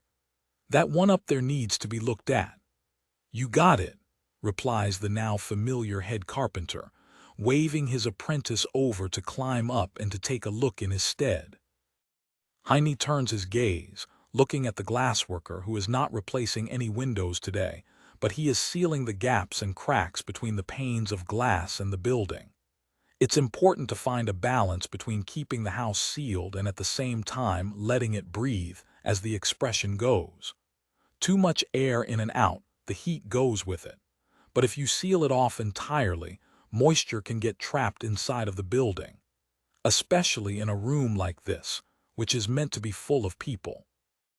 The last thing that they need is mold. Mold seems like something that frogs would like. Heine narrows his eyes as he continues his walk through the house. Next, he goes to the forge. A stonemason and her team are in here, inspecting the potential water damage that Rein might have caused during the night of the attack. Heine had read about porous rocks in the library and became paranoid. If any of the rocks down by the foundation of the tower got soaked with water and were exposed to intense heat, they might crack, breaking the floor. It's just a theory, and he doesn't even know if any of that kind of stone is even here, but they have the money and Heine is checking off every box. They can't afford any risks now. "How's it looking?" he asks the head stoneworker. "Looks good so far, but we'll keep digging to be sure," replies the orcish woman who runs the operation. He nods to her, trusting in her statement as he continues his route, now heading to the bath. The usually beyond steamy room is currently as dry as a bone. The water workers have turned the system off in order to run their inspection. Rein is in here too, watching the water workers carefully. "Rein," says Heine, staring at the two workers, a dwarf and a dark elf, working through some small holes which had been beneath the now dug-out tiling. "Are you handling it?" Rein smiles a smug smile. He's leaning against the wall with his arms crossed and his boot back against it. "Rein, the river wizard can handle a child's task like delegation." Heine raises an eyebrow. Rein had heard that word, delegation, from Sokol and seems to have taken a liking to it. Heine shrugs. Young boys are easily influenced, he supposes. Plus he seems to like Sokol. The man nods to Rein, who nods back. He heads upstairs, grabbing the door handle to enter into the long corridor. Something presses against it from the other side. The door flies open, slamming against the wall, as the handle slips out of his hand. A draft of wind presses against him, almost pushing him back and knocking him down the staircase. The gust dies down a second later and Heine peeks out into the hallway, staring at the giant owl, who is blocking the entire right-hand side of it, standing in front of their bedroom door. The group of inspectors from the city, who are here today, are all knocked down onto the floor from the wind, looking very nervously her way. Obscura had apparently taken offense to them trying to get into their bedroom. Heine runs over and diffuses the situation. The entire building needs to be inspected and approved before they're allowed to open for the general public. Heine was afraid that this would be a big hurdle, but thankfully, as he greeted everybody who came inside today, he noted that not one person smelled like a frog. It seems that luck is on their side right now. Perhaps, though, a little of that luck is also Avarice's influence at play. He can't be sure, but he has a sneaking suspicion that the god is moving some things in the background in order to get their operation started smoothly. Not that he minds. "Sorry about that," apologizes Heine, waving to the inspectors as the strangers go into their room to check out that the building is up to code. Pressed against the front of his chest is a small owl, struggling and flapping her wings in anger. "Intruders," she clicks her beak, snapping her head around in a full turn to look at Heine. "They disturb our nest," she protests. Heine turns, walking down the hallway towards the door to the attic space. "They're from the city. We talked about this," says Heine. She hoots angrily, apparently not impressed. To keep her out of the way, he decides to head upstairs to the attic with her, setting her down once the door is closed behind them. She continues to click angrily with her beak, transforming into her half-human form. Heine has brought Ob tilde Sku tilde Ra tilde to his secret tree, she hoots curiously, walking towards him and pressing a taloned finger against his chest. "Many people, yes. They all want my Heine," she protests, looking down back towards the staircase with paranoid eyes. "They disturb," he shakes his head. "You know that we need to get all of this going," he says. "It's only going to get even busier once the guild is running," explains Heine, grabbing the hand that is pressed against his chest and holding onto it. "There are going to be people running in and out of here all day. Hundreds of them, maybe, if we're lucky." She tilts her head, clearly not happy about this either. In a way, he understands. In a way, he feels the same way. The two of them have been living a short but quiet new life together. It's been, relatively speaking, peaceful and nice. Sure, sometimes Rein was around or sometimes Sokol later on, but for a long time it's just been the two of them. Just the man and the owl and the odd, synchronized sensation that the conjunction of their heartbeats makes. He can feel it in his hands when he holds hers. "But you want to get stronger, right?" he asks. "We need to do this, or we won't be able to keep up with the frogs." Obscura looks around the room in the attic curiously. Following her gaze, Heine looks around too. "We used to live up here, my folks and I," he explains. "For a while I was wondering if we should use this room as ours, but..." His eyes fall to the dusty furniture. "Sure, the room is just as salvageable as any other part of the house. It's cozy and warm. It's a good room. But we cannot," says Obscura. "One must never return to an old nest," she says, nuzzling her head against his chest. "Old nests are places bad things have found," she says. "They wait for us to return." Heine continues to look around the room. He just doesn't want to sleep with his wife in his dead parents' room. It just seems weird. Yeah, it seems weird. "I got the feathers," exclaims Rein proudly. It's the next day. Work continues on the house, but the forge has been deemed as safe. It cost a few hundred obols, but Heine is glad to have the peace of mind that came with that payment. "Great job, Rein," says Heine. "The river," he guesses. "The river," affirms Rein, lifting a little bag. "They must have fallen off of a boat or something, see," he says, opening the wax-sealed bag and showing him the hundreds of perfectly dry, strong feathers inside. Honestly, Heine doesn't really know what to say about the whole river thing, if anything, so he just gives the boy a nod and a hand on his shoulder, praising his continued usefulness. River magic, huh? It's a wild world. The two of them set to work, finishing the arrow project that they had started the other day. After a few tries, their first arrow is done, and then, for the rest of the afternoon, several dozen more follow. Iron arrow talon of the owl god. Quality normal composition. Iron arrowhead sprywood shaft anka feather X4 quality effects.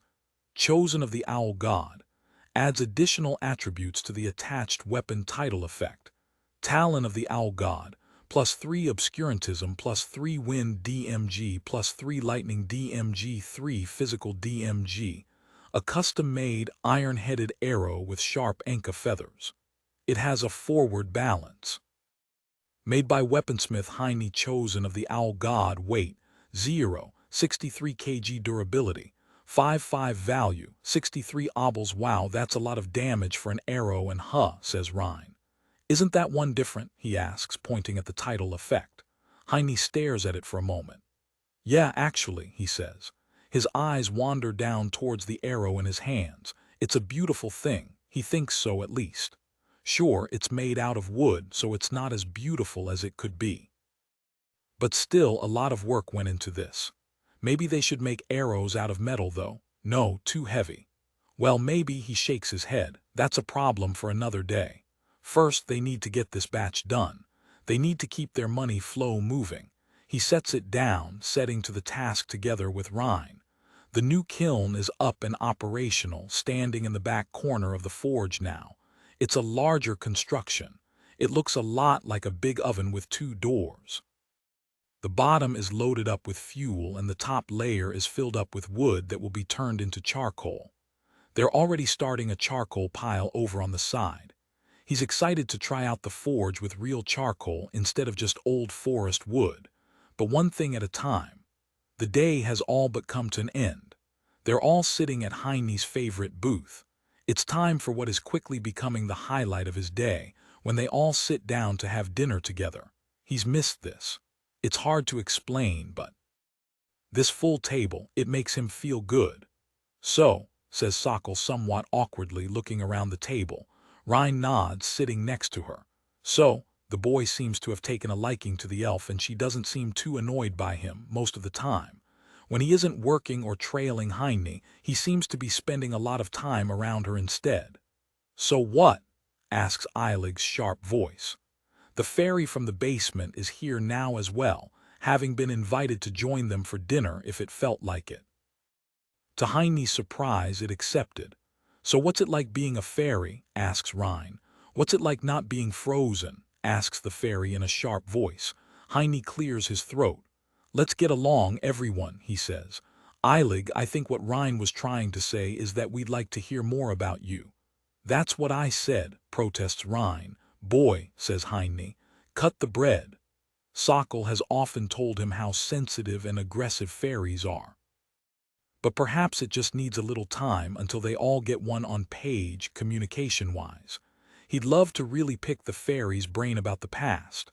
Ryan sighs, setting to work on cutting the loaf of fresh bread that they have for tonight's dinner, along with an assortment of small fruits, oils, spreads, and cuts of cured meats and cheeses. I don't know, says Eilig. I just kind of live in my cellar. My cellar, corrects Heine. So what do you do all day? Asks Sokol, looking at the blob floating there. I do a lot of things, yells the fairy. Sokol blinks. I never said you didn't, she sighs. See, she asks, looking back towards Heine. I told you fairies are hard to deal with. What's hard to deal with is how loud you people are all day, argues Eilig. All of my ice shakes every time you fat monstrosities wobble through the kitchen. Wow, rude, says Sokol. Who tilde says obscura. Little fairies are sensitive to disturbances in the nest, like pretty, crunchy spiders. She hoots, holding out a talon towards the fairy. Heine clears his throat a second time, grabbing Obscura's hand and lowering it back down. Out of the corner of his eye, he watches as Sokol's hand slowly and secretly drifts over towards Ryan's plate in an attempt to snatch some of his fruit while he's distracted with the bread. Okay, let's all stop, he says, grabbing a bottle from the center of the table and opening it. It's a non-alcoholic fruit wine that he bought for them. Ryan isn't of drinking age yet, and he honestly doesn't know what to even think of the idea of trying to get Obscura drunk. Can bird-human god creatures even safely drink alcohol? He doesn't know, so Best to take the cautious way. Rein catches Sokol stealing a second one of his berries. Hey! The elf quickly pulls away, snatching the fruit. The two of them get into a fight like a pair of rivaling siblings. As they bicker, Heine watches as a long talon sneaks over towards Sokol's plate now that she is distracted.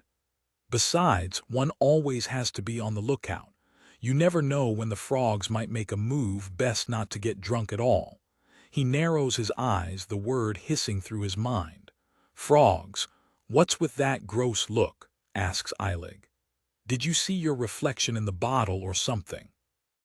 The table falls silent as Rein and Sokol freeze, their hands pressing against each other's faces in an effort to push the other away. Heine's eyes instinctively wander down towards the glass bottle in his hands, towards the vision of the burn-scarred man, who is staring back his way. But in the light of the room that bounces down through the glass, coming from the candles set around the space, he also sees the reflection of so much more than just himself. Heine smiles, clearing his throat a third time as he pops open the bottle. I was just wondering if I could squish you into this bottle before I cork it back up, the fairy gasps. You wouldn't. This is perhaps true. He wouldn't. But given the sideways glances that the other three are shooting towards the ill-mannered fairy, he gets the feeling that they all might, at the very least, each strongly consider it a ND. The fact that they would do so, and take offense for his sake, means more to him than any harsh words ever could. Chapter 42. There are things that we must do, and so we'll do them, but not because the frogs want it. Put it over there, instructs Heine, pointing towards the side of the restaurant seating area, at the empty space between the front desk and the adjacent wall. The man nods, waving over his two employees, a pair of orcs, who come inside carrying a large cabinet. It's an equipment stand for adventurers who enter their guild and want to leave some of their more cumbersome gear by the front desk, rather than lugging it to their tables or rooms. It's really taking up shape, says Sokol, sitting behind the front desk. She started to really nest herself in there, behind the counter. As for the arrangement of books and ledgers that used to be there, the older ones are now placed into her bedroom. From the extra spending money that Heine had given her with the wish that she buys herself something nice, the elf had bought an expensive shelving system for her own room that she's keeping all of the old financial information in. Of course, on hearing this, Heine tells her that he really wanted her to buy something for herself, like a rug or a new mattress or something decorative and not something work-related. Sokol stares at him for a moment. Huh, she leans in, her ears twitching. It is something for me, she says, sounding almost unsure as to what he's implying. Heine raises an eyebrow. A shelf in your bedroom full of your employer's old ledgers, tax documents and bank statements is a thing for yourself, he asks. Sokol sighs, shaking her head. The ground shakes as the men set the massive cabinet down. A city boy like you just wouldn't get it, she says, waving him off as she slides over the top of the front desk onto her chair on the other side of it, landing and leaning back in one clean, coherent motion. Down in the South, we don't really have much numbers stuff, explains Sokol, shrugging. So I think it's super interesting now. Huh, says Heine, thinking. No numbers. Those kooky elves in the South Shore are an odd bunch. How do you handle stores? Stores, she asks. Oh, we mostly barter, you know, Heine nods. Interesting. He turns to look back over the hall. 3 days have come to pass since the work has started on the house, and a significant chunk of it is done already. The worst offenders have been fixed, the beams readjusted, the tables polished. The rooms upstairs, while not entirely refurbished, have been intricately cleaned, and the mattresses and linens at least have been replaced, and Rein should be upstairs changing the last of the bedding this very second. As for their plan of operations, they're going to be opening the guild in general to the public very soon. Beds will be for rent at the standard rate. Of the 9 rooms they have, one is his and Obscura's, One is Sokkel's and one is Rein's, which means they have 6 rooms left to rent out to customers. The attic is staying closed off for now, until he makes up his mind about it. For this lower-income neighborhood, a fair price has to, of course, be established. One that is reasonable but also profitable, but most importantly, competitive enough to give the frogs a good kick where it hurts. Heine heads upstairs, checking out the progress. "How does it look?" he asks, before coming around the corner to the door. He can feel the wind pushing through the hallway as evidence of Obscura being busy at work dusting. The man peeks into the first room that they have for rent. Rein is changing the sheets. His hair is frizzy and strewn all around his face from the wind that he seems to have been surrounded by now for a while as he worked. "Majestic," hoots Obscura, sitting on the chair behind Rein in the form of a small owl. "Grace, shelter," squawks the deity. "Many will come to find warmth beneath nurturing Obscura's shadow," she hisses. "This is the last one," says Rein, tucking in the before-last corner of the bedsheet. "We already did all of the other rooms."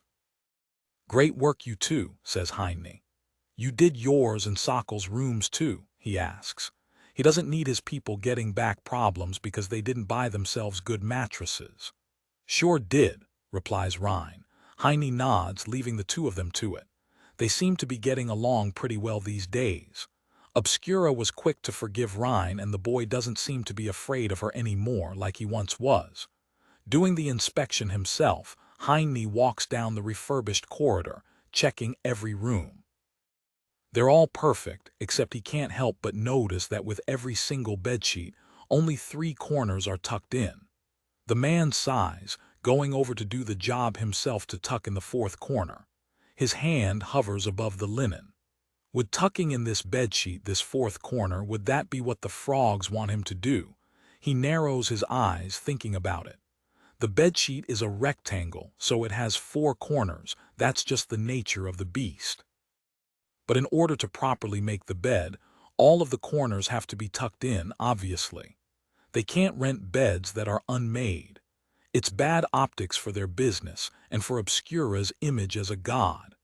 They still need to make a proper introduction for her to the people as well.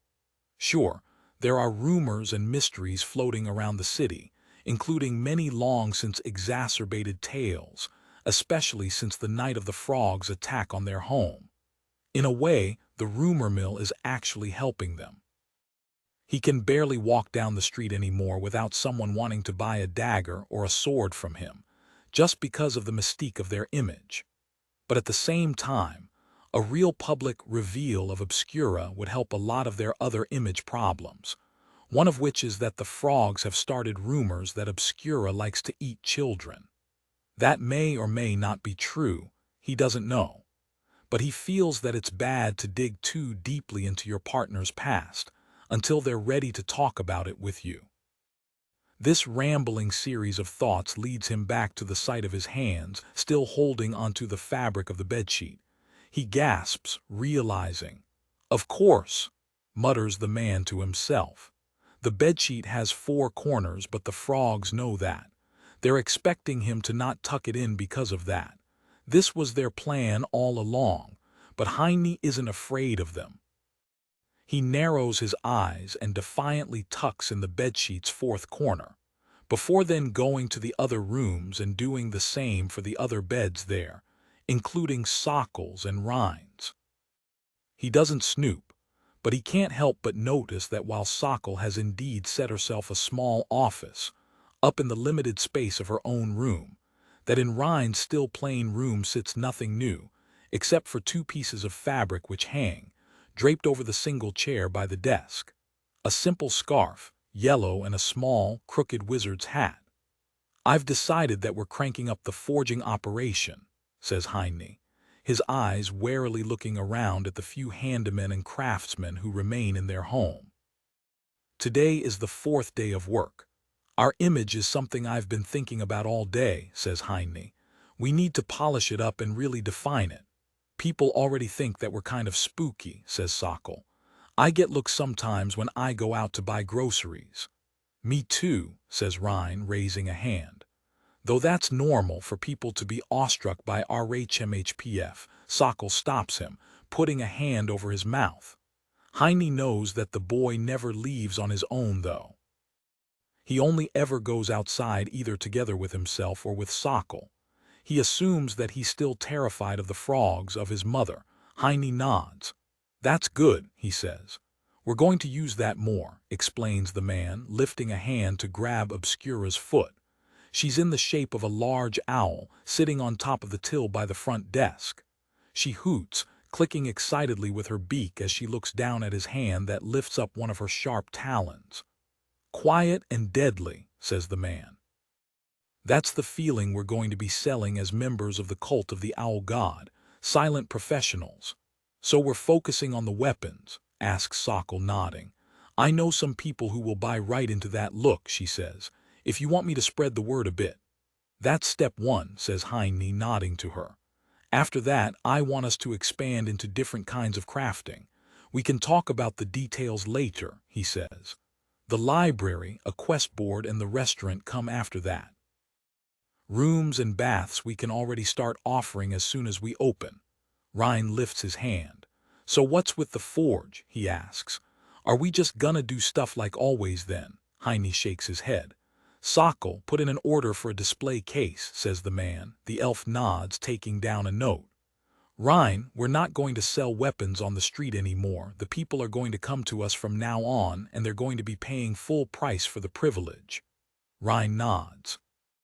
"The arrows are ready," explains the boy. "With the kiln and the molds and everything set up, we can make a bunch of stuff every day just by pouring them full."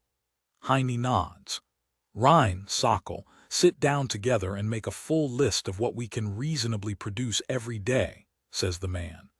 "We need to get our income and expenses jotted down so that we can plan for the future," he says, looking over the counter and picking up one of the pamphlets that Avarice had made for his bank. He smiles, looking at the almost childish drawing of a dragon watching over a mountain of gold. "Entrepreneurial spirit, huh?" mutters the man to himself. Remember Avarice's words. He sets it down, picking up Obscura. She hoots in surprise. "Let's get to work, people," says Heine, walking away with the owl clicking excitedly, nibbling on his fingers. "There's something that needs to be discussed." "Hi tilde ni tilde ni is bewitched, yes?" asks Obscura, having broken free from his grasp. She's now floating around him in a circle in her half-human form. The two of them are back in the stone corridor leading towards the forge. "By enchanted Obscura's beauty, yes?" she asks playfully, pressing a talon against his nose. "Yes," replies Heine, not skipping a beat as he looks into her eyes. "Who tilde?" hoots the owl god, exploding into a puff of feathers as she flops down to the ground, her flying spell having been broken by her sudden transformation. Heine lifts a hand. "But that's not why we're back here," he says, looking around the dark corridor. The small owl, standing down on the floor with her wings spread out flat against the stones, turns her head up his way, clicking excitedly with her beak and hissing. "We're not just starting an adventurers' guild," says Heine. "We're going to be collecting worshippers too. That'll make you stronger, right?" he asks. The owl flies up into the air, landing on a small rafter in the hallway, and looks down towards him. "I get power from Heine's claws," she replies, and Heine nods. It's of course obvious by now that she gets a chunk of someone's soul points whenever they're using a weapon blessed by her. "But," says Heine. "But also from Heine," says the owl. "From the river boy, from the sock elf, from the crunchy spider fairy." He nods. "Gods also get their power from their worshippers themselves. That's why a lot of gods only collect worshippers to begin with. Some gods, like the god of the forge, just don't really attract many worshippers, given that their nature is one which doesn't inspire much awe. They're just not as romantic an entity to dedicate your entire life to, like a god of war or some such. These other gods make do, however, by creating items for others to use instead of being worshipped directly.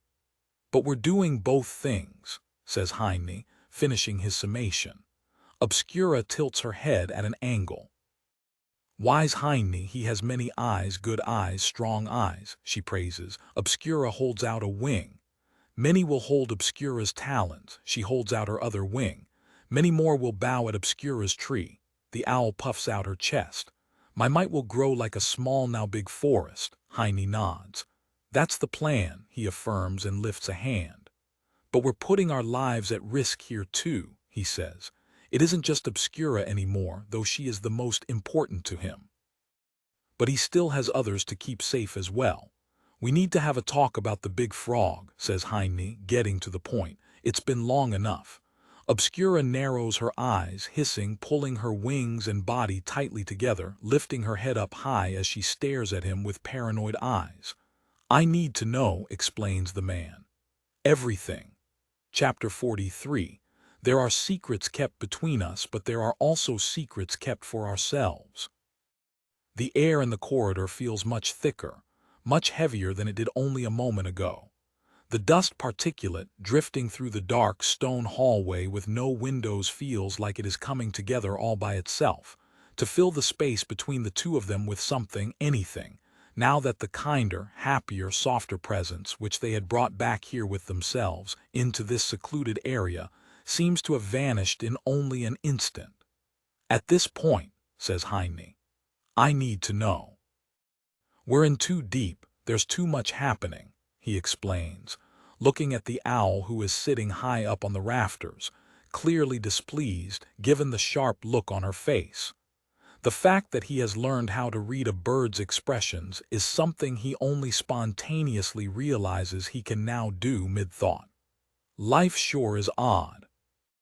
Obscura, her body tight and rigid, stares down towards him for a moment, clicking angrily with her beak as her eyes dart around the hallway, as if his sheer mentioning of the entity's name could have summoned it here. I don't know anything, explains Heinie, holding his hands out to his sides. I don't know where you're from. I don't know why we're doing this. I don't know why we're in danger and why there are people worried about us succeeding, about us helping you. He shakes his head. 44 days have come and went since the start of their life together. Please, says Heinie, bringing his case to an end. Obscura changes her form, shifting back to her humanish shape, but stays up on the rafters. Heinie wants, yes, she asks. He wants to know of Obscura, yes. Yes, replies the man.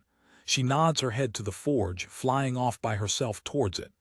The man watches her go and then, looking over his shoulder to make sure they're alone, he follows her into it.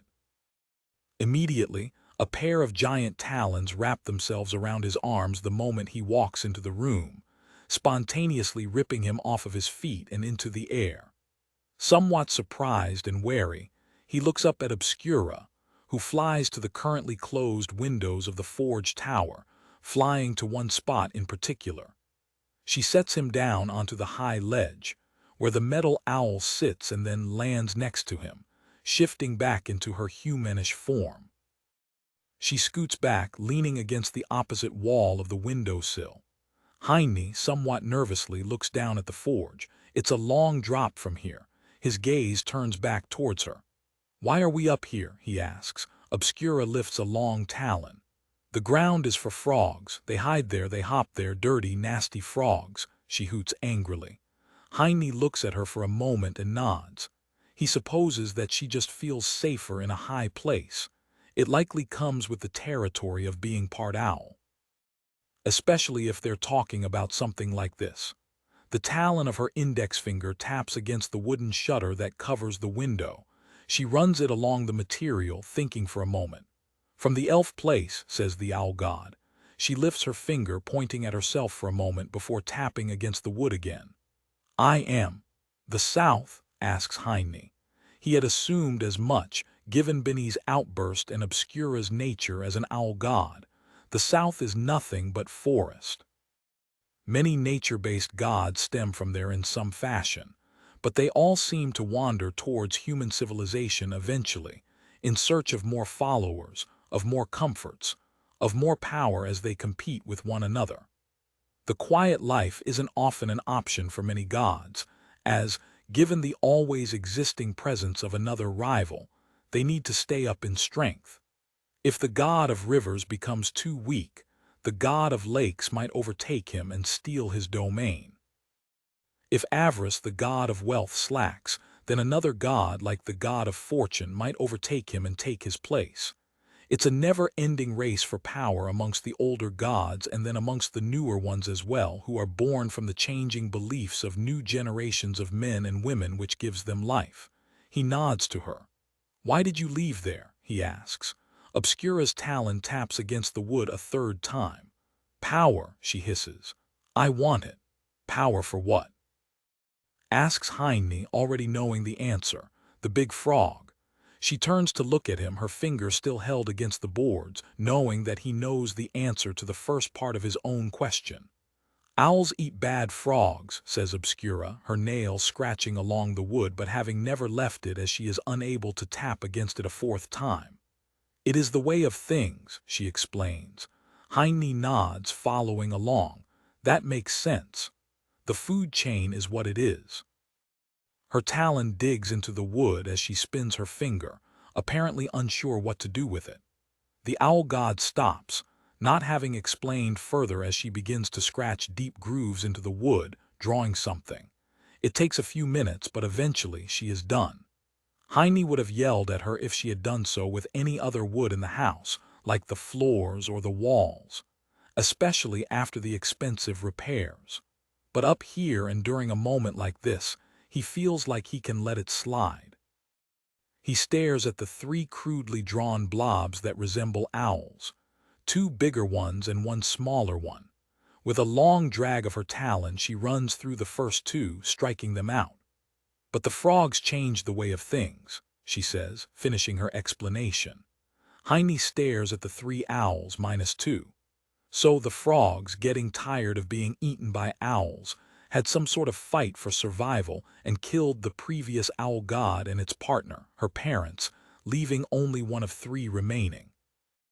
Heine recalls her mentioning before, as they were laying in bed, that she had inherited her title of owl god, which seems to usually be passed on to a male apparently, hence the rigid title of owl god rather than owl goddess. Obscura left and found the big now small forest and was lonely there, says the owl god. And then lonely Heine found lonely Obscura. She points at the metal owl that sits between them.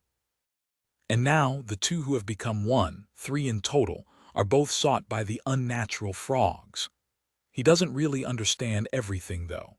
If this is a quarrel between the frogs and her, then why was the elf, Binny, terrified of Obscura? Binny and Sokol are from the south. There were clearly stories about the local deities there amongst their old homes, and in the case of the owl god, clearly unpleasant stories, from what he has deciphered. Maybe frogs and two owls weren't the only thing that got eaten in that dark forest. There are more questions, many more. At least three, in fact. But as Heine turns back to look at Obscura, he decides that this is enough for now. "Thank you for telling me," he says, and she nods to him, holding out her hand. He grabs it, expecting for her to fly him down now, but instead they just sit there and she holds onto his hand, turning back to look at the drawings. Heine supposes that this is a complicated situation. If he's understood right, the frogs, after generations of being eaten by something higher on the food chain, fought back, successfully at that. In and of itself, an admirable feat that he can't deny the subjective morality of. In nature, it's eat or be eaten after all. But that creature that was fought back against, the thing that is still being pursued in order to finish the job, is the woman who holds his heart captive. The one who has allowed him this blessed third life. Right and wrong don't matter here. He's on her side. She saved him from ending up where he was going, so he's going to do whatever it takes to keep her and his new life safe. His thumb runs over the top of her hand, as the two of them sit there on the high ledge together for a while longer. It all looks so different. Heine isn't really sure what to think, as he stands by the front door to his house, having just stepped back inside from his errands. A month and a half ago, it was dark here, dusty, cold. His eyes wander towards the rafters above his head, towards the ceiling of the room, which seems much lighter than it was once before. Oppressive. He isn't really sure why, but for a brief moment as he entered his home just now, closing the door behind himself, he felt like he had felt back then, back when he was a child. Only for a second. It was only an oddly nostalgic twinge of some feeling that is still inside of him somewhere, hidden snugly into some corner of his soul where it can't be dug out so easily. A month and a half isn't enough time to heal the damage of his youth, but it certainly is enough to pour some fresh dirt over it. The man lowers his gaze, staring towards Rhine, who is sitting on a bench, his fists clenched tightly in his lap in what looks like it might be sheer terror, given his stiffness of body and his ghostly pale face. Heine supposes that he understands. Obscura is sitting behind the boy in her half-human form, her long, sharp talons running over his scalp, as she seems to be trying to neaten out his hair a little. Rhine's clothes have always been a little dirty and worn, but his long hair had always been immaculately brushed. Heine assumes that it was his mother who did that, which brings him to understand the boy's stiff posture. He isn't scared of Obscura. He's just been trained to be afraid in this situation, this brushing, through years of it happening. The long hair isn't great for their work in the forge, but it's fine if Rhine just ties it back like he's always done. He's hardly going to tell the boy what to do with something as personal as his hair. "You're allowed to come inside," says Sokol from the side, sitting behind the counter with her feet up on top of it. Heine looks towards her.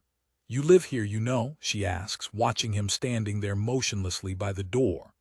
"I forgot for a moment," replies Heine jokingly, staring at her bare feet that are up on the wood. "Really?" he asks. The elf shrugs. "Not like there are any customers," she replies. Besides, Sokol points over to Obscura, who is clicking excitedly with her beak as she works, having found some indefinable joy in straightening Rhine's long, azure-blue hair. "The owl god doesn't wear shoes, so I'm just trying to live up to her image." Heine blinks, turning his head to look at Obscura's long, fluffy owl legs and taloned feet. "Sokol," he sighs. "She obviously can't wear shoes." The elf shrugs again, and then theatricality lifts her forearm to cover her forehead. "Ooh, Tilda," she moans tragically. "I just want to be as beautiful and graceful as the owl god," she croons. "Who Tilda?" hoots Obscura from the side. "The sock elf will one day find a grace like beautiful Obscura's," says the owl god, clearly pleased, not having picked up on Sokol's theatrics. "Heine will not be cruel to Obscura's loyal worshippers, yes?" she asks from the side. The elf opens an eye, grinning smugly at Heine as she wiggles her foot, which is still up on the counter. The man rolls his eyes, wanting to laugh, but deeming that it would be better not to. Is this a testing his authority situation? He isn't sure. "So you used to do some stuff, huh?" he asks, repeating what she had once told him. Sokol clearly knows how to work people, and years of customer service experience have only honed that particular deadly blade. She nods. "Yup. It shows," replies Heine, shaking his head. "Just keep your feet off of the counter when we have business," he says, trying to assert himself here in at least some fashion. She leans back on her chair, crossing her legs. "You got it, boss man," replies the elf, flashing him a thumbs up. "When are we opening, by the way?" she asks. "The workers are done. The wood and the other stuff you wanted is here. Our bills are paid and we're city approved." Heine turns to look at Sokol, feeling Obscura's and Rhine's gazes falling onto him as well. "Tomorrow," replies the man. "I just got back from Avarice. They're drumming up the word right now." Chapter 44. Bad things lurk in the shadows. The big frog is here, but it hides where we cannot see. Today is the day. Heine sits on the foot of their bed, staring down at the well-trodden boards which lead up towards his place of rest. As his foot taps against the floor, he wonders, how many feet have walked this way? How many people have sat here where he now sits? He's a little nervous, honestly, and his mind is running rampant. Are any people actually going to be showing up? If so, how many? Are they going to be overwhelmed with a flood of interested customers? Or even worse, what if nobody shows up at all? What if the frogs have sullied their name too much already to the public? His foot taps against the boards. They're counting on customers to show up, adventurers with loads of equipment, which needs to be repaired, curious people who are interested in seeing the owl god, wanderers who want a cheap bed. They've lowered their rates for the beds in order to draw some new faces inside. Repairs, beds and baths are the current model of their finances. The library and the restaurant will come later, when they have more capacities. Maybe they can even branch out into other kinds of crafting too. Is it going to be weird to have people here, inside of this home of theirs? Yes. His foot taps against the boards again, and then something touches him from behind. The man turns around to gaze over his shoulder, looking at Obscura, who has crawled up from her side of the bed to sit behind him. The owl god wraps her arms around his torso, pressing her head against his back. "It will be good," is all that she says. Feeling her taloned hands clasped together in front of his body, he plants his hands on top of them, turning back forward. "It already is." "How are we looking?" asks Heine. "All good," replies Sokol, shifting around a stack of papers. "I've set up a ledger for the rooms. Single nights for 15 obols a night per head, baths cost extra. 75 obols if you book a full week. Baths are included with that one, but not food." Heine thinks for a moment and then nods. "Sounds good to me." Rein raises a hand. "Rein, who's going to wash the bath?" asks the boy. "The room is quiet for a moment. You know it's gonna get all muddy and stuff," he explains, going on. The three of them look at each other. Sokol lifts a hand.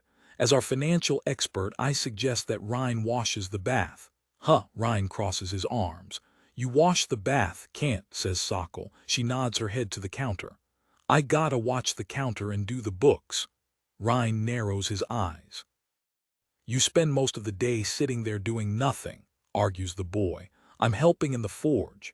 "Says you twerp," replies Sokol, raising an eyebrow. "You spend more time sitting around than some drunks I know," she argues.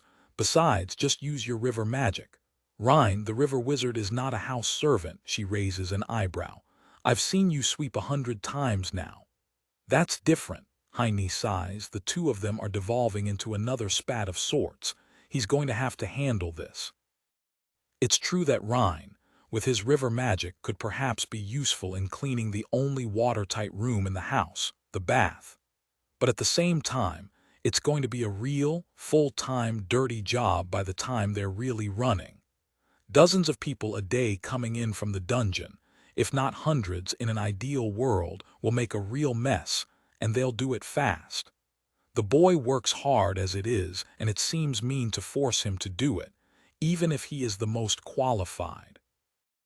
It is true that Sokol does lounge around a fair amount, but she also works hard too and has provided as equally real and tangible results as Rein has.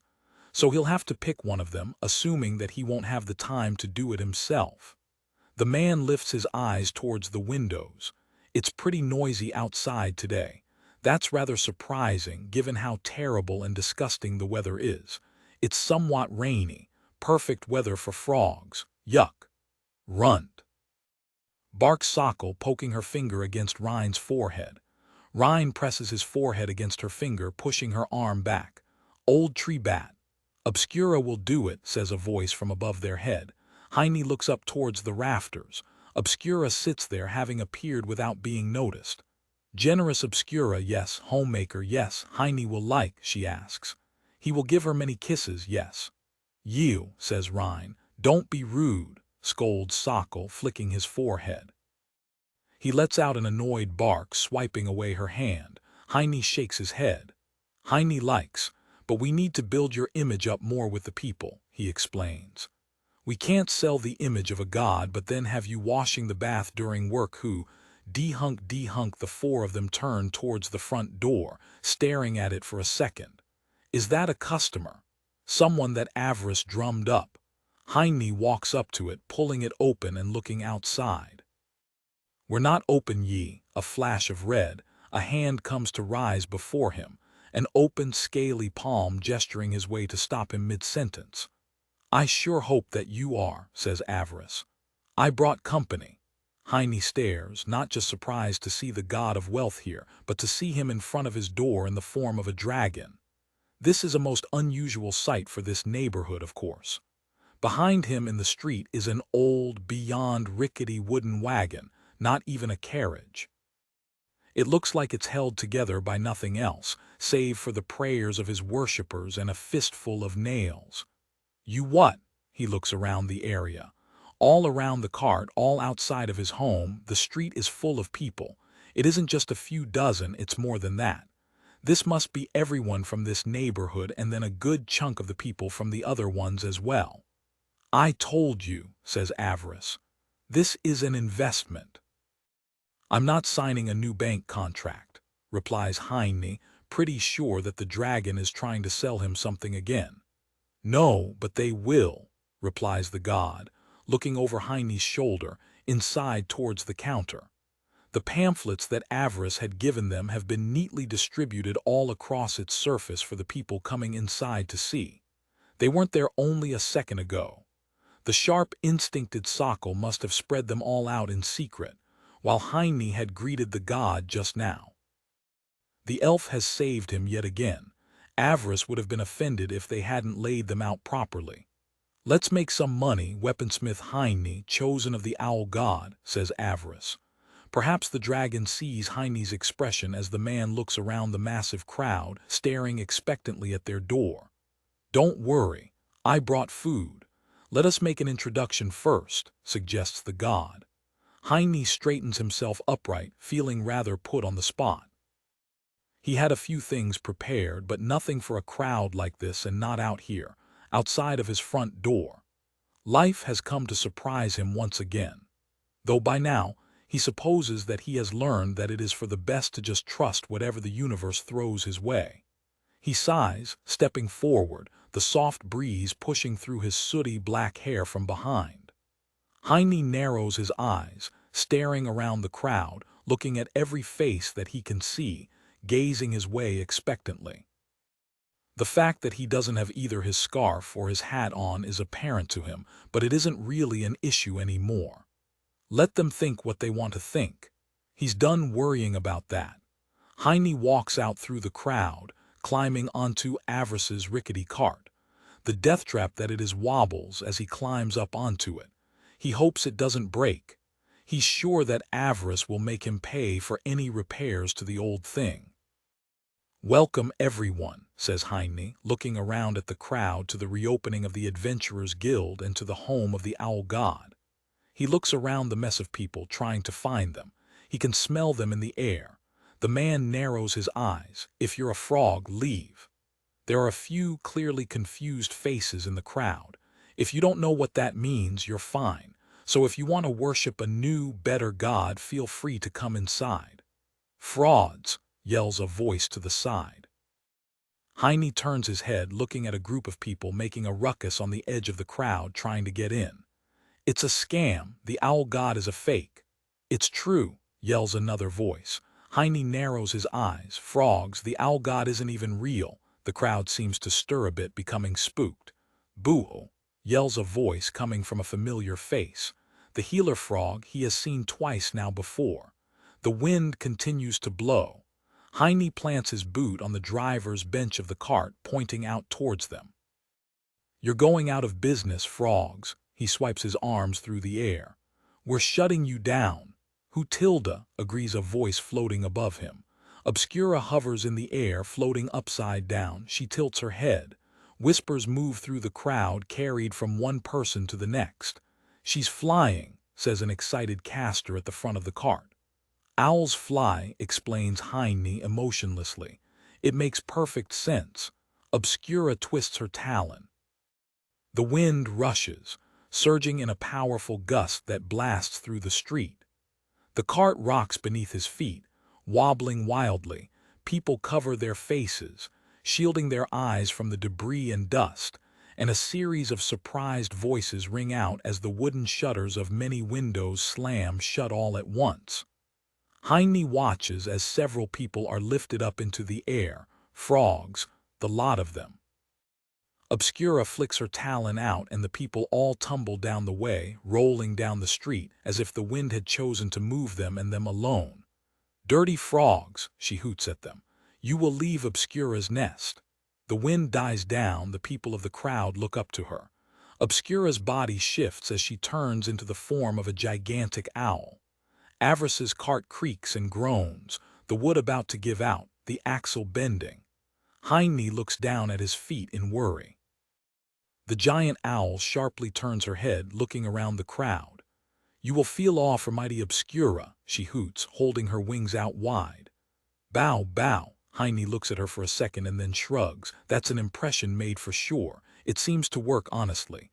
It's not every day that you see an owl the size of a small house after all." The man looks out into the confused crowd, some of whom actually do bow. "We're open. But I'm not going to say it again," he says, jumping off of the cart. "No frogs allowed," he finishes, walking back to the door and towards Avarice. "I'll add the costs for my cart to the bill," says Avarice. Heine looks over towards the dragon. "Send it to my secretary," says the man. "I don't handle the financials." A stream of interested people run inside after him. But not just curious people, also an array of Avarice's devotees who have come equipped with food, with drinks, and with ample marketing materials for their seductive offerings of high-fee bank accounts. Obscura flies inside, squeezing through the door as she shifts into her humanish form and sits up on the high rafters, up above the restaurant, allowing people to walk inside and greet her.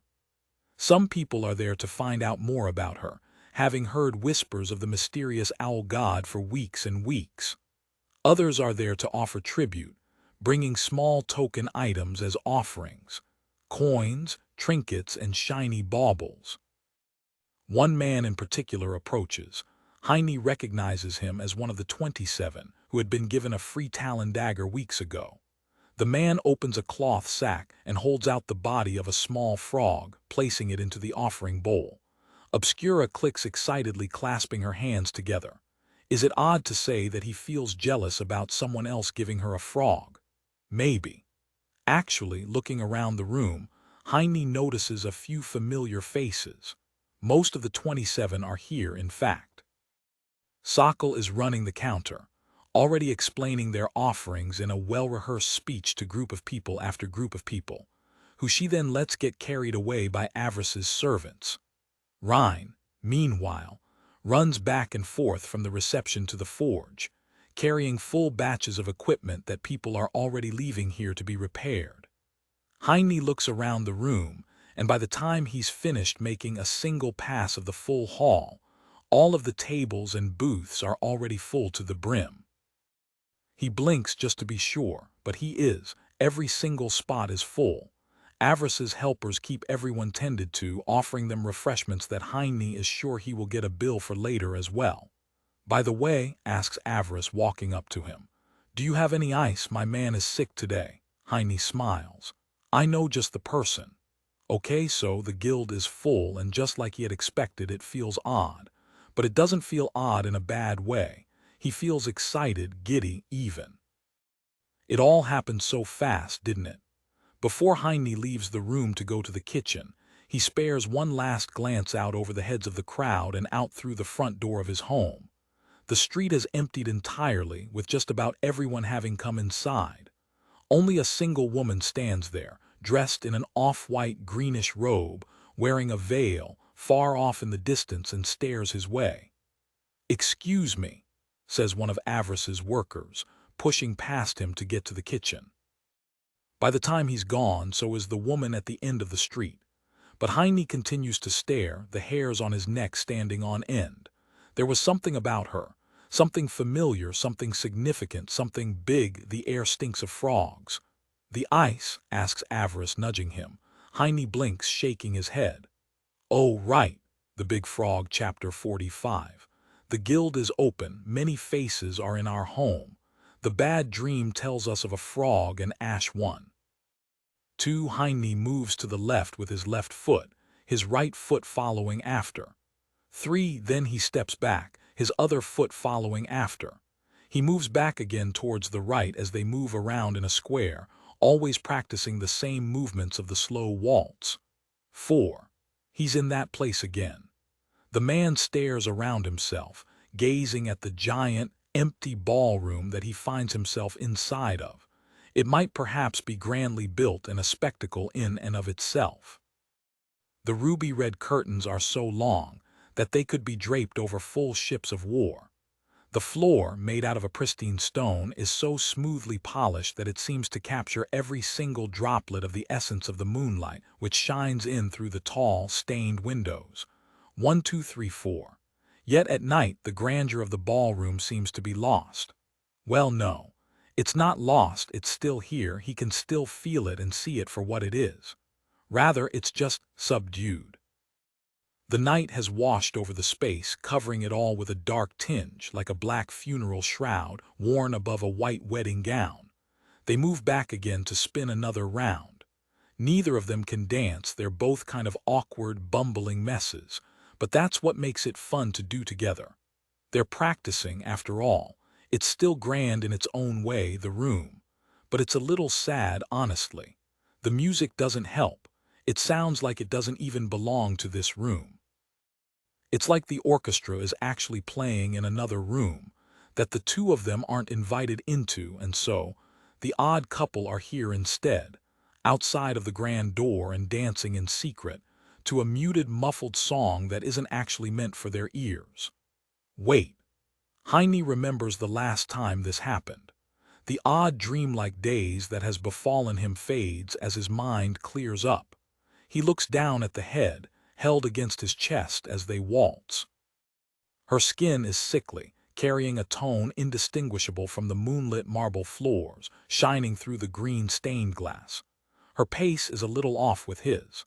A hand holds onto his as they move to dance another round. But Heine freezes, squeezing his grip down in confusion as he notices that the hand held in his is one finger short of 5 digits. Confused, the black-haired creature lifts her gaze, a pair of large, emerald-green eyes looking his way. The big frog smiles. She looks happy. Ribbit. Heine jumps up in bed, sitting straight upright and clutching the sheets as he looks around the room in shocked confusion. Obscura hoots in agitation, surprised at his sudden disturbance once again, but this time she doesn't fall out of the bed. Instead, she sits upright as well, hissing and clicking with her mouth excitedly as she scans the darkness of their bedroom. "Sorry," says Heine, stretching out a hand and pressing his palm against her chest. He slowly pushes her back down into the bed. "Just a bad dream again," she hoots, her tenseness leaving her body. "Heine dreams of the fire day?" she asks, squishing herself down into the mattress, his hand still on her front. Heine stares for a moment, trying to figure out what his move here should be. It's true that their relationship is close, but it also has many secrets. Then again, Obscura has never failed to answer any question that he had asked, even if her answers were often vague. But does he tell her that he's dreamt about another woman twice now? A frog, the frog at that. Are these just dreams? Or are they something more sinister? "Obscura often dreams of her bad night too," says the owl god. He feels a pair of taloned hands gripping his and pulling him back down to the mattress. Heine lays back down on his back, staring at the ceiling, as Obscura scoots towards him, laying her head on his shoulder. The man's eyes find a familiar spot in the ceiling, one he had spent many lonesome nights staring at in a previous life of his. "There's a problem," says Heine, turning his head to Obscura, who stares at him with wide, yellow eyes that shine in the contrasting darkness of their room. "Do you have breakfast?" yawns the man, shuffling down the hallway. "Put on some pants," says Rein to the customer, pointing at him with a rather blank expression on his face. The adventurer looks around the hallway. "Huh, why?" Rein points at the door. "You can be as pantsless as you like in your room, but not in the hallway." He lifts his hand, pointing at a sign of house rules that Sokol had made several copies of and hung all over the public areas of the building. The man seems a bit slow on the uptake and stares at the sign and then Rein for a moment. "You're pretty bossy for a girl your age." "Wizard," snaps Rein, lifting his hands. I'm a guy. I'm Rein, the river wizard. He yells, lifting his hands just in time for Heine, who had been watching the situation, to intervene, grabbing Rein's wrist. The boy freezes stiff. "Put on some pants," says Heine. "Breakfast is downstairs." The man shrugs and goes back to his room, yawning as he goes. The smell of alcohol still present on him from the night before. Heine waits for the door to close behind the man. "Rein, no magic in the hallway," he says, looking down towards the boy, whose face is extremely pale. He thinks for a second and then lets go of his wrist, which he had been tightly grasping. "Sorry," apologizes Heine, realizing that he's likely very sensitive to things like this. Rein sighs, his head drooping. "No, I'm sorry," he says, looking at the floor. The back of his thumb rubs over his lip as he thinks. "The girl thing gets to me," says Rein, looking up his way. Heine stares down at him, wondering if he's going to say anything else to expand on that. But he notices that the expression in the boy's face isn't one of contemplation, it's one of expectation. He's looking for guidance. "You're still young," says Heine, nodding to him. "By the time you're my age, you'll fill out more," he explains. He wonders if he should mention Rein's hair. That's something that can be changed. It's beautiful, sure. But culturally, long hair is seen as a feminine feature here. He decides against it, though. The boy shouldn't have to change his hair if he likes it, just so people treat him differently. Rein's facial features take sharply after his mother's as well. With those things considered, it might really just be a process of just waiting for a few years for his body to grow. "Can I get muscles like yours?" asks Rein hopefully. "Muscles?" asks Heine. He turns his head, looking down at his arm that he himself feels is rather soft. But maybe he just doesn't have as much self-confidence as he'd like either. "Keep working hard and eating right and you'll grow twice as big as me," replies Heine. "I didn't eat much as a kid, you know." "Really?" asks Rein. Heine nods, gesturing for Rein to follow him downstairs, explaining the orphanage situation to him, realizing that he had never told Rein the story.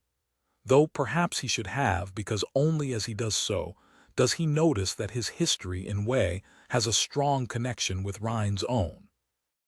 This seems to help the boy find his balance again, and the two of them then leave the stairwell to check in on Sokol. "Put it over there," says the elf.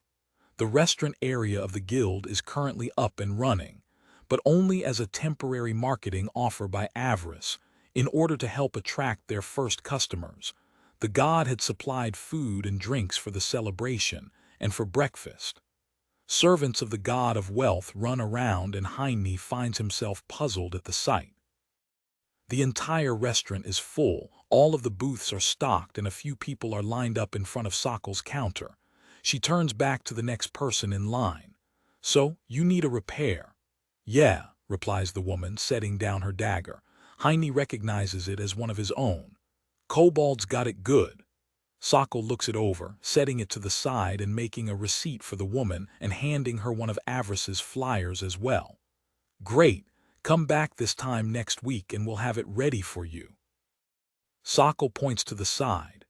"Go ahead and grab some free breakfast, on the house." The woman nods, looking at her receipt, and then walks away, only to be caught mid-step by a swarm of Avarice's servants who manage to squeeze her in somewhere, bombarding her with a mountain of pamphlets as well. Heine moves over with Rein in tow. The boy gets to work, dragging away a few weapons leaned against the wall. "A week?"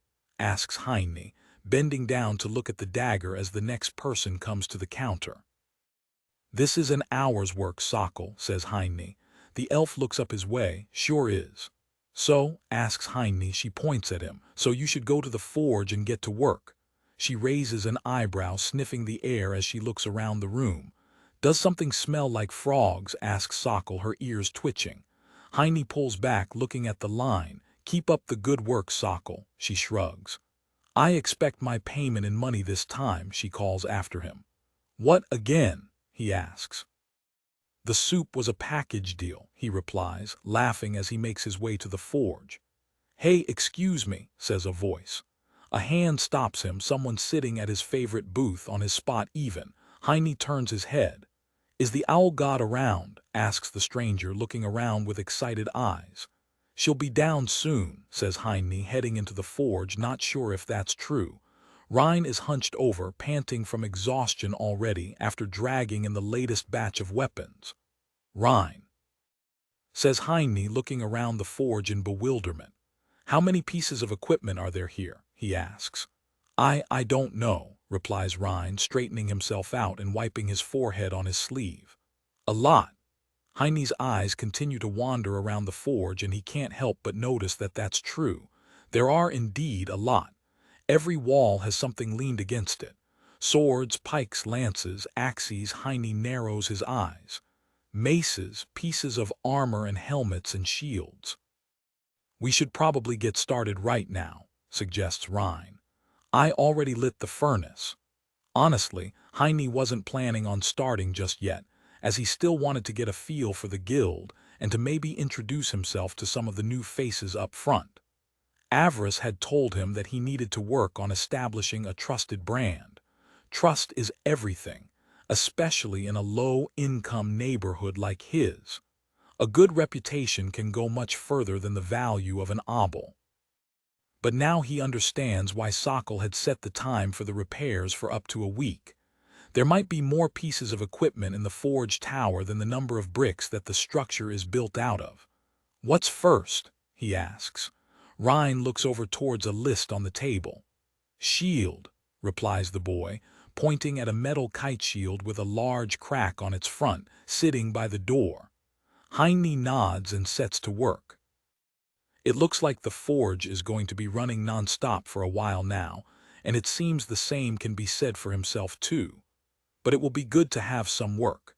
Not just some preparation and some roundabout efforts intended to get them going, but some real, hard, days-long work. Not just for him, but for Rein as well.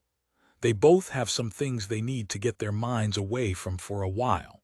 He sets the kite shield down, looking at it. Kite shield, quality high composition steel fastenings. High, cracked wooden plate, high steel bolts X12 worn leather strap quality effects, +1 to spell def, +1 def, +1 spell def. A strong kite shield that has seen many days. The sturdy steel trim holds together the cracked insides of the shield. Made by Grantfried of the West. Weight 1.9 kg. Durability 24/24, 45 value 94 obols. This looks fixable.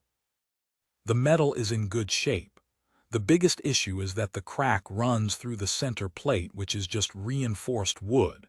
He'll either have to get some new wood and cut it into shape, or he can just replace the whole plate with metal. But is that economical? And is that what the customer wants? Maybe they want it to stay wood. It's a poor choice in his opinion, but it's a high-quality item. Best stay to the original intentions for it as closely as possible. "Rein, we need some wood," says Heine, knocking on the shield. "Bleak pine." Rein nods, running off to their pile of material wood. His eyes wander up towards the metal owl, sitting up high on the rafters.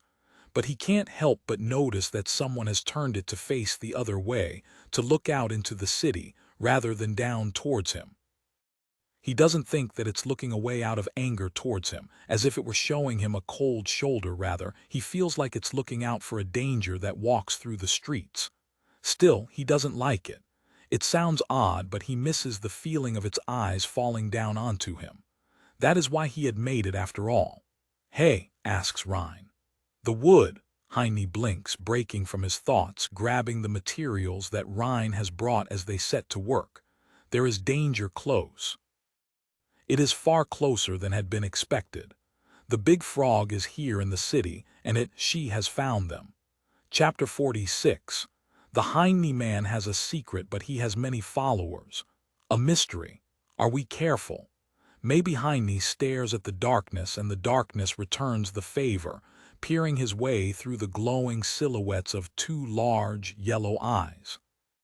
He looks around himself, gazing down the many roads of the bustling city, before his eyes wander back towards the dark alley he's standing in front of that he had just been looking down through. Obscura is gone. He sighs, shaking his head. A man can't even leave the house in peace these days. Not that he ever actually wants to leave his house. But he was out here for a specific reason, and it's no good if he's being trailed by a paranoid god. Ever since they've opened, she's become a little clingy. Not that he minds that either. He really likes it, actually. Then again, why is Obscura following him outside to begin with? The man narrows his eyes, glancing around himself. Did she go home now? Or is she still floating around in the shadows, watching him carefully? Given the smell of owl in the air, he ducks into an alley, which in and of itself is already a dubiously shady place. However, it is, in fact, the shadiest of alleys in this entire neighborhood. Adjusting his scarf, he pulls the brim of his hat down lower and keeps on walking, doing his best to ignore the gestures of different doormen trying to call him into their various colorful establishments. Those are no place for him, though. He's a not really but sort of his married man after all.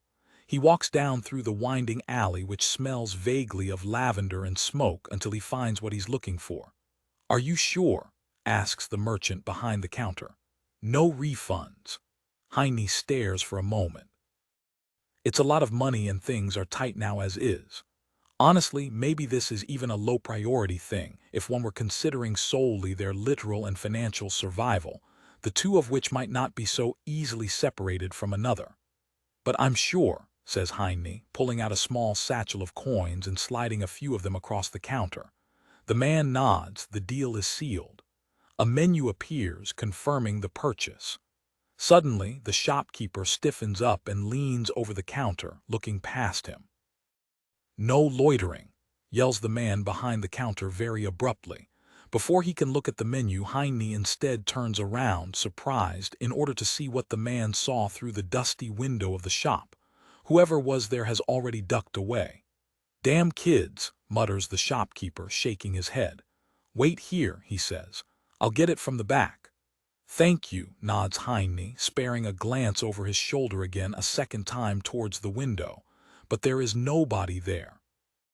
Heine rolls his shoulders back, exhaling to prepare himself. He doesn't want to appear nervous after all. Image matters a lot down in this neighborhood, and the deeper you vanish into its streets, the more abstract things like reputation matter. In many cases, it matters far more than money itself. He looks around to make sure nobody is watching, before turning back towards the inconspicuous door and knocking on it 3 times. A small covering slides open, revealing a pair of eyes behind the slit. "Password? I'm not here to play," says Heine, shaking his head. He lifts his hand, showing the man a dagger of his making. "I'm with the Owl God. I want to make a deal." The slit slides closed again, the eyes vanishing, and Heine stands there for a moment, wondering if this is going to work. A long minute passes, and then the door opens. Herbal smoke mixed in with an oddly damp smell pours out of the door. "The boss will see you." Heine nods, stepping inside, looking around at the dingy place. Honestly, he's never had much contact with any elements of society like this, let alone anyone in this entire district. But he had trailed so many adventurers and listened in on so many conversations during his phase of isolation that he at least knew about all of this existing. At times like this, he realizes that he doesn't even hate his past self or who he was. That person, that was just who he had to be in order to become who he is becoming now. The well-dressed man looks at the window of the stat. Obscurantism. He's wearing a well-fitted outfit belonging to someone of a noble's background. It seems highly unbefitting of anyone in this district, in this building, in this poorly furnished room. Yet there he is, surrounded in smoke, leaned back on a musty couch that is covered in pillows and women, as he thinks. Heine looks around the room, staring at the cloaked henchmen and bodyguards carefully watching his every move. "You see how this could be of interest for your enterprise?" asks Heine, turning back towards the boss. The man in the expensive outfit strokes his short beard, thinking for a moment more. "We'll sell them to your operation at a token price," says Heine, looking around the room at the cloaked men with hoods covering their lowered faces. 33% less. Repairs too." Why? Asks the man, saying the first thing he has said since the start of the conversation. Heine looks at the bodyguards, turning back to the man. The owl god seeks your favor, lies Heine. Now honestly, Obscura clearly couldn't care less about this person sitting in front of Heine. But as noted before, reputation and words go very far here. This man can't be bought with money. He has all of the money that he could ever want already. But reputation, offerings of power, those are worth far more. Those are still useful, even after you're rich. And it's working. The dynamic in the room has shifted already, from just those few words he had spoken. The bodyguards stand differently than they did a second ago. A god specifically requesting the help of a person. This elevates the man in the nice clothes in a new way, in a way he hadn't been elevated before. We need some help to keep trouble away, explains Heine, getting to his part of the deal. This is a poor neighborhood, but that doesn't mean that everyone is poor. There are rules here, and while he has certainly managed to never be important enough to be involved in any such affairs, he is well aware of what being rich, at least by this neighborhood's standards, could mean for his business and home. They're a target. The literal god of wealth visited his front door, right in the middle of the poorest neighborhood in the entire city. Burglars, thieves, and worse will be flooding in, having likely already scoped out the building during the opening ceremony, if not long before. That's ignoring all of the frogs who could be anyone, anywhere. Heine never had anything to be really worried about being stolen, but now he does. Not money or material things, but he has people to keep safe, and as the city guard has already displayed, coming in late only after the frogs' attack, he can't count on the official channels to handle it. They just aren't available in this part of the world. Not when you need them. The man in the suit nods. You'll hear from us, Heine, chosen of the owl god. Heine nods back, keeping his cool. He had never introduced himself to this man. Thank you, he says, turning and walking back out of the smoky room past a lone cloaked guard standing there, leaning against the wall with crossed arms and a boot back against the wall. He stops, turning to her. Sokol, let's go home, says Heine, shaking his head in dismay as he keeps on walking. The elf lets out a disgruntled noise, lowering her hood. Huh, how did you know? She asks, running after him. I can smell you, replies Heine, not skipping a beat as he heads out of the door, the elf running after him. She throws the robe off, tossing it onto some crates. You smell like owls. It's a perfectly good explanation. You're a real charmer, you know, asks Sokol, sniffing herself with a suspicious expression on her face. Heine gestures across to the alley for someone to come out. Rein, wearing his yellow scarf and wizard's hat, sheepishly peeks out from behind some crates that he was lowering behind. Come on, we're going home, says Heine. If you wanted to take care of some business, you could have just asked me, says Sokol. This place is Etilda, she says, looking around at the large glass window across the street that a few adventurously dressed women stand behind, waving their way with beckoning gestures. Heine grabs Rein, who from the sight of them seems to have suddenly been frozen in place, dragging him after them as they leave. Shouldn't we talk about why you're all following me? Asks Heine. Who's running the guild? Oh, Eilig's handling it, explains Sokol. Heine stops, turning to her. Sokol. Yeah, asks the elf. You do see what a terrible idea that is, right? He asks, picking up the pace. They have to get back before the fairy kills their first customers. Who Tilda? Hoots the owl god, Obscura, her voice suddenly coming from atop of his hat. A feathery face bends down, hanging upside down in front of his face from over the rim. The sock elf followed wise Obscura's bidding, she exclaims. He is lost, yes, asks Obscura's voice. Little Heine has wandered far from the path, yes, she asks. The silhouette tilts its head at a sharp angle. Is he again astray in her big now-small forest? Rein nods. Yeah, says the boy, and can you not hold my hand? Heine blinks, letting go of Rein's hand. Sorry, apologizes the man. He had forgotten to let go after removing Rein from a situation perhaps inappropriate for him, at least for another few years. What would the boy's mother think? He stops, staring down at the street for a second. What an odd thought, she's a frog. Best not to think about what she's thinking. It might infect his brain with her frogginess. Heine shudders. We were worried, says Sokol. Well, they were. I'm a grown man, says Heine. Something hoots above him, the owl god shifting into her half-human form, which is somewhat troublesome, given that she's still on his head. Heine does his best to stay upright, grabbing hold of the two long, fluffy legs stretching down his shoulders as she seems to be trying to sit on his back. Don't look at me, says Sokol. Why are you going down into places like this anyways? Yes, asks Obscura, leaning over sideways. Why, she asks.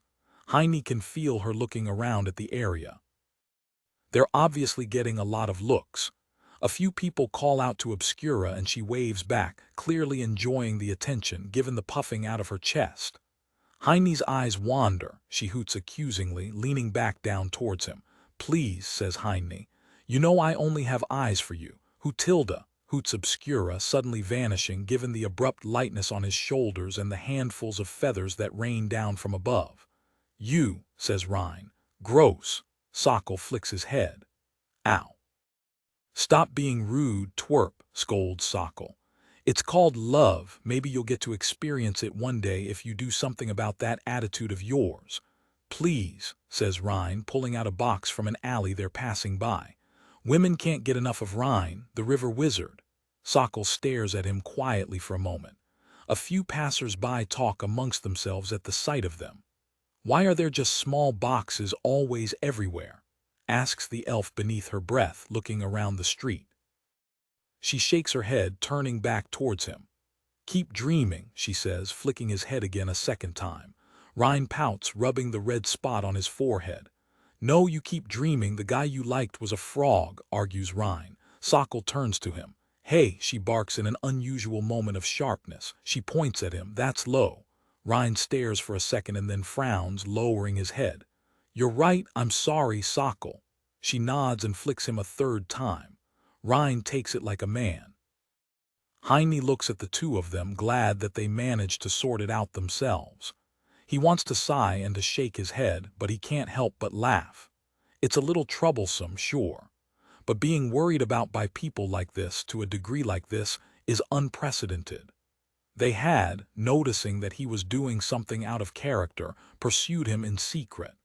In some more normal contexts, this would be considered frightening and scary behavior. But for him, he just feels blessed to have people who would worry about him so much at all, honestly. Heine walks home, returning to streets that are far less dubious, feeling the happiest he's been in a while as he explains the situation to the others. Well, not entirely, but the part with the deal with the Thieves Guild at least. The other stuff, well, that's a secret for later, assuming that the guild hasn't been turned into a block of ice already. Chapter 47.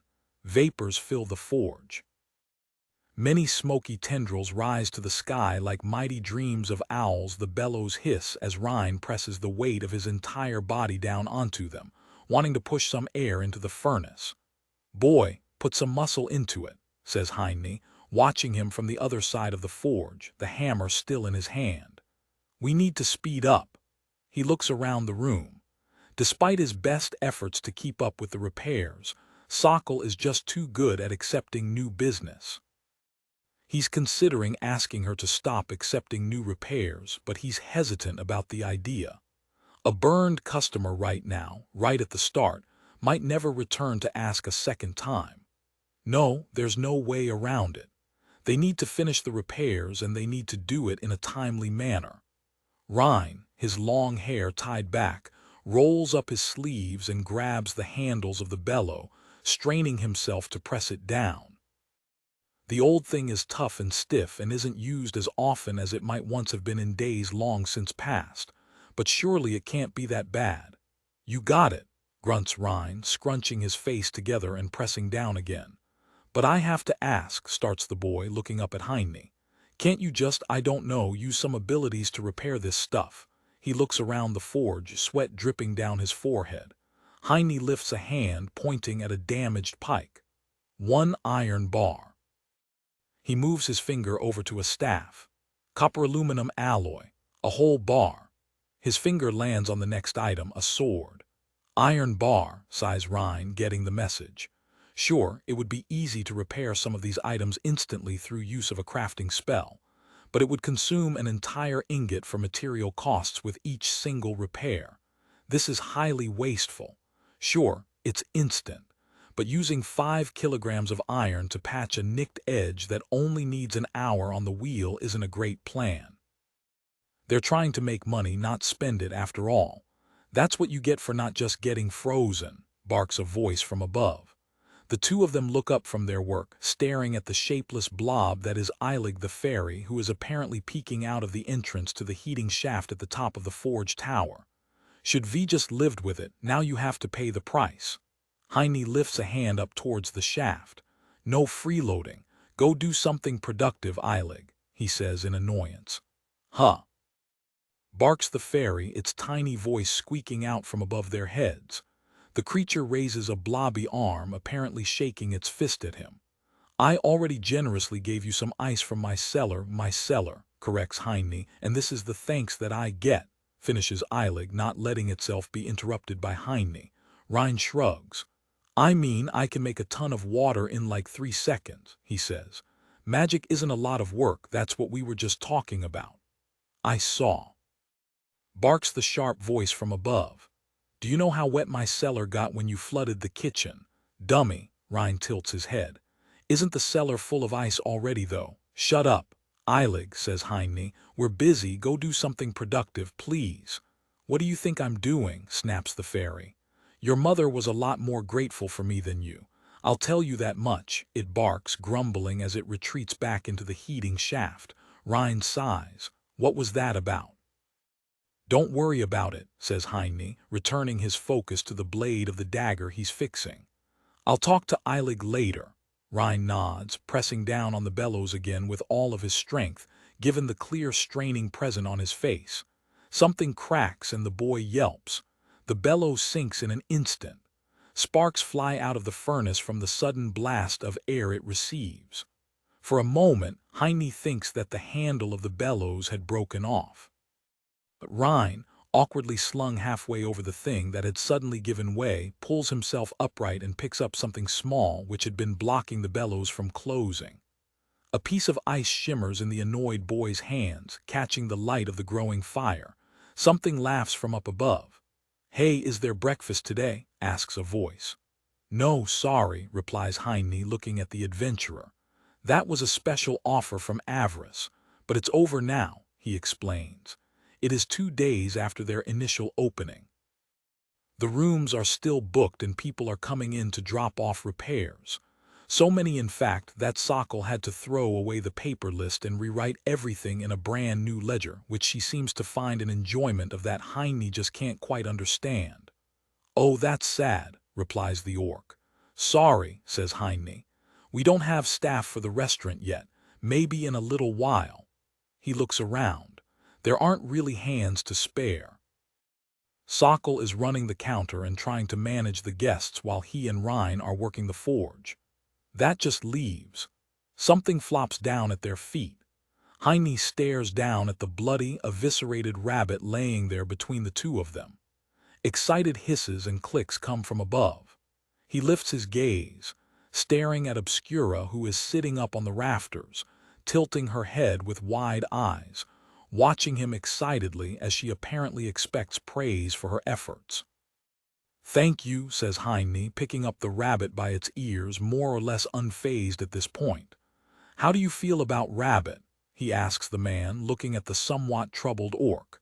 It's okay, replies the customer, staring warily up towards the hissing and clicking shadows above his head. Thank you, Heine nods. I'll get started. Take a seat, he says, heading to the kitchen. Something rustles, moving behind him like a gust in the night as he steps through the door, stepping over an old bloodstain on the wooden floor. Matriarch Obscura did good, yes, she asks. Heine is pleased by her ability to hunt, yes, asks the owl. She provides good nourishment, strong partner, strong mate, strong motherly Obscura, yes, she asks. Heine sets the rabbit down on the counter, turning around and kissing her. She hoots in surprise. "Thank you," he says. "We really need to organize something for the food," he says, thinking out loud. "I thought it would be fine if we just had the rooms and no food, but it might leave a bad image for our hospitality," he considers, pulling out a knife from a drawer. A taloned hand grabs his from above, holding it. "I will make the rabbit breakfast," says Obscura. Heine shakes his head. "We need to establish a reputation for you as a powerful god," he says. "That's going to be hard if you're around here doing chores." Obscura clicks with her mouth, swaying her head in a circle. "I will make the rabbit breakfast," repeats Obscura. "Foolish Heine," she lifts her arm out to the side. "He is blinded by Obscura's majesty as Queen Predator of the forest," boasts the owl god before lifting her other arm out to the other side. But he fails to see her nurturing grace. Obscura hoots, peeking down through his arm. "Mysterious." She pops around to the other side of his body, looking over his shoulder. "Intriguing." The owl god spins upside down, floating in the air, her face in front of his. "Loving Obscura," she finishes, tapping against his nose with the tip of a talon. Heine stares for a moment and then nods. To his surprise, the usually bashful owl god moves in and returns his kiss from before. "Hey, no smooching in the kitchen," says Sokol, peeking around through the door from the front. The two of them turn her way. She points over her shoulder. "There's a creepy guy here from the pond god or something." "Lake god," says an annoyed voice from behind her. "Some obscure water god. Should I send him away?" she asks, her ears twitching. Heine smirks, holding down his laugh so that the offended party doesn't hear him. "Go," says a voice from next to him. He looks back towards her. "Speak for Obscura. Heine will tell them her words," she smiles. "And I will make the rabbit breakfast." Heine smiles, having been beaten. "Okay," is all that he says, letting his hand slide over her face as he leaves. "Autilda cute," says Sokol, her ears twitching. "Get back to work, Sokol," says Heine, going to greet the stranger. Heine sighs in relief, leaning back against the bench. It is late in the evening, the day having come to an end somehow. He's beat. Looking around the table, the same can be said of Sokol, who is slumped over sideways, her head pressing against the top of Rein's. The two of them seem to have fallen asleep right then and there, before dinner could even get started. "It's a lot," says Heine, looking at the food. Sure, the food is a lot too, but he was just referring to the sudden increase in work that they all have.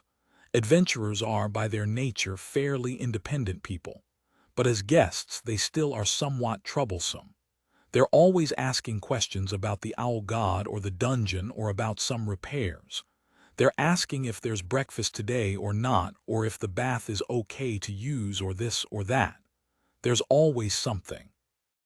Then the repairs and the work on new items that he's been falling behind on, and then finding time to spend with Obscura, Rein, and Sokol. It's all been a real challenge. It's just been a lot. "The 2 days were as long as 3, yes," says Obscura, reaching over to start cutting dinner, placing some onto everyone's plate for them. "But that means that tomorrow is the 3-day, she says excitedly. "It will be as long as 1. Heine lifts his eyes, realizing that she's right. Tomorrow is the 3-day, the 3rd day. He lets out another sigh, this one in relief. That can only mean that their load is going to be lightened. The door opens, a group walking inside. They had rented the rooms here. He stares for a moment. It's still an unusual sight for him, having people just waltz right into his home. But he's slowly getting used to it. "So, tomorrow?" asks the haggard caster of the group, covering her mouth as she yawns loudly, shuffling through the room after the others. Her hair is full of brambles and twigs. "Every day," says the fighter, dragging himself just as gracelessly forward. "I hope I can sleep tonight," complains the dark elf next to him, rubbing a bandaged spot on her arm. "I don't see how you couldn't. I'm beat." "Same. Me too." The group shuffles their way through the room, heading to the stairwell as they make their way upstairs. Heine stares at the table for a moment, getting an idea. He turns to Obscura. "Hey, can I ask you a favor?" She clicks excitedly, turning to look at him. Can you ask them if you should use a sleeping spell on them? He requests, thinking about it for a moment. It's a little thing, a tiny detail. They wouldn't even charge money for it. But surely it will help their reputation if all of the people who rent a room always fall into deep, restful sleep. It's almost an absurd thing to think about, really. But this tiny detail, a good night's sleep, could be what hooks a customer into coming back for another night. He's never run a business like this before, and he doesn't know if it makes sense even, but it sounds right in his head. They need to get the details right. Details are what frogs are bad at. They have to outshine them. Get out of my cellar. Come on, Erik, says Heine, coming downstairs, tired. Are we really going to do this every time? The blob peeks out of its hive-like house of ice, suspended from the ceiling. Not if you just stop coming down here. I have to come down here, says Heine. This is where you are. I don't want you here, replies the fairy. Heine shrugs, looking around the cellar. It seems that Obscura has indeed been busy hunting. In the corner, covered in ice, are several of the forest's unluckiest rabbits, already gutted and cleaned. He turns back to look at the fairy. I just wanted to say thanks, says Heine, pulling out some wrapped candy he bought in the city. I appreciate you going out of your way to help today. As if I would help you. Can you go now, you delusional weirdo? Asks the sharp voice from above. I want to sleep. Heine shrugs, setting down the candy. Sure. Good night, Erik, says the man. The fairy grumbles, the sound of its wings buzzing filling the room and bouncing off of the ice as he leaves, climbing back up the ladder. The fairy had been in the heating shaft this morning, after all, taking care of its old, former duties of keeping the bones of the house in good shape. After all, it turns out that the fairy language inscribed on the wall of the shaft, upstairs beneath his parents' old room, is nothing but a list of daily chores, for the person he had never known he shared a home with. Chapter 48. The god of death has come for our bones, but they're ours and he can't have them. Heine sighs, keeping his eyes closed as his body moves from side to side. He already knows that he's dreaming again, that his mind is someplace where it ought not to be. The man stops, or at least tries to, but he finds it hard to do. It's as if his body was simply following a well-practiced series of motions which he had been following for so long that stopping and standing still seems a stranger thing to do than to just keep dancing. What is this? He asks, not opening his eyes.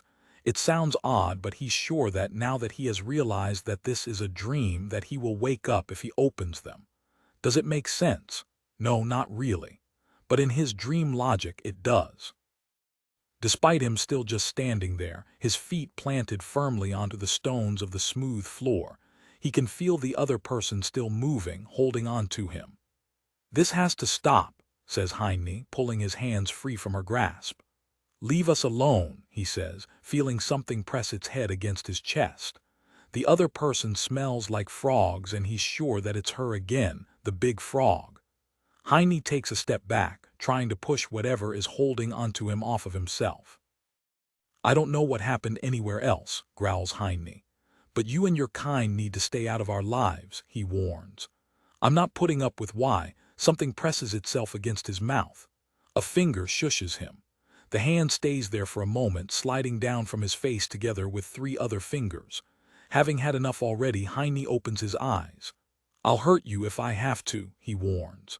4, she says, a smile spread across her pale, greenish face dotted with 2 swamp-emerald eyes. Next time will be our 4th dance. The woman tilts her head, her long black hair dangling very loosely, catching a stray ray of moonlight. Hi tilde ni tilde ni tilde hi tilde, she croaks, beaming.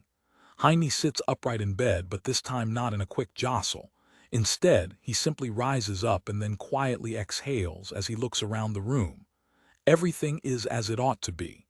The man rubs his face and bends down, planting a kiss on the side of Obscura's head before he gets up. She lets out a series of excited clicks and hisses, but doesn't seem to have woken up, instead, balling herself into the blanket some more. The word cute flows through his head, repeating the echoes of what Sokol had muttered this prior afternoon. Heine rubs his face, getting up and slipping on some clothes before walking out of the room. He needs some fresh air. It's not unheard of for gods to speak to people and to visit them in their dreams. Hell Obscura had literally given him his weaponsmithing subclass in a dream back when they had first met. But why is the big frog calling on him in his sleep? What does she want from him? Is this just some game to torment them, having no way to physically reach him at the moment? The man walks out into the hallway, looking at the many rooms of his home. All of them are full. That makes him happy. The beds are full and used. The guild, while not close to being fully functional, is starting off well. He has a family of sorts. He's engaged. By all objective standards, he has to be happy, and he is. In general, but right now, for some reason, he isn't.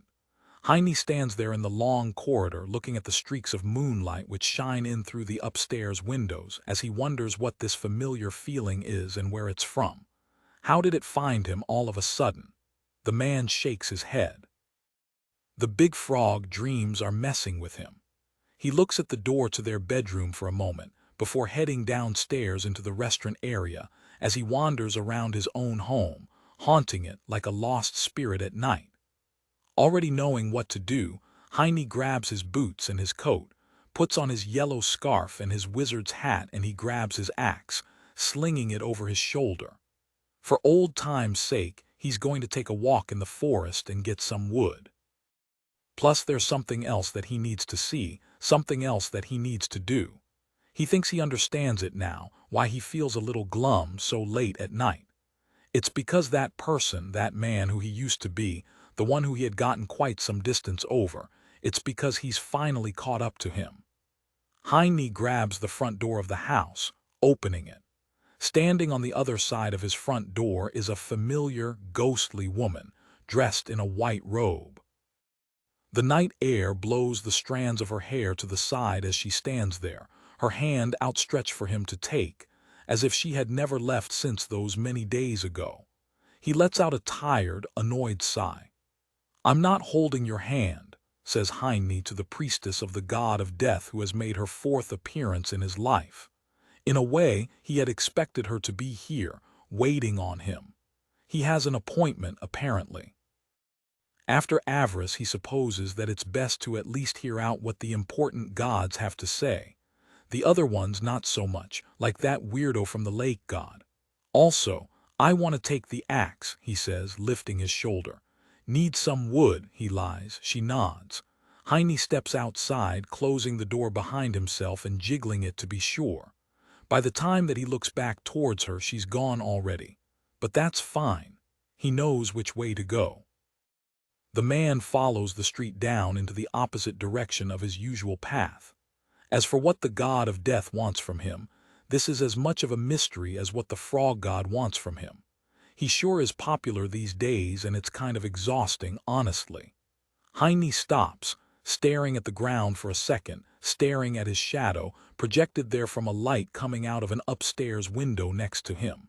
No, that's not a good thing to think, and it's not true either. He's exhausted, sure. But not because of the people all around himself. It's because he's been thrust into a new environment. So much has changed in his home, in his life, in himself, and he's barely been able to keep up. It's been a marathon. Heine lifts his gaze, looking at the pale woman in white, standing down at the very end of the street, waiting for him. He has to be careful. Just because that man from his past has caught up with him doesn't mean that he's going to let him call the shots again. The god of death, huh? He mutters to himself, vanishing into the night. How bad could it be? The hairs on Heine's neck stand on end as somber singing fills the grand stone halls. The deep throes of a single man's voice echoes around the massive, featureless corridors of the expansive temple. The unseen person leads a chant, while a somber chorus behind him continues after him, acting as his low-toned backup. The ceiling of the temple is up so high that Heine is sure he could fit his house just into this single corridor 2 or 3 times, stacked on top of itself. Gods sure do love their big, ornate structures. Honestly, he hopes Obscura doesn't get any ideas. He really likes their house as it is. It's cozy. Arching his neck backwards and trying to focus on the ornate cupolas above himself almost makes him dizzy. In comparison with the building itself, he feels absolutely minuscule.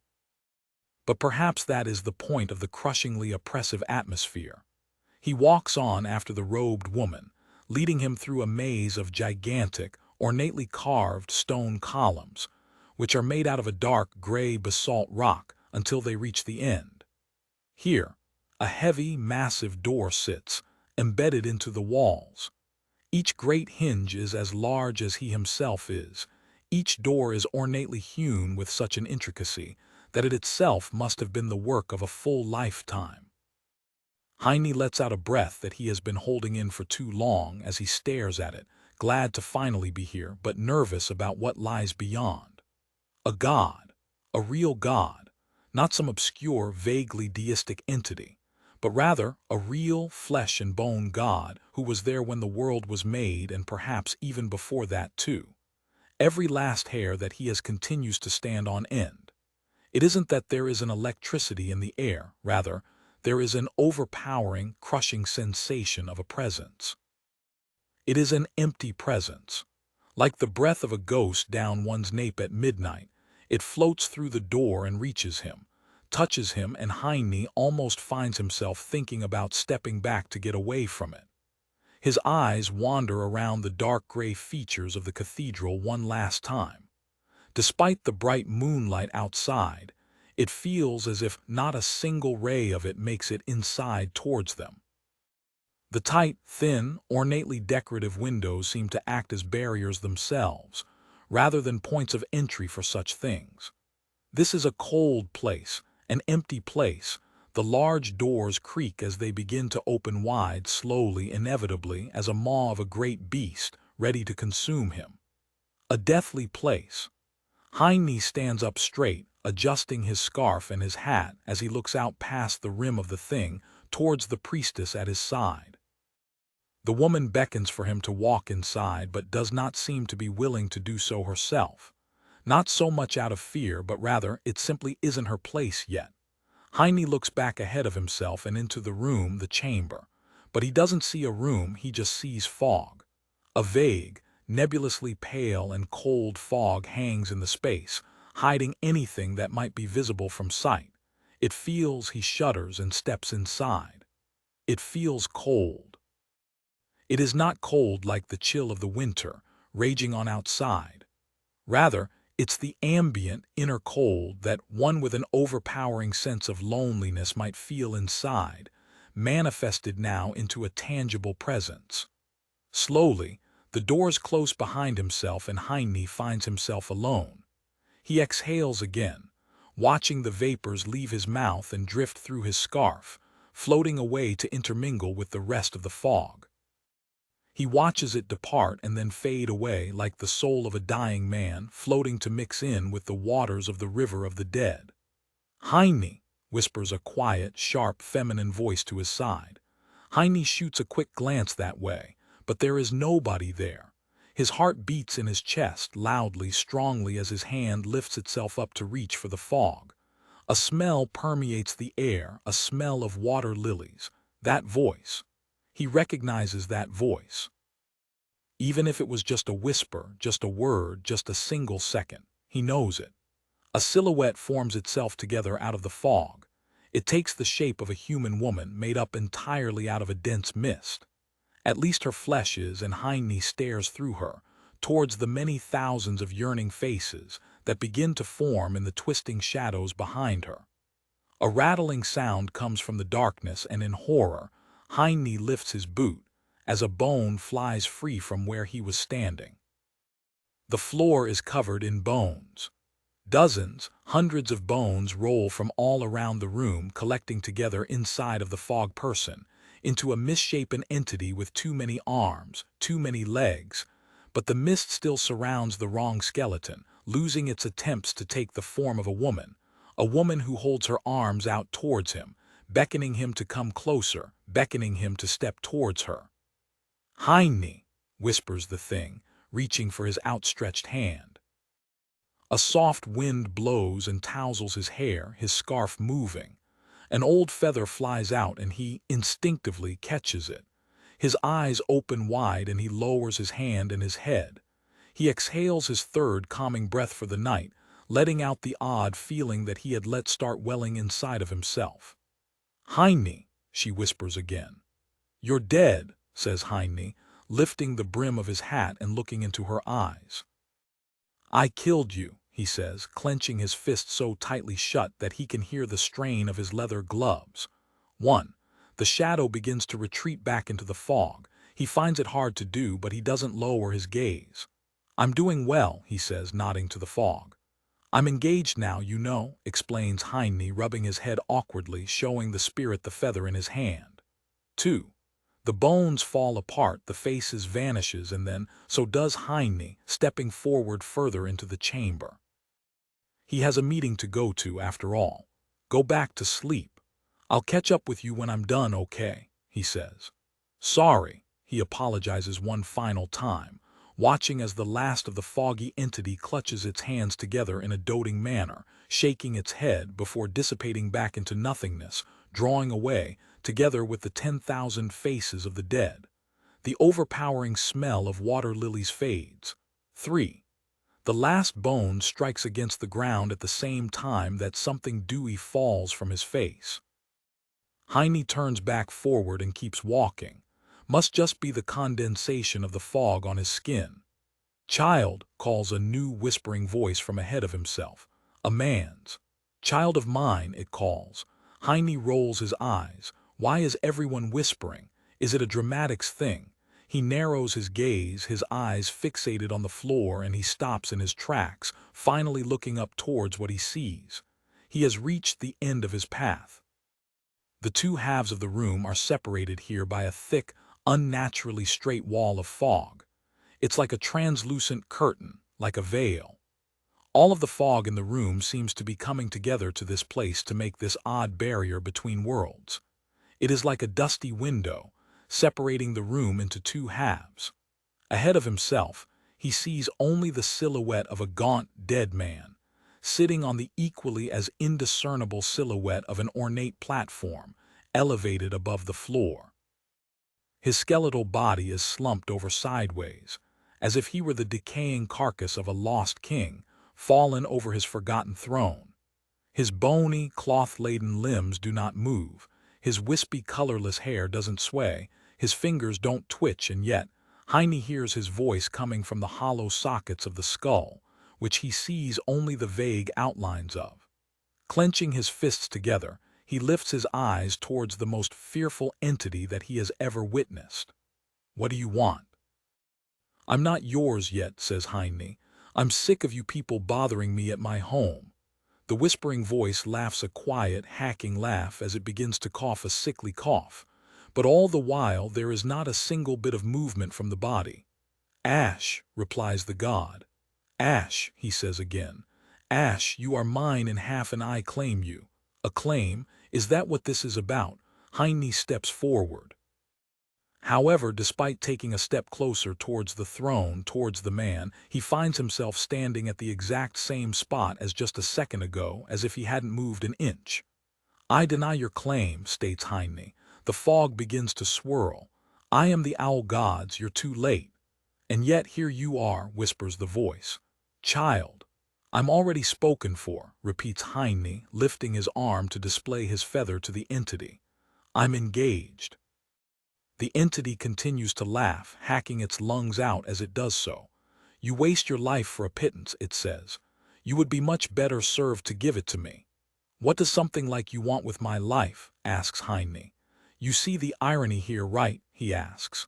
The fog begins to creep towards and around his feet as if it were the rising water of a coming tide. "You have gotten bolder since we last met," says the thing on the forgotten throne. "Do you not fear me any more, child?" Heine lets out a deep breath. "Weren't you listening?" he asks. "I said I was getting married," replies Heine clearly. "I'm not afraid of something like you anymore." Now, this isn't true, of course, but he thinks that it was a good line. He wishes that Rein was here to have heard it. He thinks the boy would have been impressed by that one. Damn. Heine makes a mental note to say it again when Rein is around should the opportunity ever arise. Laughter breaks out in the fog as the voice from the throne hacks out another joviality.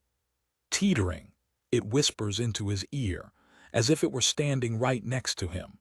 For 10 years you were teetering, it hisses, floating around him from side to side. But Heine doesn't look towards its source, as he knows that the thing is just trying to unnerve him. He instead stares up at the body, his eyes locked onto its eyes, which somehow seem to be staring his way, despite never having moved an inch, despite being nothing but empty sockets of a fog-engulfed skull. When you were a boy, I almost had you, it says, the voice wanders. When you grew from there, I almost had you, it whispers, the voice wanders. You were teetering on the edge of the void for so long, and then, it whispers, and he feels something touch his back, but he doesn't look. You became a man, and I almost had you. A few more weeks, it whispers. A few more months, and you would have broken. I would have finally had you. I'm here now, says Heine, gesturing to the space around themselves. What do you want? The fog pulls away from him, drifting up and away, back towards the throne and towards the corpse. Weaponsmith Heine, says the spirit of death. Chosen of the owl god, it adds on with an almost mocking hiss to its voice. We come unto an age of death, it whispers, almost gleefully now, as if the tension in its voice, the venom in its spirit, had all vanished at this most fantastic news. What? Asks Heine. People die all the time, he says, shrugging. What does this have to do with me? It has everything to do with you, Ash, it whispers. Ash, Weaponsmith Heine, chosen of the owl god. Heine narrows his eyes. Gods do like to be obscure and obtuse, don't they? War, it says. War. War. For us, Weaponsmith Heine, it is the greatest season of the decade, states the god. However, despite the morbid joy in its voice, the body still hasn't moved a single inch. The southern region is breaking free from the continent. This will not be allowed, it speaks. Generations will die. Ash will paint the land. Ash will paint the skies, it says, its voice becoming higher and higher in pitch. And there will be so many. So very many bones, says the god of death, ending with a cackling, hacking laugh like a man who had worked in the mines for all of his days. War, asks Heine again. With the South, I haven't heard anything about that. I mean, sort of, but nothing serious. The fog begins to condense, obscuring the silhouette on the throne once more by the second as it seems to be leaving. Wait, calls Heine, looking at the vanishing figure. What was this about? What do you want? I want you to make weapons, Weaponsmith Heine, chosen of the owl god, whispers his mother's and his father's voices into his ears. Our season of harvest has come, child of mine. And with that the voice vanishes, leaving Heine standing in a fog that feels slightly less present than it did before. Looking around at the empty room that he finds himself in, the man turns around and leaves. Heine stares for a moment, sighing. Next time, send a letter, okay? He tells the room. Why are gods always so dramatic? He shakes his head and hoists his axe back over his shoulder. Forget the wood, it's time to go home. He wants to lay in bed with his not-wife for a few more hours. Chapter 49. Hard times have found our soft home. The heat dries our face. But we have people money. A sweltering heat washes over Heine's face as he stands there, gazing down at the red-hot, glowing metal held beneath himself. He turns the blade over, examining it. His eyes scan the piece, searching for any flaws still noticeable on its surface. There, on the far right of it, there's something out of place. A segment of the metal there has a sort of a wave to it, but it ought to be straight and smooth. Lifting the hammer, Heine continues his work, thankful for Obscura's blessing, which really has made his eyes sharper. Where should I put this? Asks Rein. Heine ignores him for a moment, striking the blade that he's working on a few more times, before he loses track of the oddity and then turns his head, looking at the boy. Rein is standing there, holding 2 steel bars in his arms. Heine nods his head to the side. Over by the workbench, keep them sorted. You got it, replies Rhine, his tied-back hair stuck to his neck, dripping with sweat. From all of the money that they're making, Heine had Sokol order a bunch of crafting materials to keep them supplied. Common, advanced metals like different blends of steel, but also some more aluminum and some cobalt chromium. His priority, now that the rooms for rent are running, is to make an attractive offering of weapons for close combatants, like fighters or paladins, if he can attract their ilk. They could be real big spenders. Once that source of income is secure, they're going to need to find a cook to run the restaurant. Then, once that's stable and running, a librarian. There are so many different streams of income that they can get set up here, thanks to the structure's capabilities.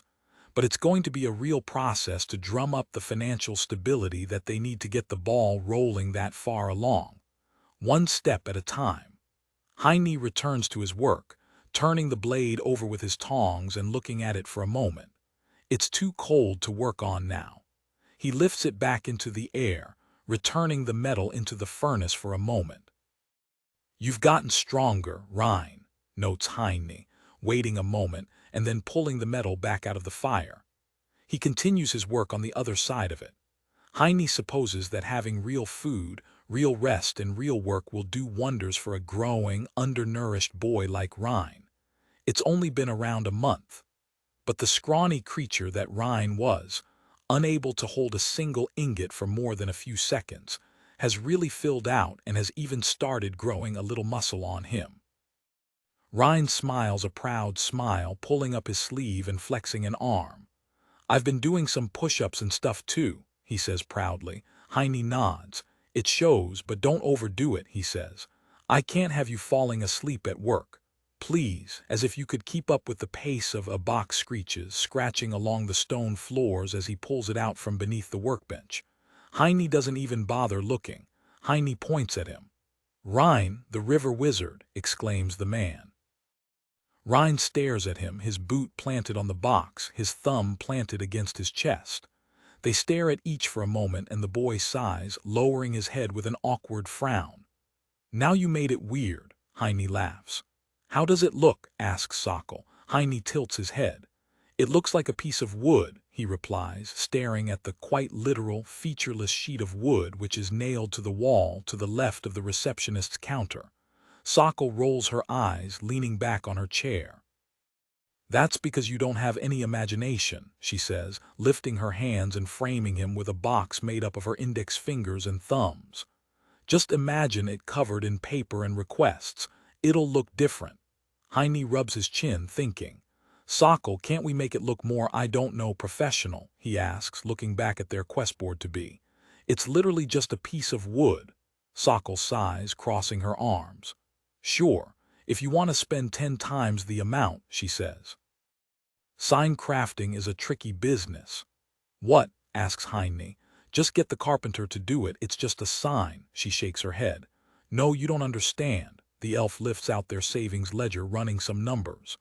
"The sign makers guild runs every operation in the city. The carpenters won't do it.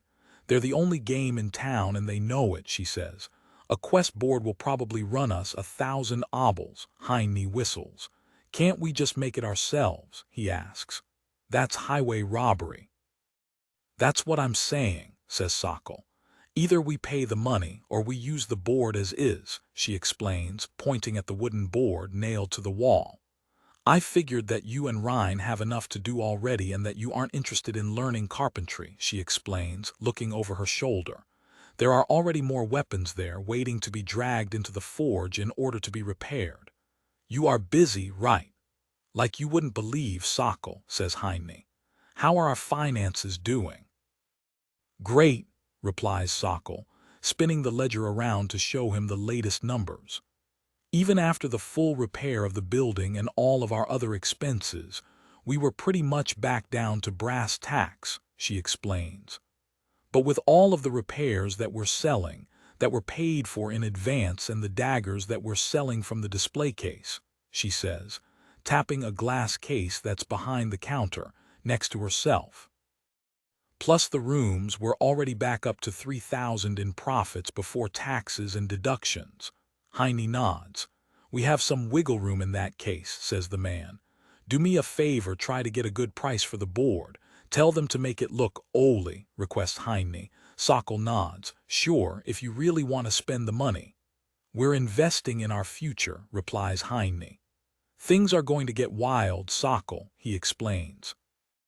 This morning, over breakfast, he had told them all about his encounter last night and what he was told.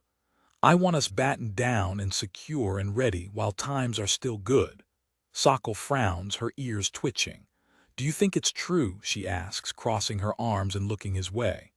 A war, she asks, lowering her voice so that the adventurers sitting at one of the tables don't hear her. Heine looks at her for a moment and then nods, leaning in. Sokol. I don't know when or how it's going to happen, but if you want to go to the south now to get anything or anyone, you're free to leave, says Heine. I'll pay for your trip as long as you promise to come back, he says, tapping against the counter. She sits there for a while. So, it should look oly right, asks the elf, spinning the ledger back her way. Heine stares at her for a moment and then nods, looking back towards the quest board. Let's really go deep on our imagery, says Heine. We're not just selling an adventurer's guild. We're selling a brand, says the man, looking at some of Avarice's pamphlets, which are all decorated with drawings of a dragon guarding a mountain of gold. The front door opens and a woman walks in, looking around the room. She turns to them for a moment, holding out a small bag. I'd like to give the owl god an offering, says the stranger. Heine smiles, nodding to her. I'll see if she has time for you. Please take a seat. Are you in here? Asks Heine, looking around the room. Obscura. Their bedroom is in a state of disarray. The double bed is more than just unmade, it's flipped entirely over onto its side. The mattress is leaned against the wall, blocking the window. Heine looks around the room, staring at the construction site that he had known nothing about. She doesn't seem to be here. The man goes down the hallway, looking at the many doors of the rooms, which are all occupied. It feels odd having strangers in their home, but honestly he's not as weirded out by it anymore as he thought he would be. Heine goes down the hallway to the door at the end of the hall and heads upstairs. Are you up here? He calls. He receives a hoot in response. No, dummy, sighs a familiar voice. Eilig, you gotta do it like this, see? It asks. Heine goes up the staircase, looking at the two of them. Eilig is down in the open heating shaft and Obscura is hovering above it, looking down at the fairy. Her arms are crossed. Who Tilda? She protests, lowering herself down. Little fairies will show reverence for big Obscura Tilda, she argues, spinning her head in a circle while glaring at the fairy. How about you draw the sigil right, feather brains? Asks Eilig's voice. Then we'll talk. Obscura hisses at the fairy, turning to look at Heine. The furniture up here is disturbed as well, together with some parts of the walls. What's going on? He asks. A vague blob pops out of the hole in the floor.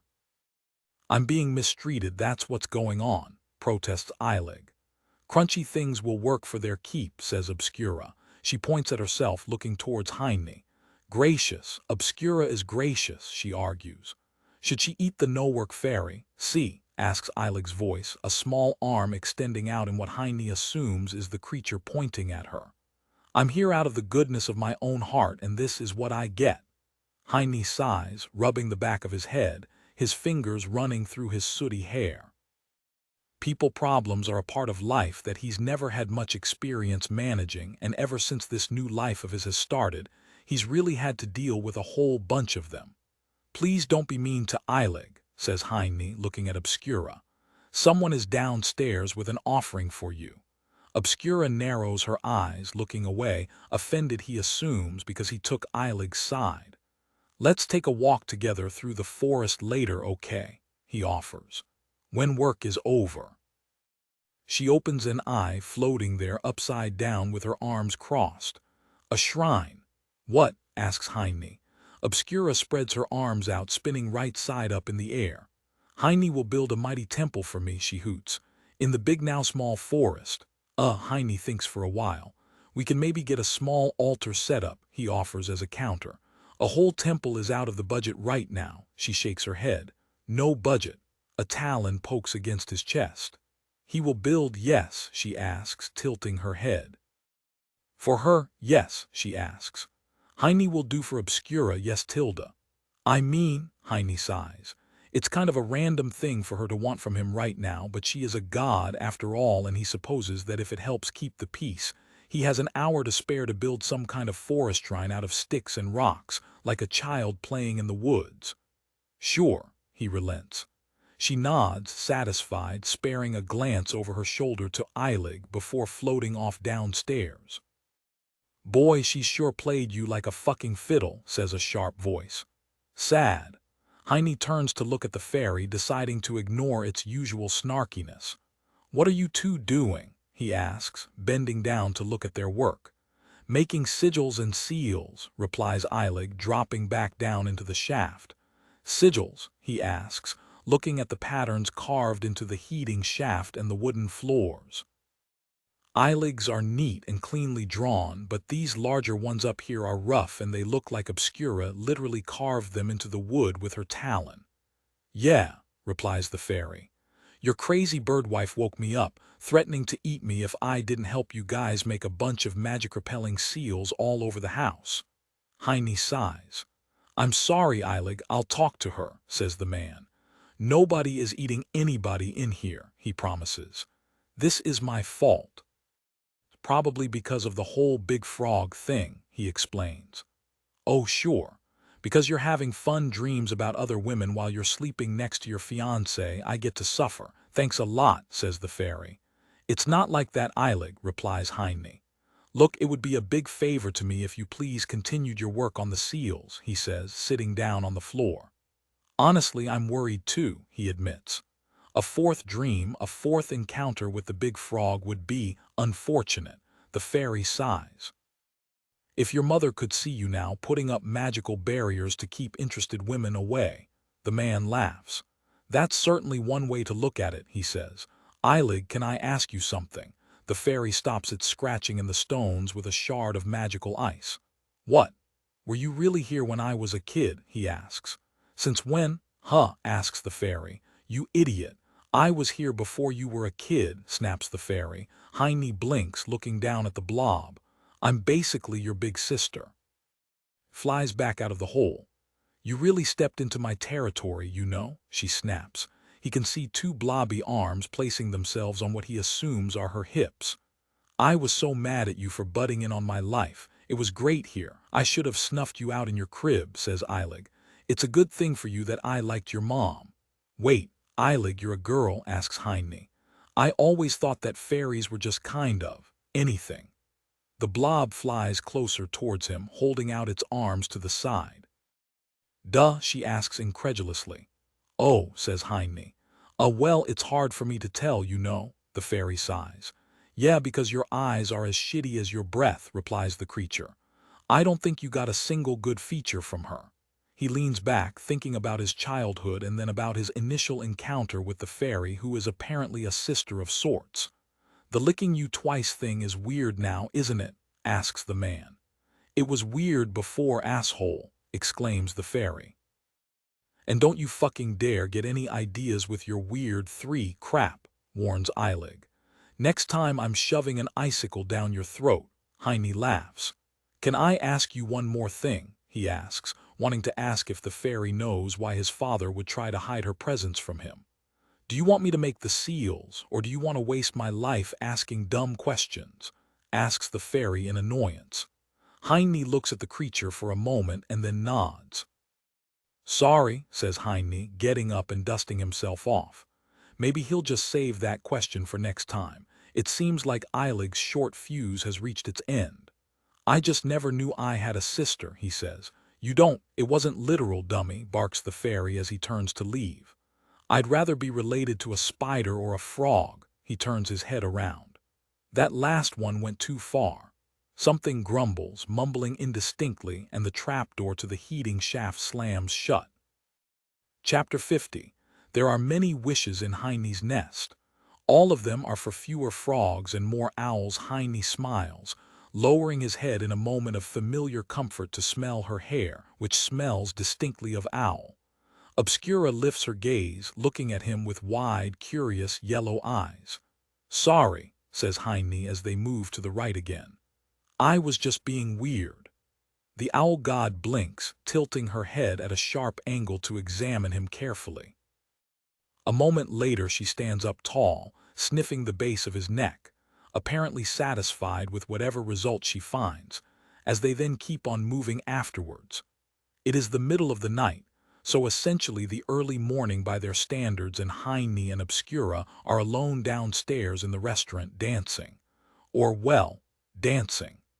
They're really just holding hands and each other while swaying around, trying to figure out the steps. It's a lot of fumbling and it's really awkward physically at least. It turns out that in real life, he himself is not exactly a coordinated creature outside of the forge, and Obscura, with her bird-like legs, isn't really apt at these sorts of synchronized movements either. Still though, he finds himself having a lot of fun. The two of them aren't really talking or laughing. They're just standing downstairs in the darkness of a moonlit night like a couple of weirdos, holding on to each other and moving from side to side. Honestly, despite their unpracticed incoordination, this might be the best night he's had in a while. Heine thinks that this is great. He closes his eyes, squeezing her fingers tighter as they continue. The two of them open their eyes again to look at each other at the same time, sniffing the other in the same instant, so that it only counts as doing it once. That way, 3 sniffs will have been had, as is perfectly reasonable, socially acceptable, and expected of any healthy relationship. Papers flap as a slender hand whips through the pages of the book. I'm telling you, says Sokol, this is crazy. She picks up the ancient ledger from his childhood, flipping it around to show him. Heine leans in, looking at it. He had been walking past her, sweeping the hallway, when Sokol, with her door open, called him into her room excitedly to show him something. The man stares, trying to decipher what he's looking at. This just looks like an old shopping list, Sokol, says Heine, letting a finger run over the items written on the paper in a nostalgic handwriting. Tubers, milk, slime drops, he reads. This is just stuff. Sokol rolls her eyes. You're not getting it, look, she emphasizes, pushing it closer, her finger tapping against the column next to the names of the items to be purchased. The pricing. Yeah, says Heine.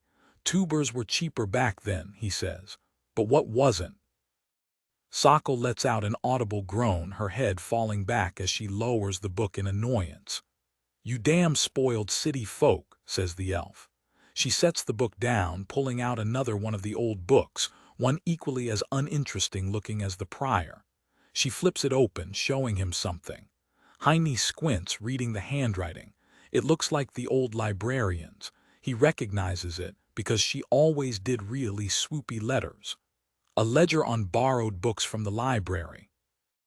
Asks Heine, not sure if he's supposed to be feeling something. Sokol, I don't understand what you're trying to show me, he says. She tusks, pointing at the list of late fees paid and those owed by people. The numbers, she says. Look at this, explains the elf, turning the shopping list back around to look at it herself. Isn't it the best, she asks. Sokol, I really don't understand what you think is so great about these old things, says Heine. But I guess it's nice that you enjoy them. Honestly, sighs Sokol. How you manage to get this far in life, let alone engaged, is beyond me, says the elf, rolling her eyes. You're as blind as a bat, look. She lays the 2 books side by side, pointing at the shopping list. See, she asks. In the middle of the shopping list here, she says, tapping against the word tubers, which is in the very middle of the list. It has a different handwriting than the other stuff on the shopping list. So why? Asks Sokol, looking at the book. That means that someone started writing the shopping list, didn't know how to spell tubers, and then asked someone else to write it for them, explains the elf, her ears twitching in excitement. That other person then started writing the price too, but then got stopped and the first person took over writing the shopping list again. Heine stares at her. This is an interesting theory, though not in and of itself. The theory itself is kind of mundane and unexciting. But Sokol's clear excitement for such a plain thing Such a simple story of life that she has read out of this book, perhaps even imagined, seems to be very important to her. He doesn't really understand it personally, but maybe it just isn't his to understand. Heine nods, scratching his chin. "You're right, Sokol," he says. "Pretty neat," lies the man. He thinks it's boring and not that interesting, but he wants to be nice. He doesn't want to be a person who says bad things about the things others enjoy. "Right?" she asks excitedly, looking back at the book and flipping a page. "I'll let you know if I find anything else," she says, digging back into it. Heine nods, returning to his sweeping. Looking forward to it. Perhaps books and mundane things really are very interesting for her. It sounds like the South was a boring place to grow up. So boring that things like old shopping lists and ledgers really are an exotic oddity for her to this day. Rein is laying on the floor, his hands crossed in front of his chest, a pained expression on his sweaty face as he holds his upper body upright in a frozen sit-up position. "He wants, yes," hoots Obscura, waving around an owl-shaped cookie. Rein's face trembles and he lowers himself back down to the floor, exhaling.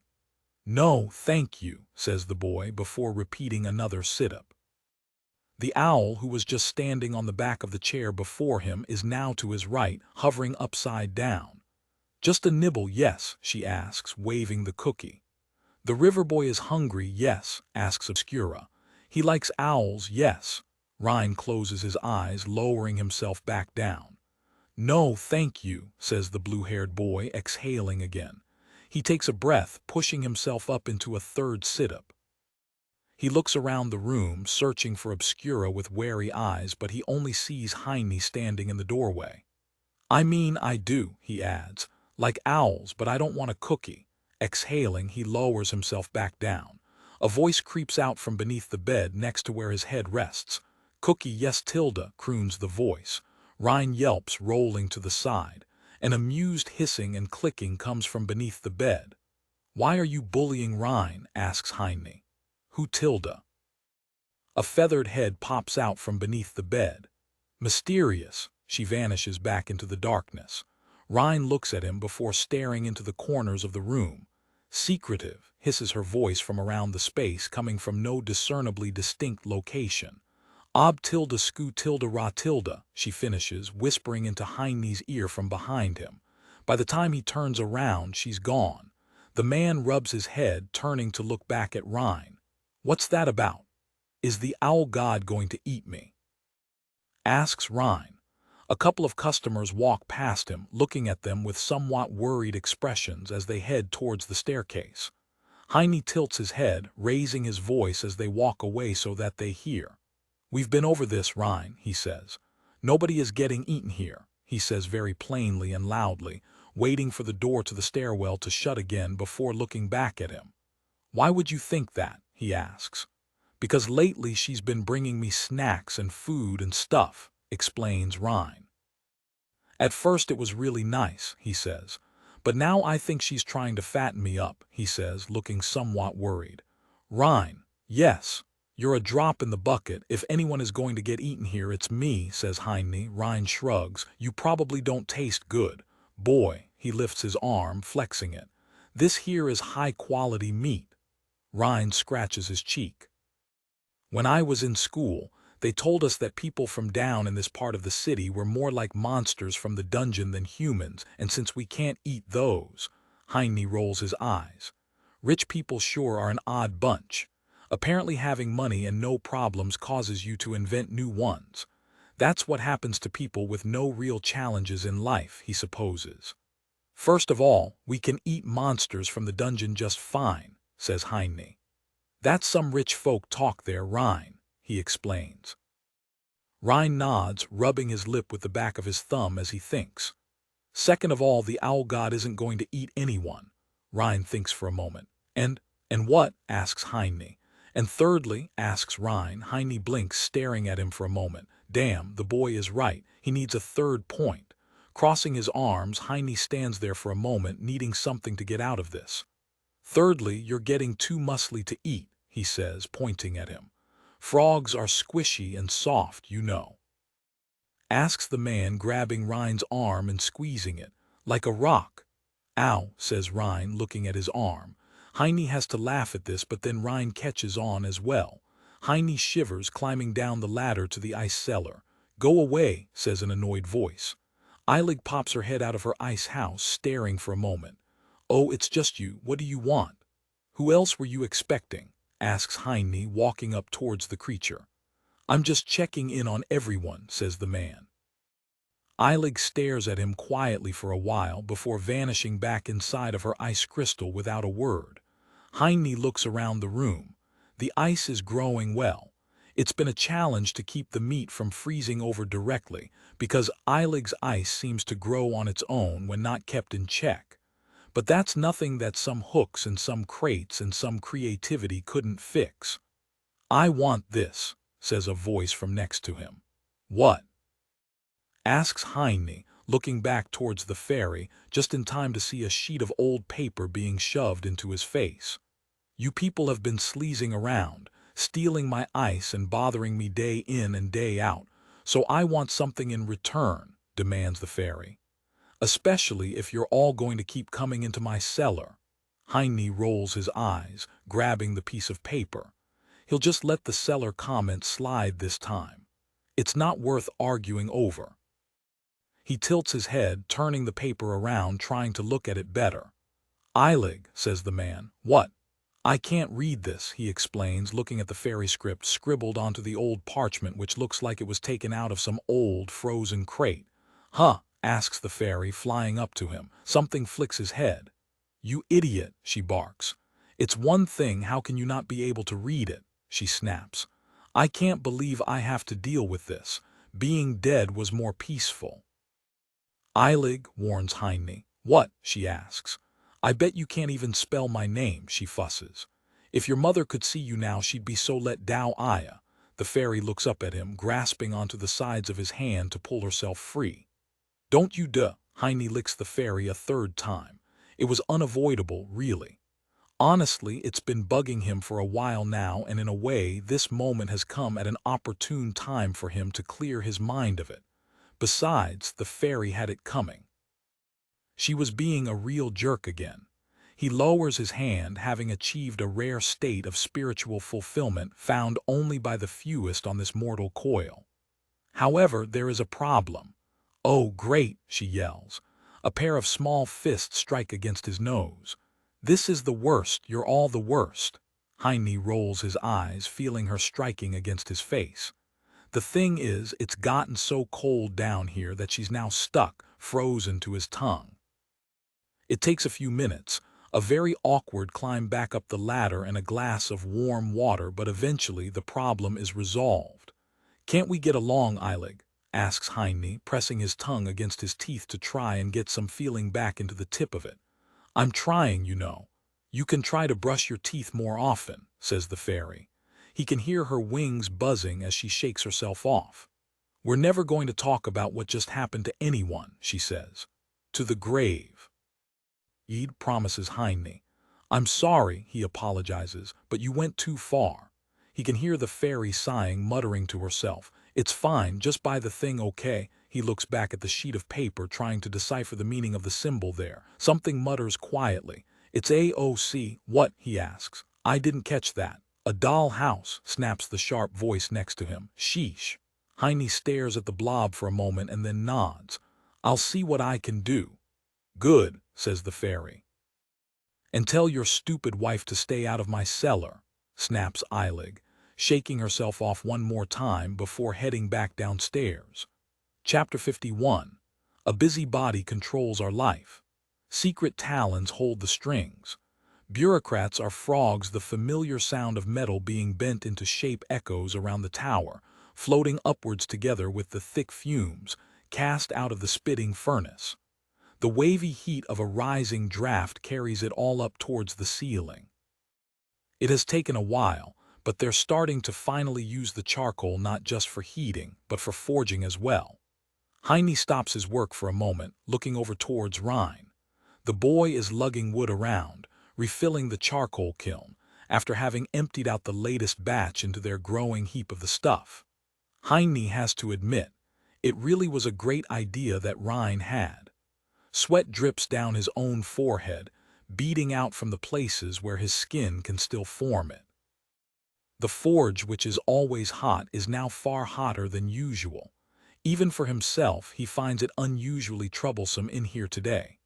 The charcoal burns far, far hotter than the usual forest wood that they had been using, especially since Heine is pretty sure that he had overfed the forge. "We'll get some water in a few minutes," says Heine, turning back towards his work, lifting the hammer again.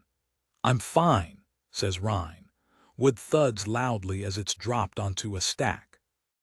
Heine can hear a crackling and a sparking, as the new wood begins to burn, mixing in with the half-charcoal mix which fuels the kiln. This is nothing. The door to the forge opens, Sokol peeks in. The elf has her hair tied back in an unusually tight and high bun. Her dress shirt is covered in sweat, half unbuttoned, and her face is red and damp. "What's with the heat?" she asks, wincing and shielding her face with her hand as the scorching temperatures of the forge press out through the now open door. "I already wedged the front door open, but it's brutal out here," she says, tugging on her wet collar. Heine sighs. He hadn't thought about the heat carrying through the rest of the house. He rubs his forehead, thinking for a moment. Should they just open some of the windows in the forge tower? Probably. Heine returns to his work, pointing at the ladder leaned against the tower wall. "Open a window, would you?" he asks. "Huh?" asks Sokol. "I work the desk, open it yourself," she replies. "Anyway, nobody is stepping one foot onto that death trap." "It's not a death trap," replies Heine. "It passed inspection just like the rest of the house." Sokol tusks, rolling her eyes. "I'm talking about that ladder," she says, "not the forge." "The ladder." Heine turns to look past the reaching, lashing tendrils of flame which are trying to claw their way out of the furnace. He eyes the long ladder up and down a few times before turning back towards Sokol. "It's a perfectly normal ladder, Sokol." "Please," she replies. "I bet that thing is older than you are," she replies. "Hey," says Rein, wiping away a sweaty strand of blue hair. "How old are you?" he asks. Sokol lifts an eyebrow, staring at the boy for a moment. She lifts a finger, pointing at him. "Old enough to know that nobody is climbing on that ladder." "What?" asks Heine. Sokol sighs, shaking her head. The elf steps into the forge after all, pulling out a small notepad from her pocket, snatching a pen from the workbench as she scribbles something down. She tears out the note, folding it over at the top, and hangs it off of one of the ladder's rungs. "Forbidden, Sokol," says Heine. Sokol shakes her head, pushing the ladder away to the side. "Nobody is using this until it's inspected. Either that or buy a new one." Heine looks at the elf in confusion for a moment. He has no idea what's gotten into her. Is she bored? Is this what it looks like when someone is looking for work? "Sokol, aren't there any guests?" "None that are left alive after being cooked to death," she replies.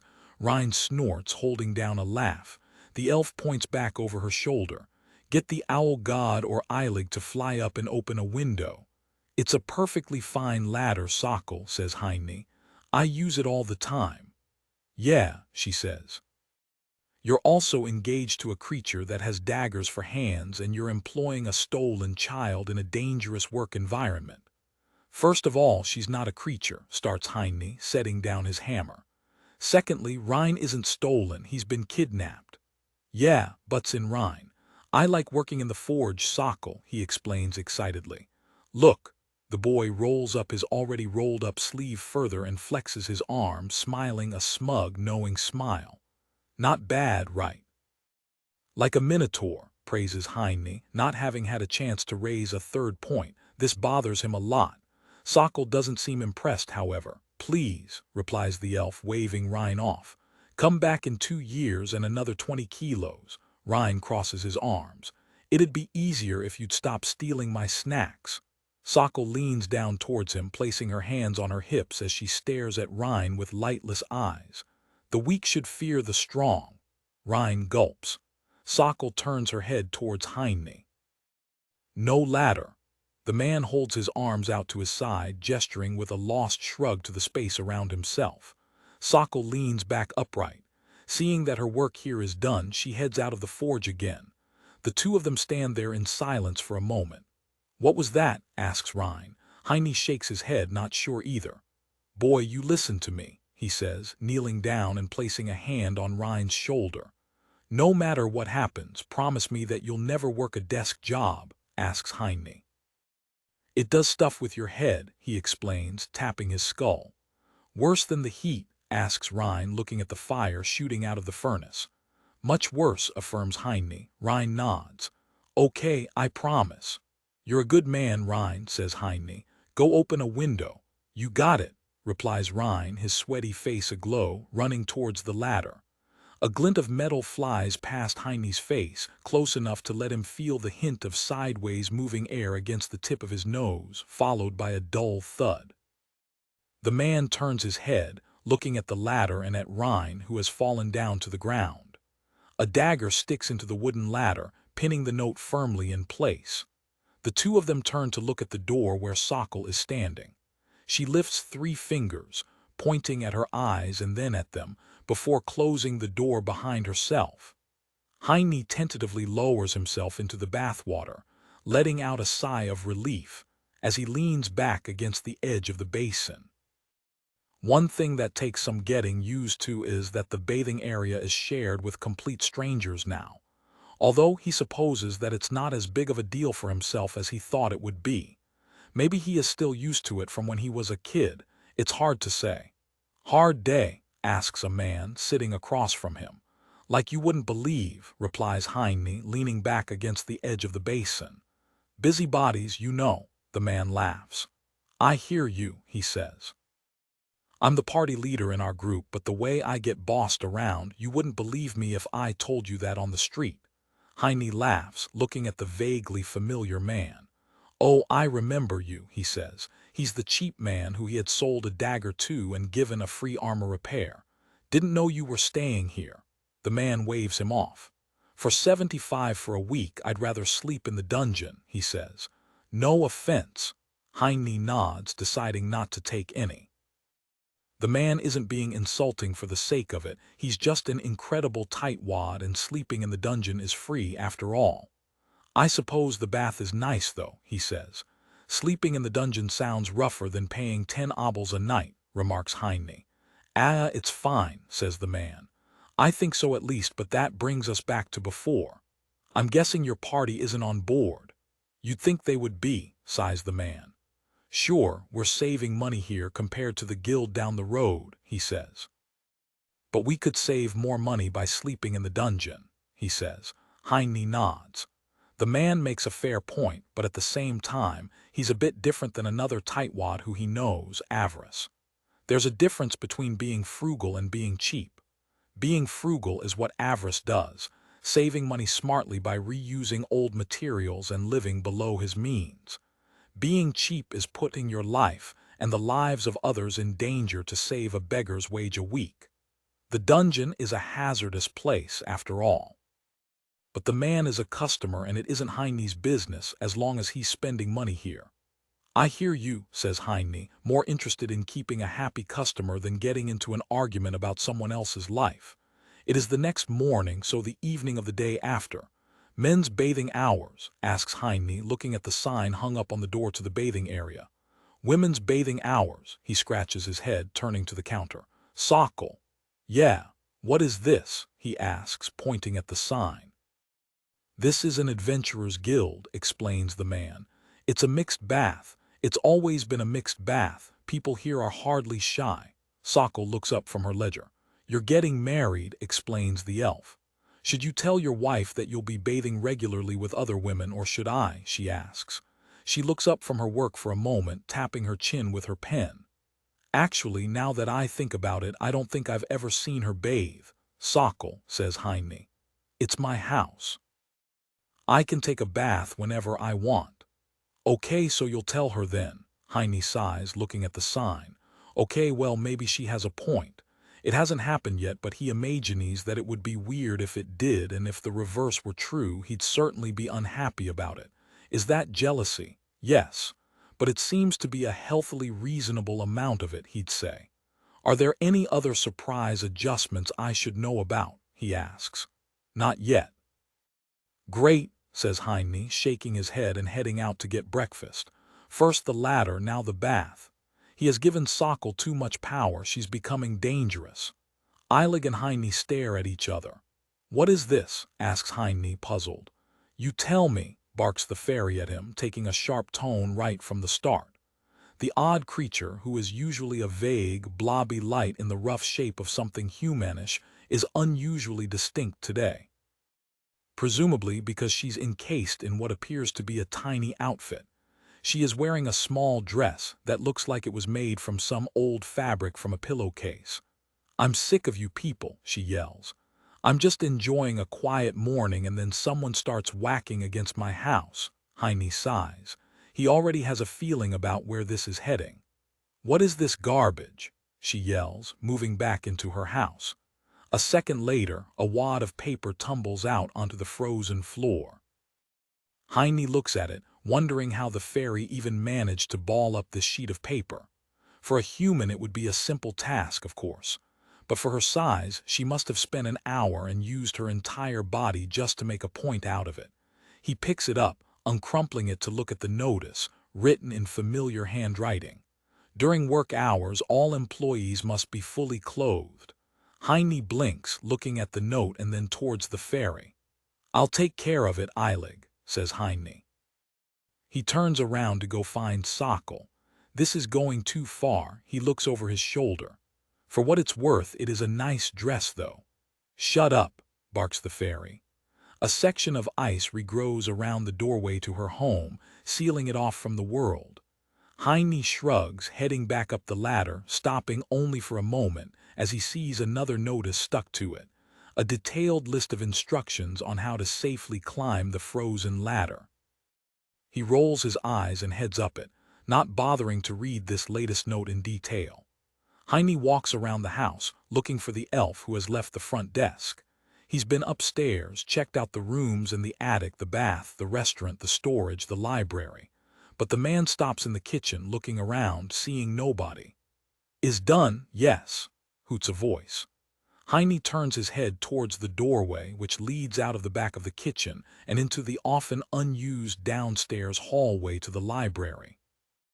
Quietly, he moves through the kitchen and listens. Yeah, replies Sokol's voice. I took care of it. Good, hisses Obscura's voice. The sock elf did Obscura's bidding well, croons the owl god. Sure, but you don't think it's a bit much, she asks. I mean, okay, the ladder I get, it's pretty jank, says Sokol. The other stuff, well, you gotta be sure not to squeeze too tight, you know, asks the elf. Something clicks and hisses in annoyance. Gentle, hoots Obscura. Obscura's talons are like fluffy kittens, Sokol shrugs. Yeah, sure, she says. Listen, I'm just saying that you're going to do more harm than good with this kind of stuff, believe me. Wise Obscura knows the ways of the heart, she hoots. Are you sure that you're not just being jealous and overprotective? Asks Sokol drily. Who Tilda? Protests an offended voice. Obscura will not forget the sock elf's work, croons the owl god, but also not her lack of reverence. She says unusually loudly, her voice cracking. Whatever, says Sokol, unimpressed. I want my stuff. There's a ruffling sound of fabric. Obscura pays in full, replies the owl god. It's quiet for a second. Pleasure doing business with you, says Sokol. Heine freezes, looking around himself as he hears them walking his way. There isn't enough time for him to go anywhere without being caught. Sokol walks in through the kitchen, an owl-shaped cookie in her mouth and another two in her hand. She spares him an idle glance and keeps on moving without saying a word, and a moment later, Obscura comes in behind her, freezing on the spot as she sees Heine. Who? Hoots the owl god. Heine crosses his arms, staring at her. She holds her arms out to the side, quickly transforming into a small owl. A surprise, Heine, she hoots. Look, darling Obscura, yes, she asks, flapping awkwardly around in a circle. Loving, irresistible, yes. Heine rolls his eyes. It seems that she can get jealous too, just like him. But maybe that's not a terrible thing in healthy doses. Chapter 52. Books surround us. They hold many secrets. Yet some of them are embarrassing. Sickly moonlight shines in through the windows of the library, covering the dark-toned wood and the drab, carpeted floors with a light tinge of blue. The soft, cold glow radiates around the room, from top to bottom, flowing along the lengths of the spines of the many different books, each of many different colors. It tones everything into a dimmer, more matte hue. Heine stands there, downstairs in the library, and looks around the space. The library is an excellent financial opportunity for them. Right now, they're just kind of attracting rough and grungy types with no money. But books are expensive, and he essentially has a small fortune of them right here, in front of himself. Even if many of these tomes are somewhat older, their knowledge is still mostly applicable. Not only are roughly half of all adventurers casters and spell weavers of some kind, but there is also a magical academy in the city.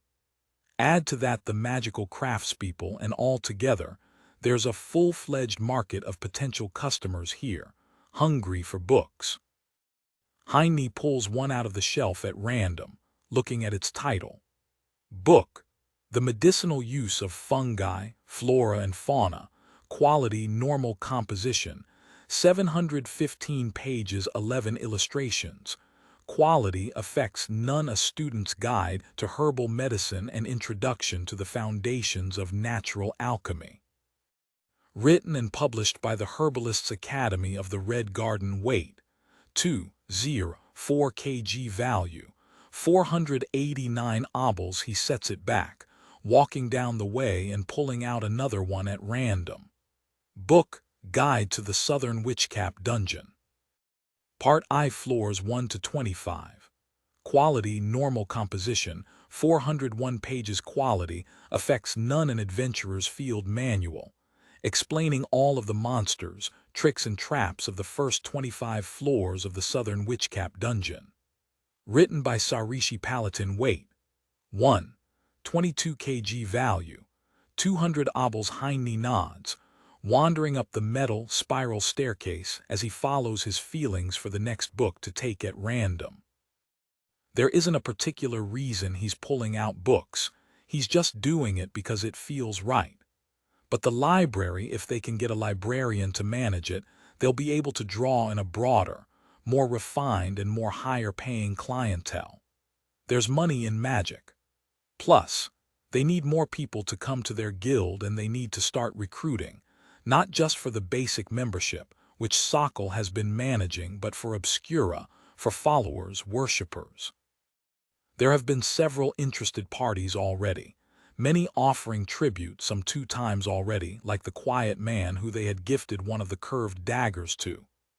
A librarian. Heine looks down at the library beneath himself, looking over its tall shelves and empty rows, bathed in dewy moonlight, feeling something familiar in the air, a smell, a scent, but he can't quite place it.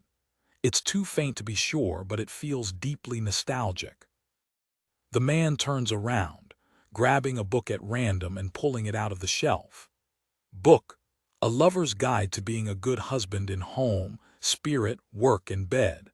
Quality Normal Composition, 99 pages, 29 illustrations. Quality Effects None, an exotic, extremely descriptive manual on relationship, advised from an experienced male perspective. Written by Fidelio Fedeli. Weight: 0.61 kg. Value: 249 obols. Heine clears his throat, pushing the book back into the shelf and standing there for an awkward moment. He looks over his shoulders and, seeing that he is alone in the library, takes it with him, slipping it under his coat. He turns to leave the library through the upstairs door, leading to the long corridor, stopping only once on the way as something catches his eye, illuminated solely by the grace of the moonlight, shining in from the right position at the right time. Another book. Its spine seems sleeker than the others, and it's placed somewhat out of the way, in a corner by the door in the back of the shelf. The smell from before, he's noticing that it's coming from here. It's the smell of water lilies, his mother's perfume. But His fingers hover above the book for a moment, but he lets his hand drop, shaking his head. It wouldn't be right to pick up a fourth book. The man heads out of the library and heads downstairs. Pans rattle and clank around, a bubbling noise fills the air. "Hey," says Sokol, tapping a big spoon against the pot to get some of the goo off of it. "Hey," says Heine, looking around the kitchen. "What were you spooking around for?" she asks, looking his way. "You're creeping and crawling like a stalker in the night." "It's my house, Sokol," explains Heine. "I can creep around it whenever I want to." "Sure thing, boss man," replies the elf, bending down to get some tubers from the sack. She sets them down onto the basin and begins cutting them expertly with a knife. "Food will be ready in a little." Heine looks around the kitchen. Getting the kitchen up and running by hiring a cook and a waiter would skyrocket their revenue. People are asking about food every day, both the people who are sleeping here and those who aren't. But that will bring with it a whole chain of logistics that needs to be handled. Ingredients, spices, oils, drinks, and everything of the sort needs to be kept fully stocked. That will take work in and of itself. Maybe that could be delegated to the theoretical kitchen staff.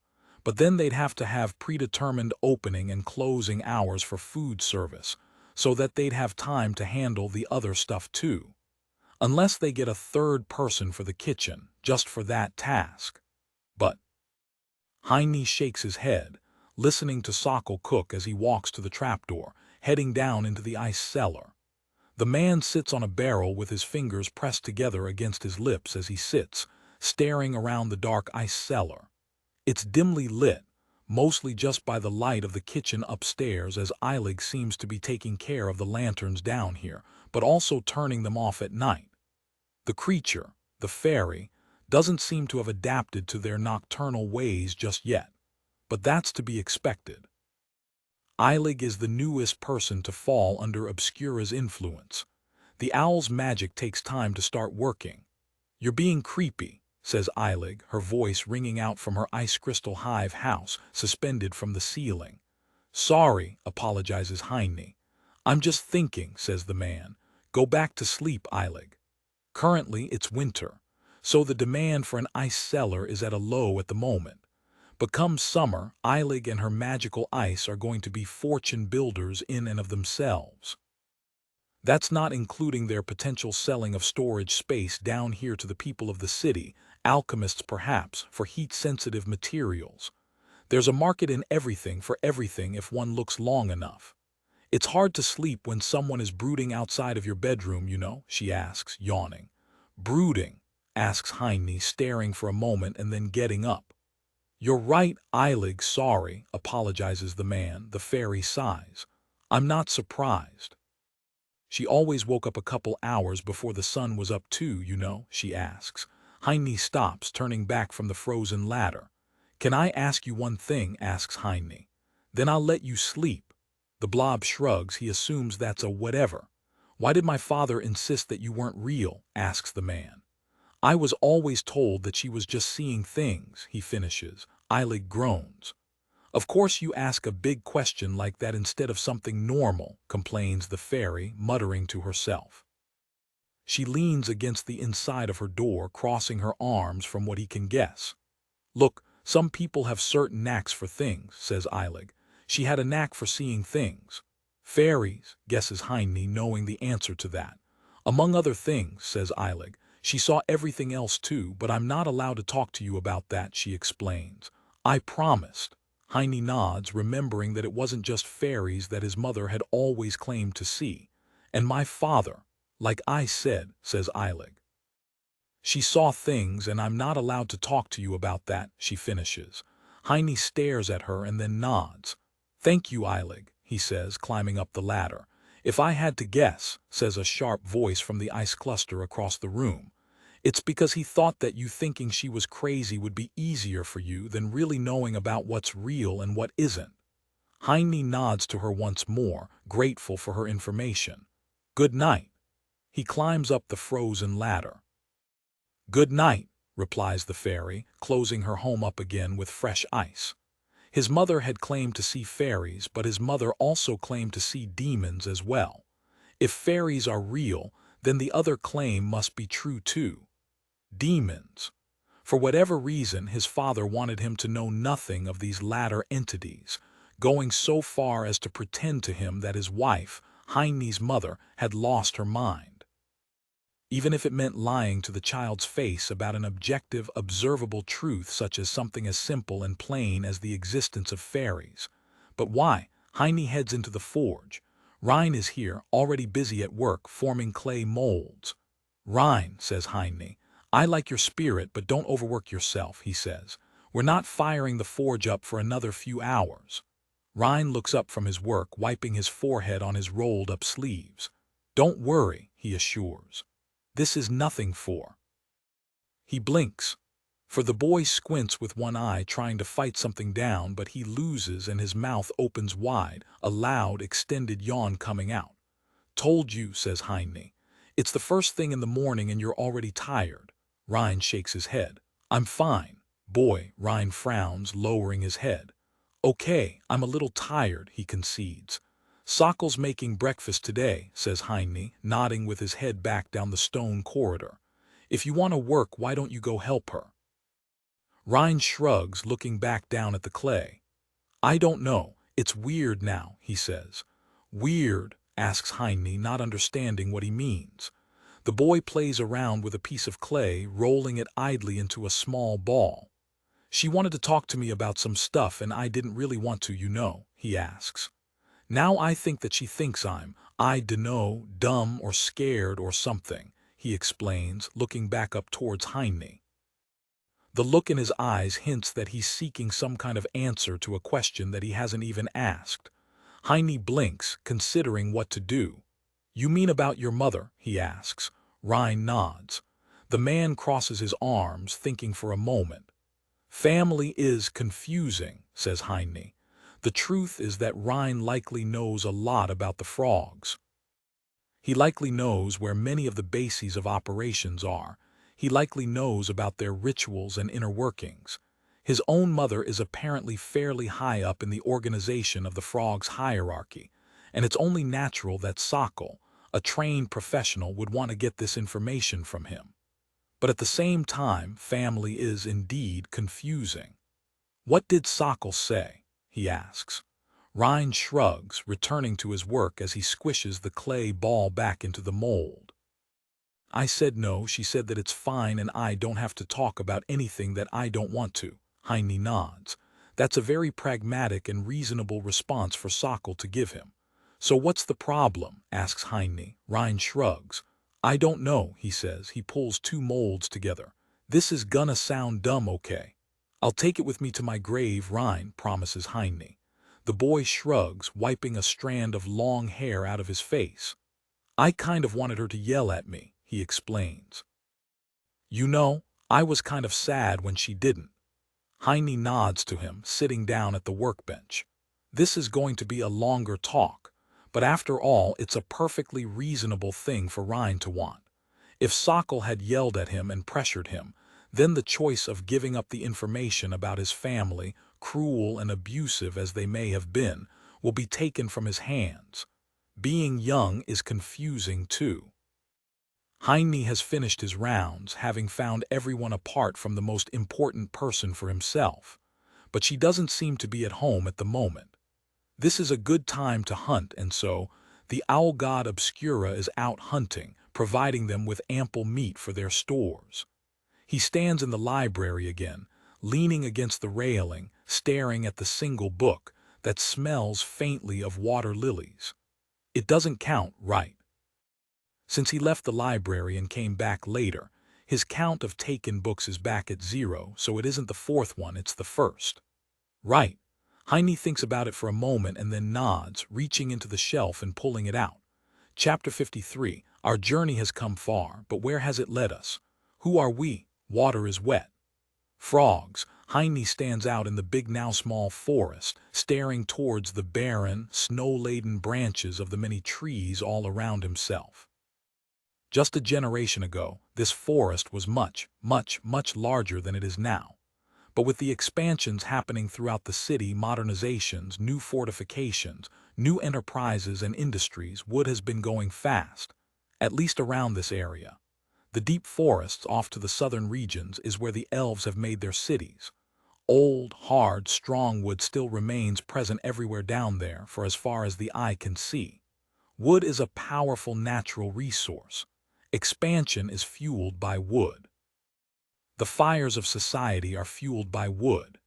The cities of man, orc, elf, and even dwarves are held together by wood. If a war is really to come, as he believes it will, then the wood of the deep forest will be the first thing that is taken from the midway battlefields, after the first skirmishes are fought and the bodies are cleared away. He doesn't care much for wood himself, but the wood of a deep forest tree is much stronger than the soft wood present in these, relatively young, forests in this region. The man keeps walking, looking around himself. Living the life of an adventurer is one thing. The life of a servant to a god is another thing, and the life of a soldier is another thing entirely. If a war effort on the scale that the god of death had promised is really coming, then a draft is unavoidable. Heine stops, crossing his arms. Of course, a weaponsmith is a valuable asset to the city and the regional government. There are several other weaponsmiths around, many belonging to much more powerful and less obscure gods than he does. But there aren't enough that they can just be sent away without worry. He himself is safe then from any such happening. The same could be assumed for Rhine, who he can easily write off as a necessity for his business. Plus, the Adventurers Guild is a necessity for the economy of the city too, war or not. Without it there to process items from the dungeon, assuming they actually start doing that soon, the entire new adventurer economy that is starting up will crumble in their neighborhood. Avarice wouldn't allow that to happen. He's invested too much. That means they're safe. Heine sighs, rubbing the bridge of his nose as he continues walking through the snowy forest. Back at home, Sokol is getting everything set up for them to start looking for some new employees. They need to check out any potential candidates' backgrounds, of course, but the Thieves' Guild is willing to help with that. They wouldn't want a frog to slip through the cracks. Heine heads to the frozen pond. He should be at work right now, all things considered. But everyone needs a little time off, right? It's been go, go, go this entire time for weeks now. Even he needs a break. Besides, some fresh air will help him get the frog lies out of his head. The man stands at the edge of the pond, staring down at a familiar spot that was once covered in the blood of a frog that had tried to tell him something. Lively music fills the room. The restaurant is full of people and Heine stops at the doorway, standing inside of it. Seeing him, a stranger runs through the very full seating area of his own home. "Hello, welcome," greets the dark elf, wearing a clean, simple dress and holding a platter. "We're currently out of tables, so please wait a moment if you'd like to eat." Heine blinks, looking at her. He turns his head, walking past her without a word towards the front counter, which Sokol is buried behind. A line of people stand in front of it. "Ah, wait, excuse me," calls the waitress after him. He ignores her. "Sokol," says Heine, stepping behind the counter. "What is this?" "Tryouts," says Sokol, not looking up from the paperwork that she's scribbling on. A bill, apparently. Heine squints his eyes, reading it, and then looks up at the man holding a new sword blessed by the owl god. "I hope you like it," says Heine to the man buying his weapon. "If anything is wrong, come back and I'll fix it for free." "Thank you," replies the man, taking the note from Sokol as she hands it up to him. He leaves the line, taking his receipt and sword with him as he goes. The line moves forward. Sokol turns her head towards him now, looking at him. "Things were getting sleepy here. We need to get things moving, so I took matters into my own hands a little early," says the elf. "We got some people running around today trying out for the new positions." Heine blinks. This is rather sudden. New people for all of the positions. That's a lot of new people who he has to pay. Will he have to feed and house them too? They won't have any rooms left to rent then. "All right, let's keep it moving. Chop chop," barks a familiar voice from across the room. Heine turns his head towards the source, letting Sokol get back to her work. Obscura is on the far side of the restaurant, sitting up on the rafters, above the doorway, which leads to the forge corridor, and Rein stands beneath her. His arms are crossed and his stance is wide, as he motions for the next person to approach with their offering or question for the owl god. A woman approaches, lowering her head and placing some money into an offering bowl. "What brings the bread lady to wise Obscura's nest?" asks the owl god. Heine walks over from the side, pushing through the crowd. "Bread lady." Oh, he recognizes her from their grocery runs. She and her husband run the local bakery down the way. "Our bakery is all that we have," starts the woman. "But business has been slow lately. Too slow," she explains, looking around. "I don't know how we'll make it through the winter. Please, owl god, what is your advice?"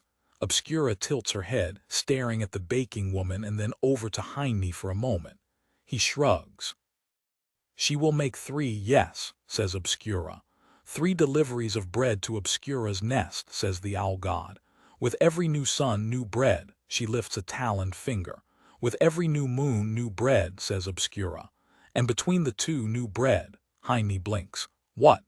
"Obscura has need of it to feed the many hungry chicks chirping at her feet," she says, gesturing around the full restaurant. "And the bread lady has need of Obscura. They will agree to 3 and it will be good," she says, looking at Heine with a sideways glance.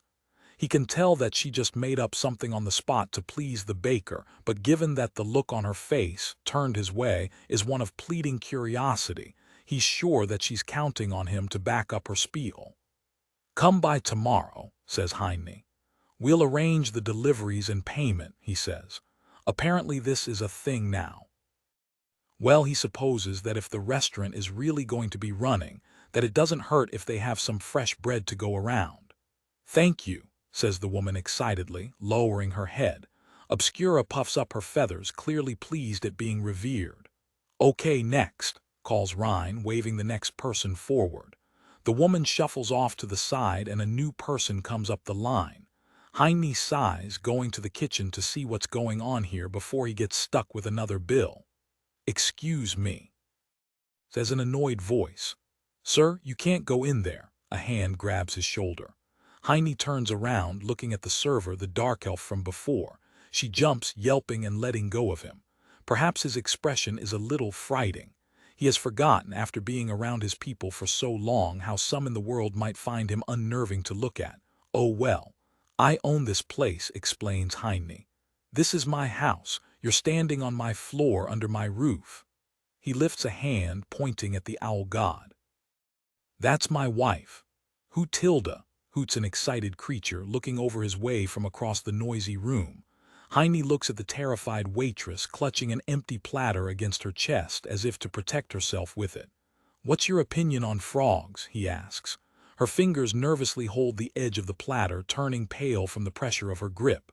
Frogs." "Frogs," hisses Heine, narrowing his eyes. The woman nervously takes a step back, gulping. I'm sorry." "I didn't know," she explains, lowering her head. "I thought you were just some creep." "I am," replies Heine, pointing at her. "Answer the question," she blinks. What?" Heine taps against his open palm with his finger. "Answer now, frogs." I, the poor woman seems to be at the end of her nerves, her face tightening up in a way that he had seen Rein's do a few times before. She doesn't seem to be able to get whatever she has to say out of her system coherently. This must be a lot of stress for her. Maybe he's being too uptight and rude. He's probably a little tightly strung is all. Heine sighs and lifts a hand, stopping her. "Sorry," he apologizes. "You're doing a good job, please continue," he says, turning to the kitchen. "It smells pretty good, honestly, and judging by the noise coming from inside of it and from the amount of people out here, whoever is inside must be under a monstrous amount of work." I think that they're gross," exclaims a terrified voice from behind him. Heine turns around, looking over his shoulder at the dark elf, who is standing there nervously, the platter shaking in her hands. "You got the job," says Heine. "We'll talk about your hours after we close today," he says, heading into the kitchen. There a man is cooking up a storm. He's a giant orc, big even by their standards. A tri-pronged hobknocker and a squirt of green. He calls over his shoulder to seemingly nobody, holding a slip of paper in his hand with what Heine assumes is the next order, though he has no idea what any of those words mean, let alone together.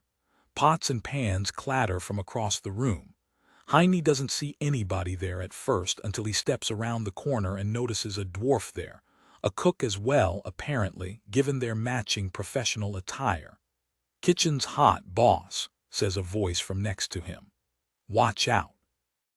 Heine looks at the orc, nodding to him. At least he recognizes who he is. A little acknowledgement from a stranger feels pretty good to receive, honestly. "You're a trained cook." "Trained, tested, and certified," explains the orc. "Pleasure. A professionally trained cook. This man must come at a high price. A deal for daily loaves of bread is one thing, but a man from a high-grade culinary institute will need wages that already by themselves can't be recuperated with the meager prices they're charging for food in this neighborhood." "Certified?" asks a skeptical voice. "The only certification you got is the one you drew with your wax sticks," laughs the man across the room. The orc clears his throat, glaring at the dwarf on the other end of the kitchen, who is busy making what looks like a rack of 3 basted ribs. Heine looks back at what the orc is cooking. It appears to be a green herbal sauce of some sort. Heine thinks for a moment, observing the man's posture as he works. He seems incredibly stiff and rigid, cooking with a more mechanical precision than with much artistry. "Military?" asks Heine, his talon dagger rubbing against his leg. The orc sighs, stirring his sauce. "Because of my size, I had to go," he says. "But they never said what I had to do, just that I had to be there." "So you became a cook?" he asks. "Hey," calls a voice from across the room. "That's my story," laughs the dwarf, hacking off something with a cleaver.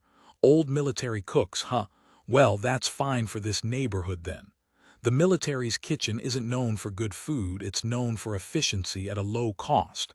This could be a good fit, in all honesty. It seems to be good enough for the people outside, who all seem to be having a great time. You're doing well." "I'll leave you both to it," says Heine, walking through the kitchen to the back hallway, leading to the side door of the library. He sighs, closing the door behind himself, and then leans against it for a moment, taking in the refreshing, sensory-dampening quiet of the library. It's not that he isn't thrilled about this all. It's just that he still hasn't really adapted to this life of extroversion. Retreating to the library like this, it feels good. The man stays there for a while, listening to the noise coming through his home from all around him. It is heavily muffled by the thick walls and shelves of the library, giving him the feeling of being some secluded and safe. The old bones of the house shake, and it isn't really a bad sensation, truth be told. He feels like the house is happy to finally have something happening inside of itself again, if such a thought isn't too esoteric. But some old, selfish, deep part of him does miss the quietness and, in an inexplicable way, the old loneliness of it. But that is just a fleeting feeling which is best left untouched. It's just a fragment of his old life routine, still stuck in the workings of himself. "If you need a book, please leave what you're looking for at the reception," says a soft voice, a woman's. Heine looks around the room, but he doesn't see her. People not knowing who he is in his own home is quickly becoming a familiar problem. "I'm Heine," he says. "This is my house." "Oh," says the quiet voice, "my apologies." The man stands there in silence, looking around himself. Nobody moves, nobody approaches. Is she on the other side of the shelves? He walks around the shelving to the middle row of the library where he had thought the voice was coming from. He hears the soft steps of someone else moving. Nobody is here. He scratches his head. "Is there anything that I can help you with anyway?" she quietly asks. Heine turns towards the shelf to his side. She sounds like she's on the other side of it, there where he just was a second ago by the door. He takes a step back to the front of the shelves and then leans around, peeking back around to that side. She's gone. "Are you running away from me?" asks Heine. "No, that would be rude," replies the woman, somewhat surprised at his question given her tone. Even if it never goes past a somewhat muted, suppressed state of someone trying too hard to control their inflections. Heine puzzles for a while and then heads over to the spiral staircase, climbing up it. From the top of the inner balcony, he looks down over the library. Are the two of them just running past each other the entire time? "It's a very pleasant library," says the voice from down below. "I rather like it." Is that a weird thing to say? Ha ha. Heine squints, narrowing his eyes. The shelves run perpendicular from here, so there is nowhere else where she could be except right at the thin spot where they come to an end. Is she just standing there hiding? How strange, the man puzzles. "What's your opinion on frogs?" he asks. "Frogs," replies the voice. "The books on frogs are to your right. Follow the balcony 10 shelves to the right, then 5 to the left," she says. 2 shelves down from there are where the frog books are. That wasn't exactly what he asked. This one is still uncertain then. She's a quick learner though, apparently. "Keep up the good work," says Heine, walking to the upstairs door of the library, staring down at the lower floor the entire time. From the left side of the room, he has to be able to see her, if she's standing where he assumes she is hiding. With a quick motion, he leans over the railing and looks on the far end of the shelf, watching just in time as a boot pulls itself around to the other end of the bookshelf, as if she knew he was coming. What an odd person. Maybe it's a good fit after all. Heine shrugs and leaves, doing his best not to look at the empty spot on the shelf next to the door.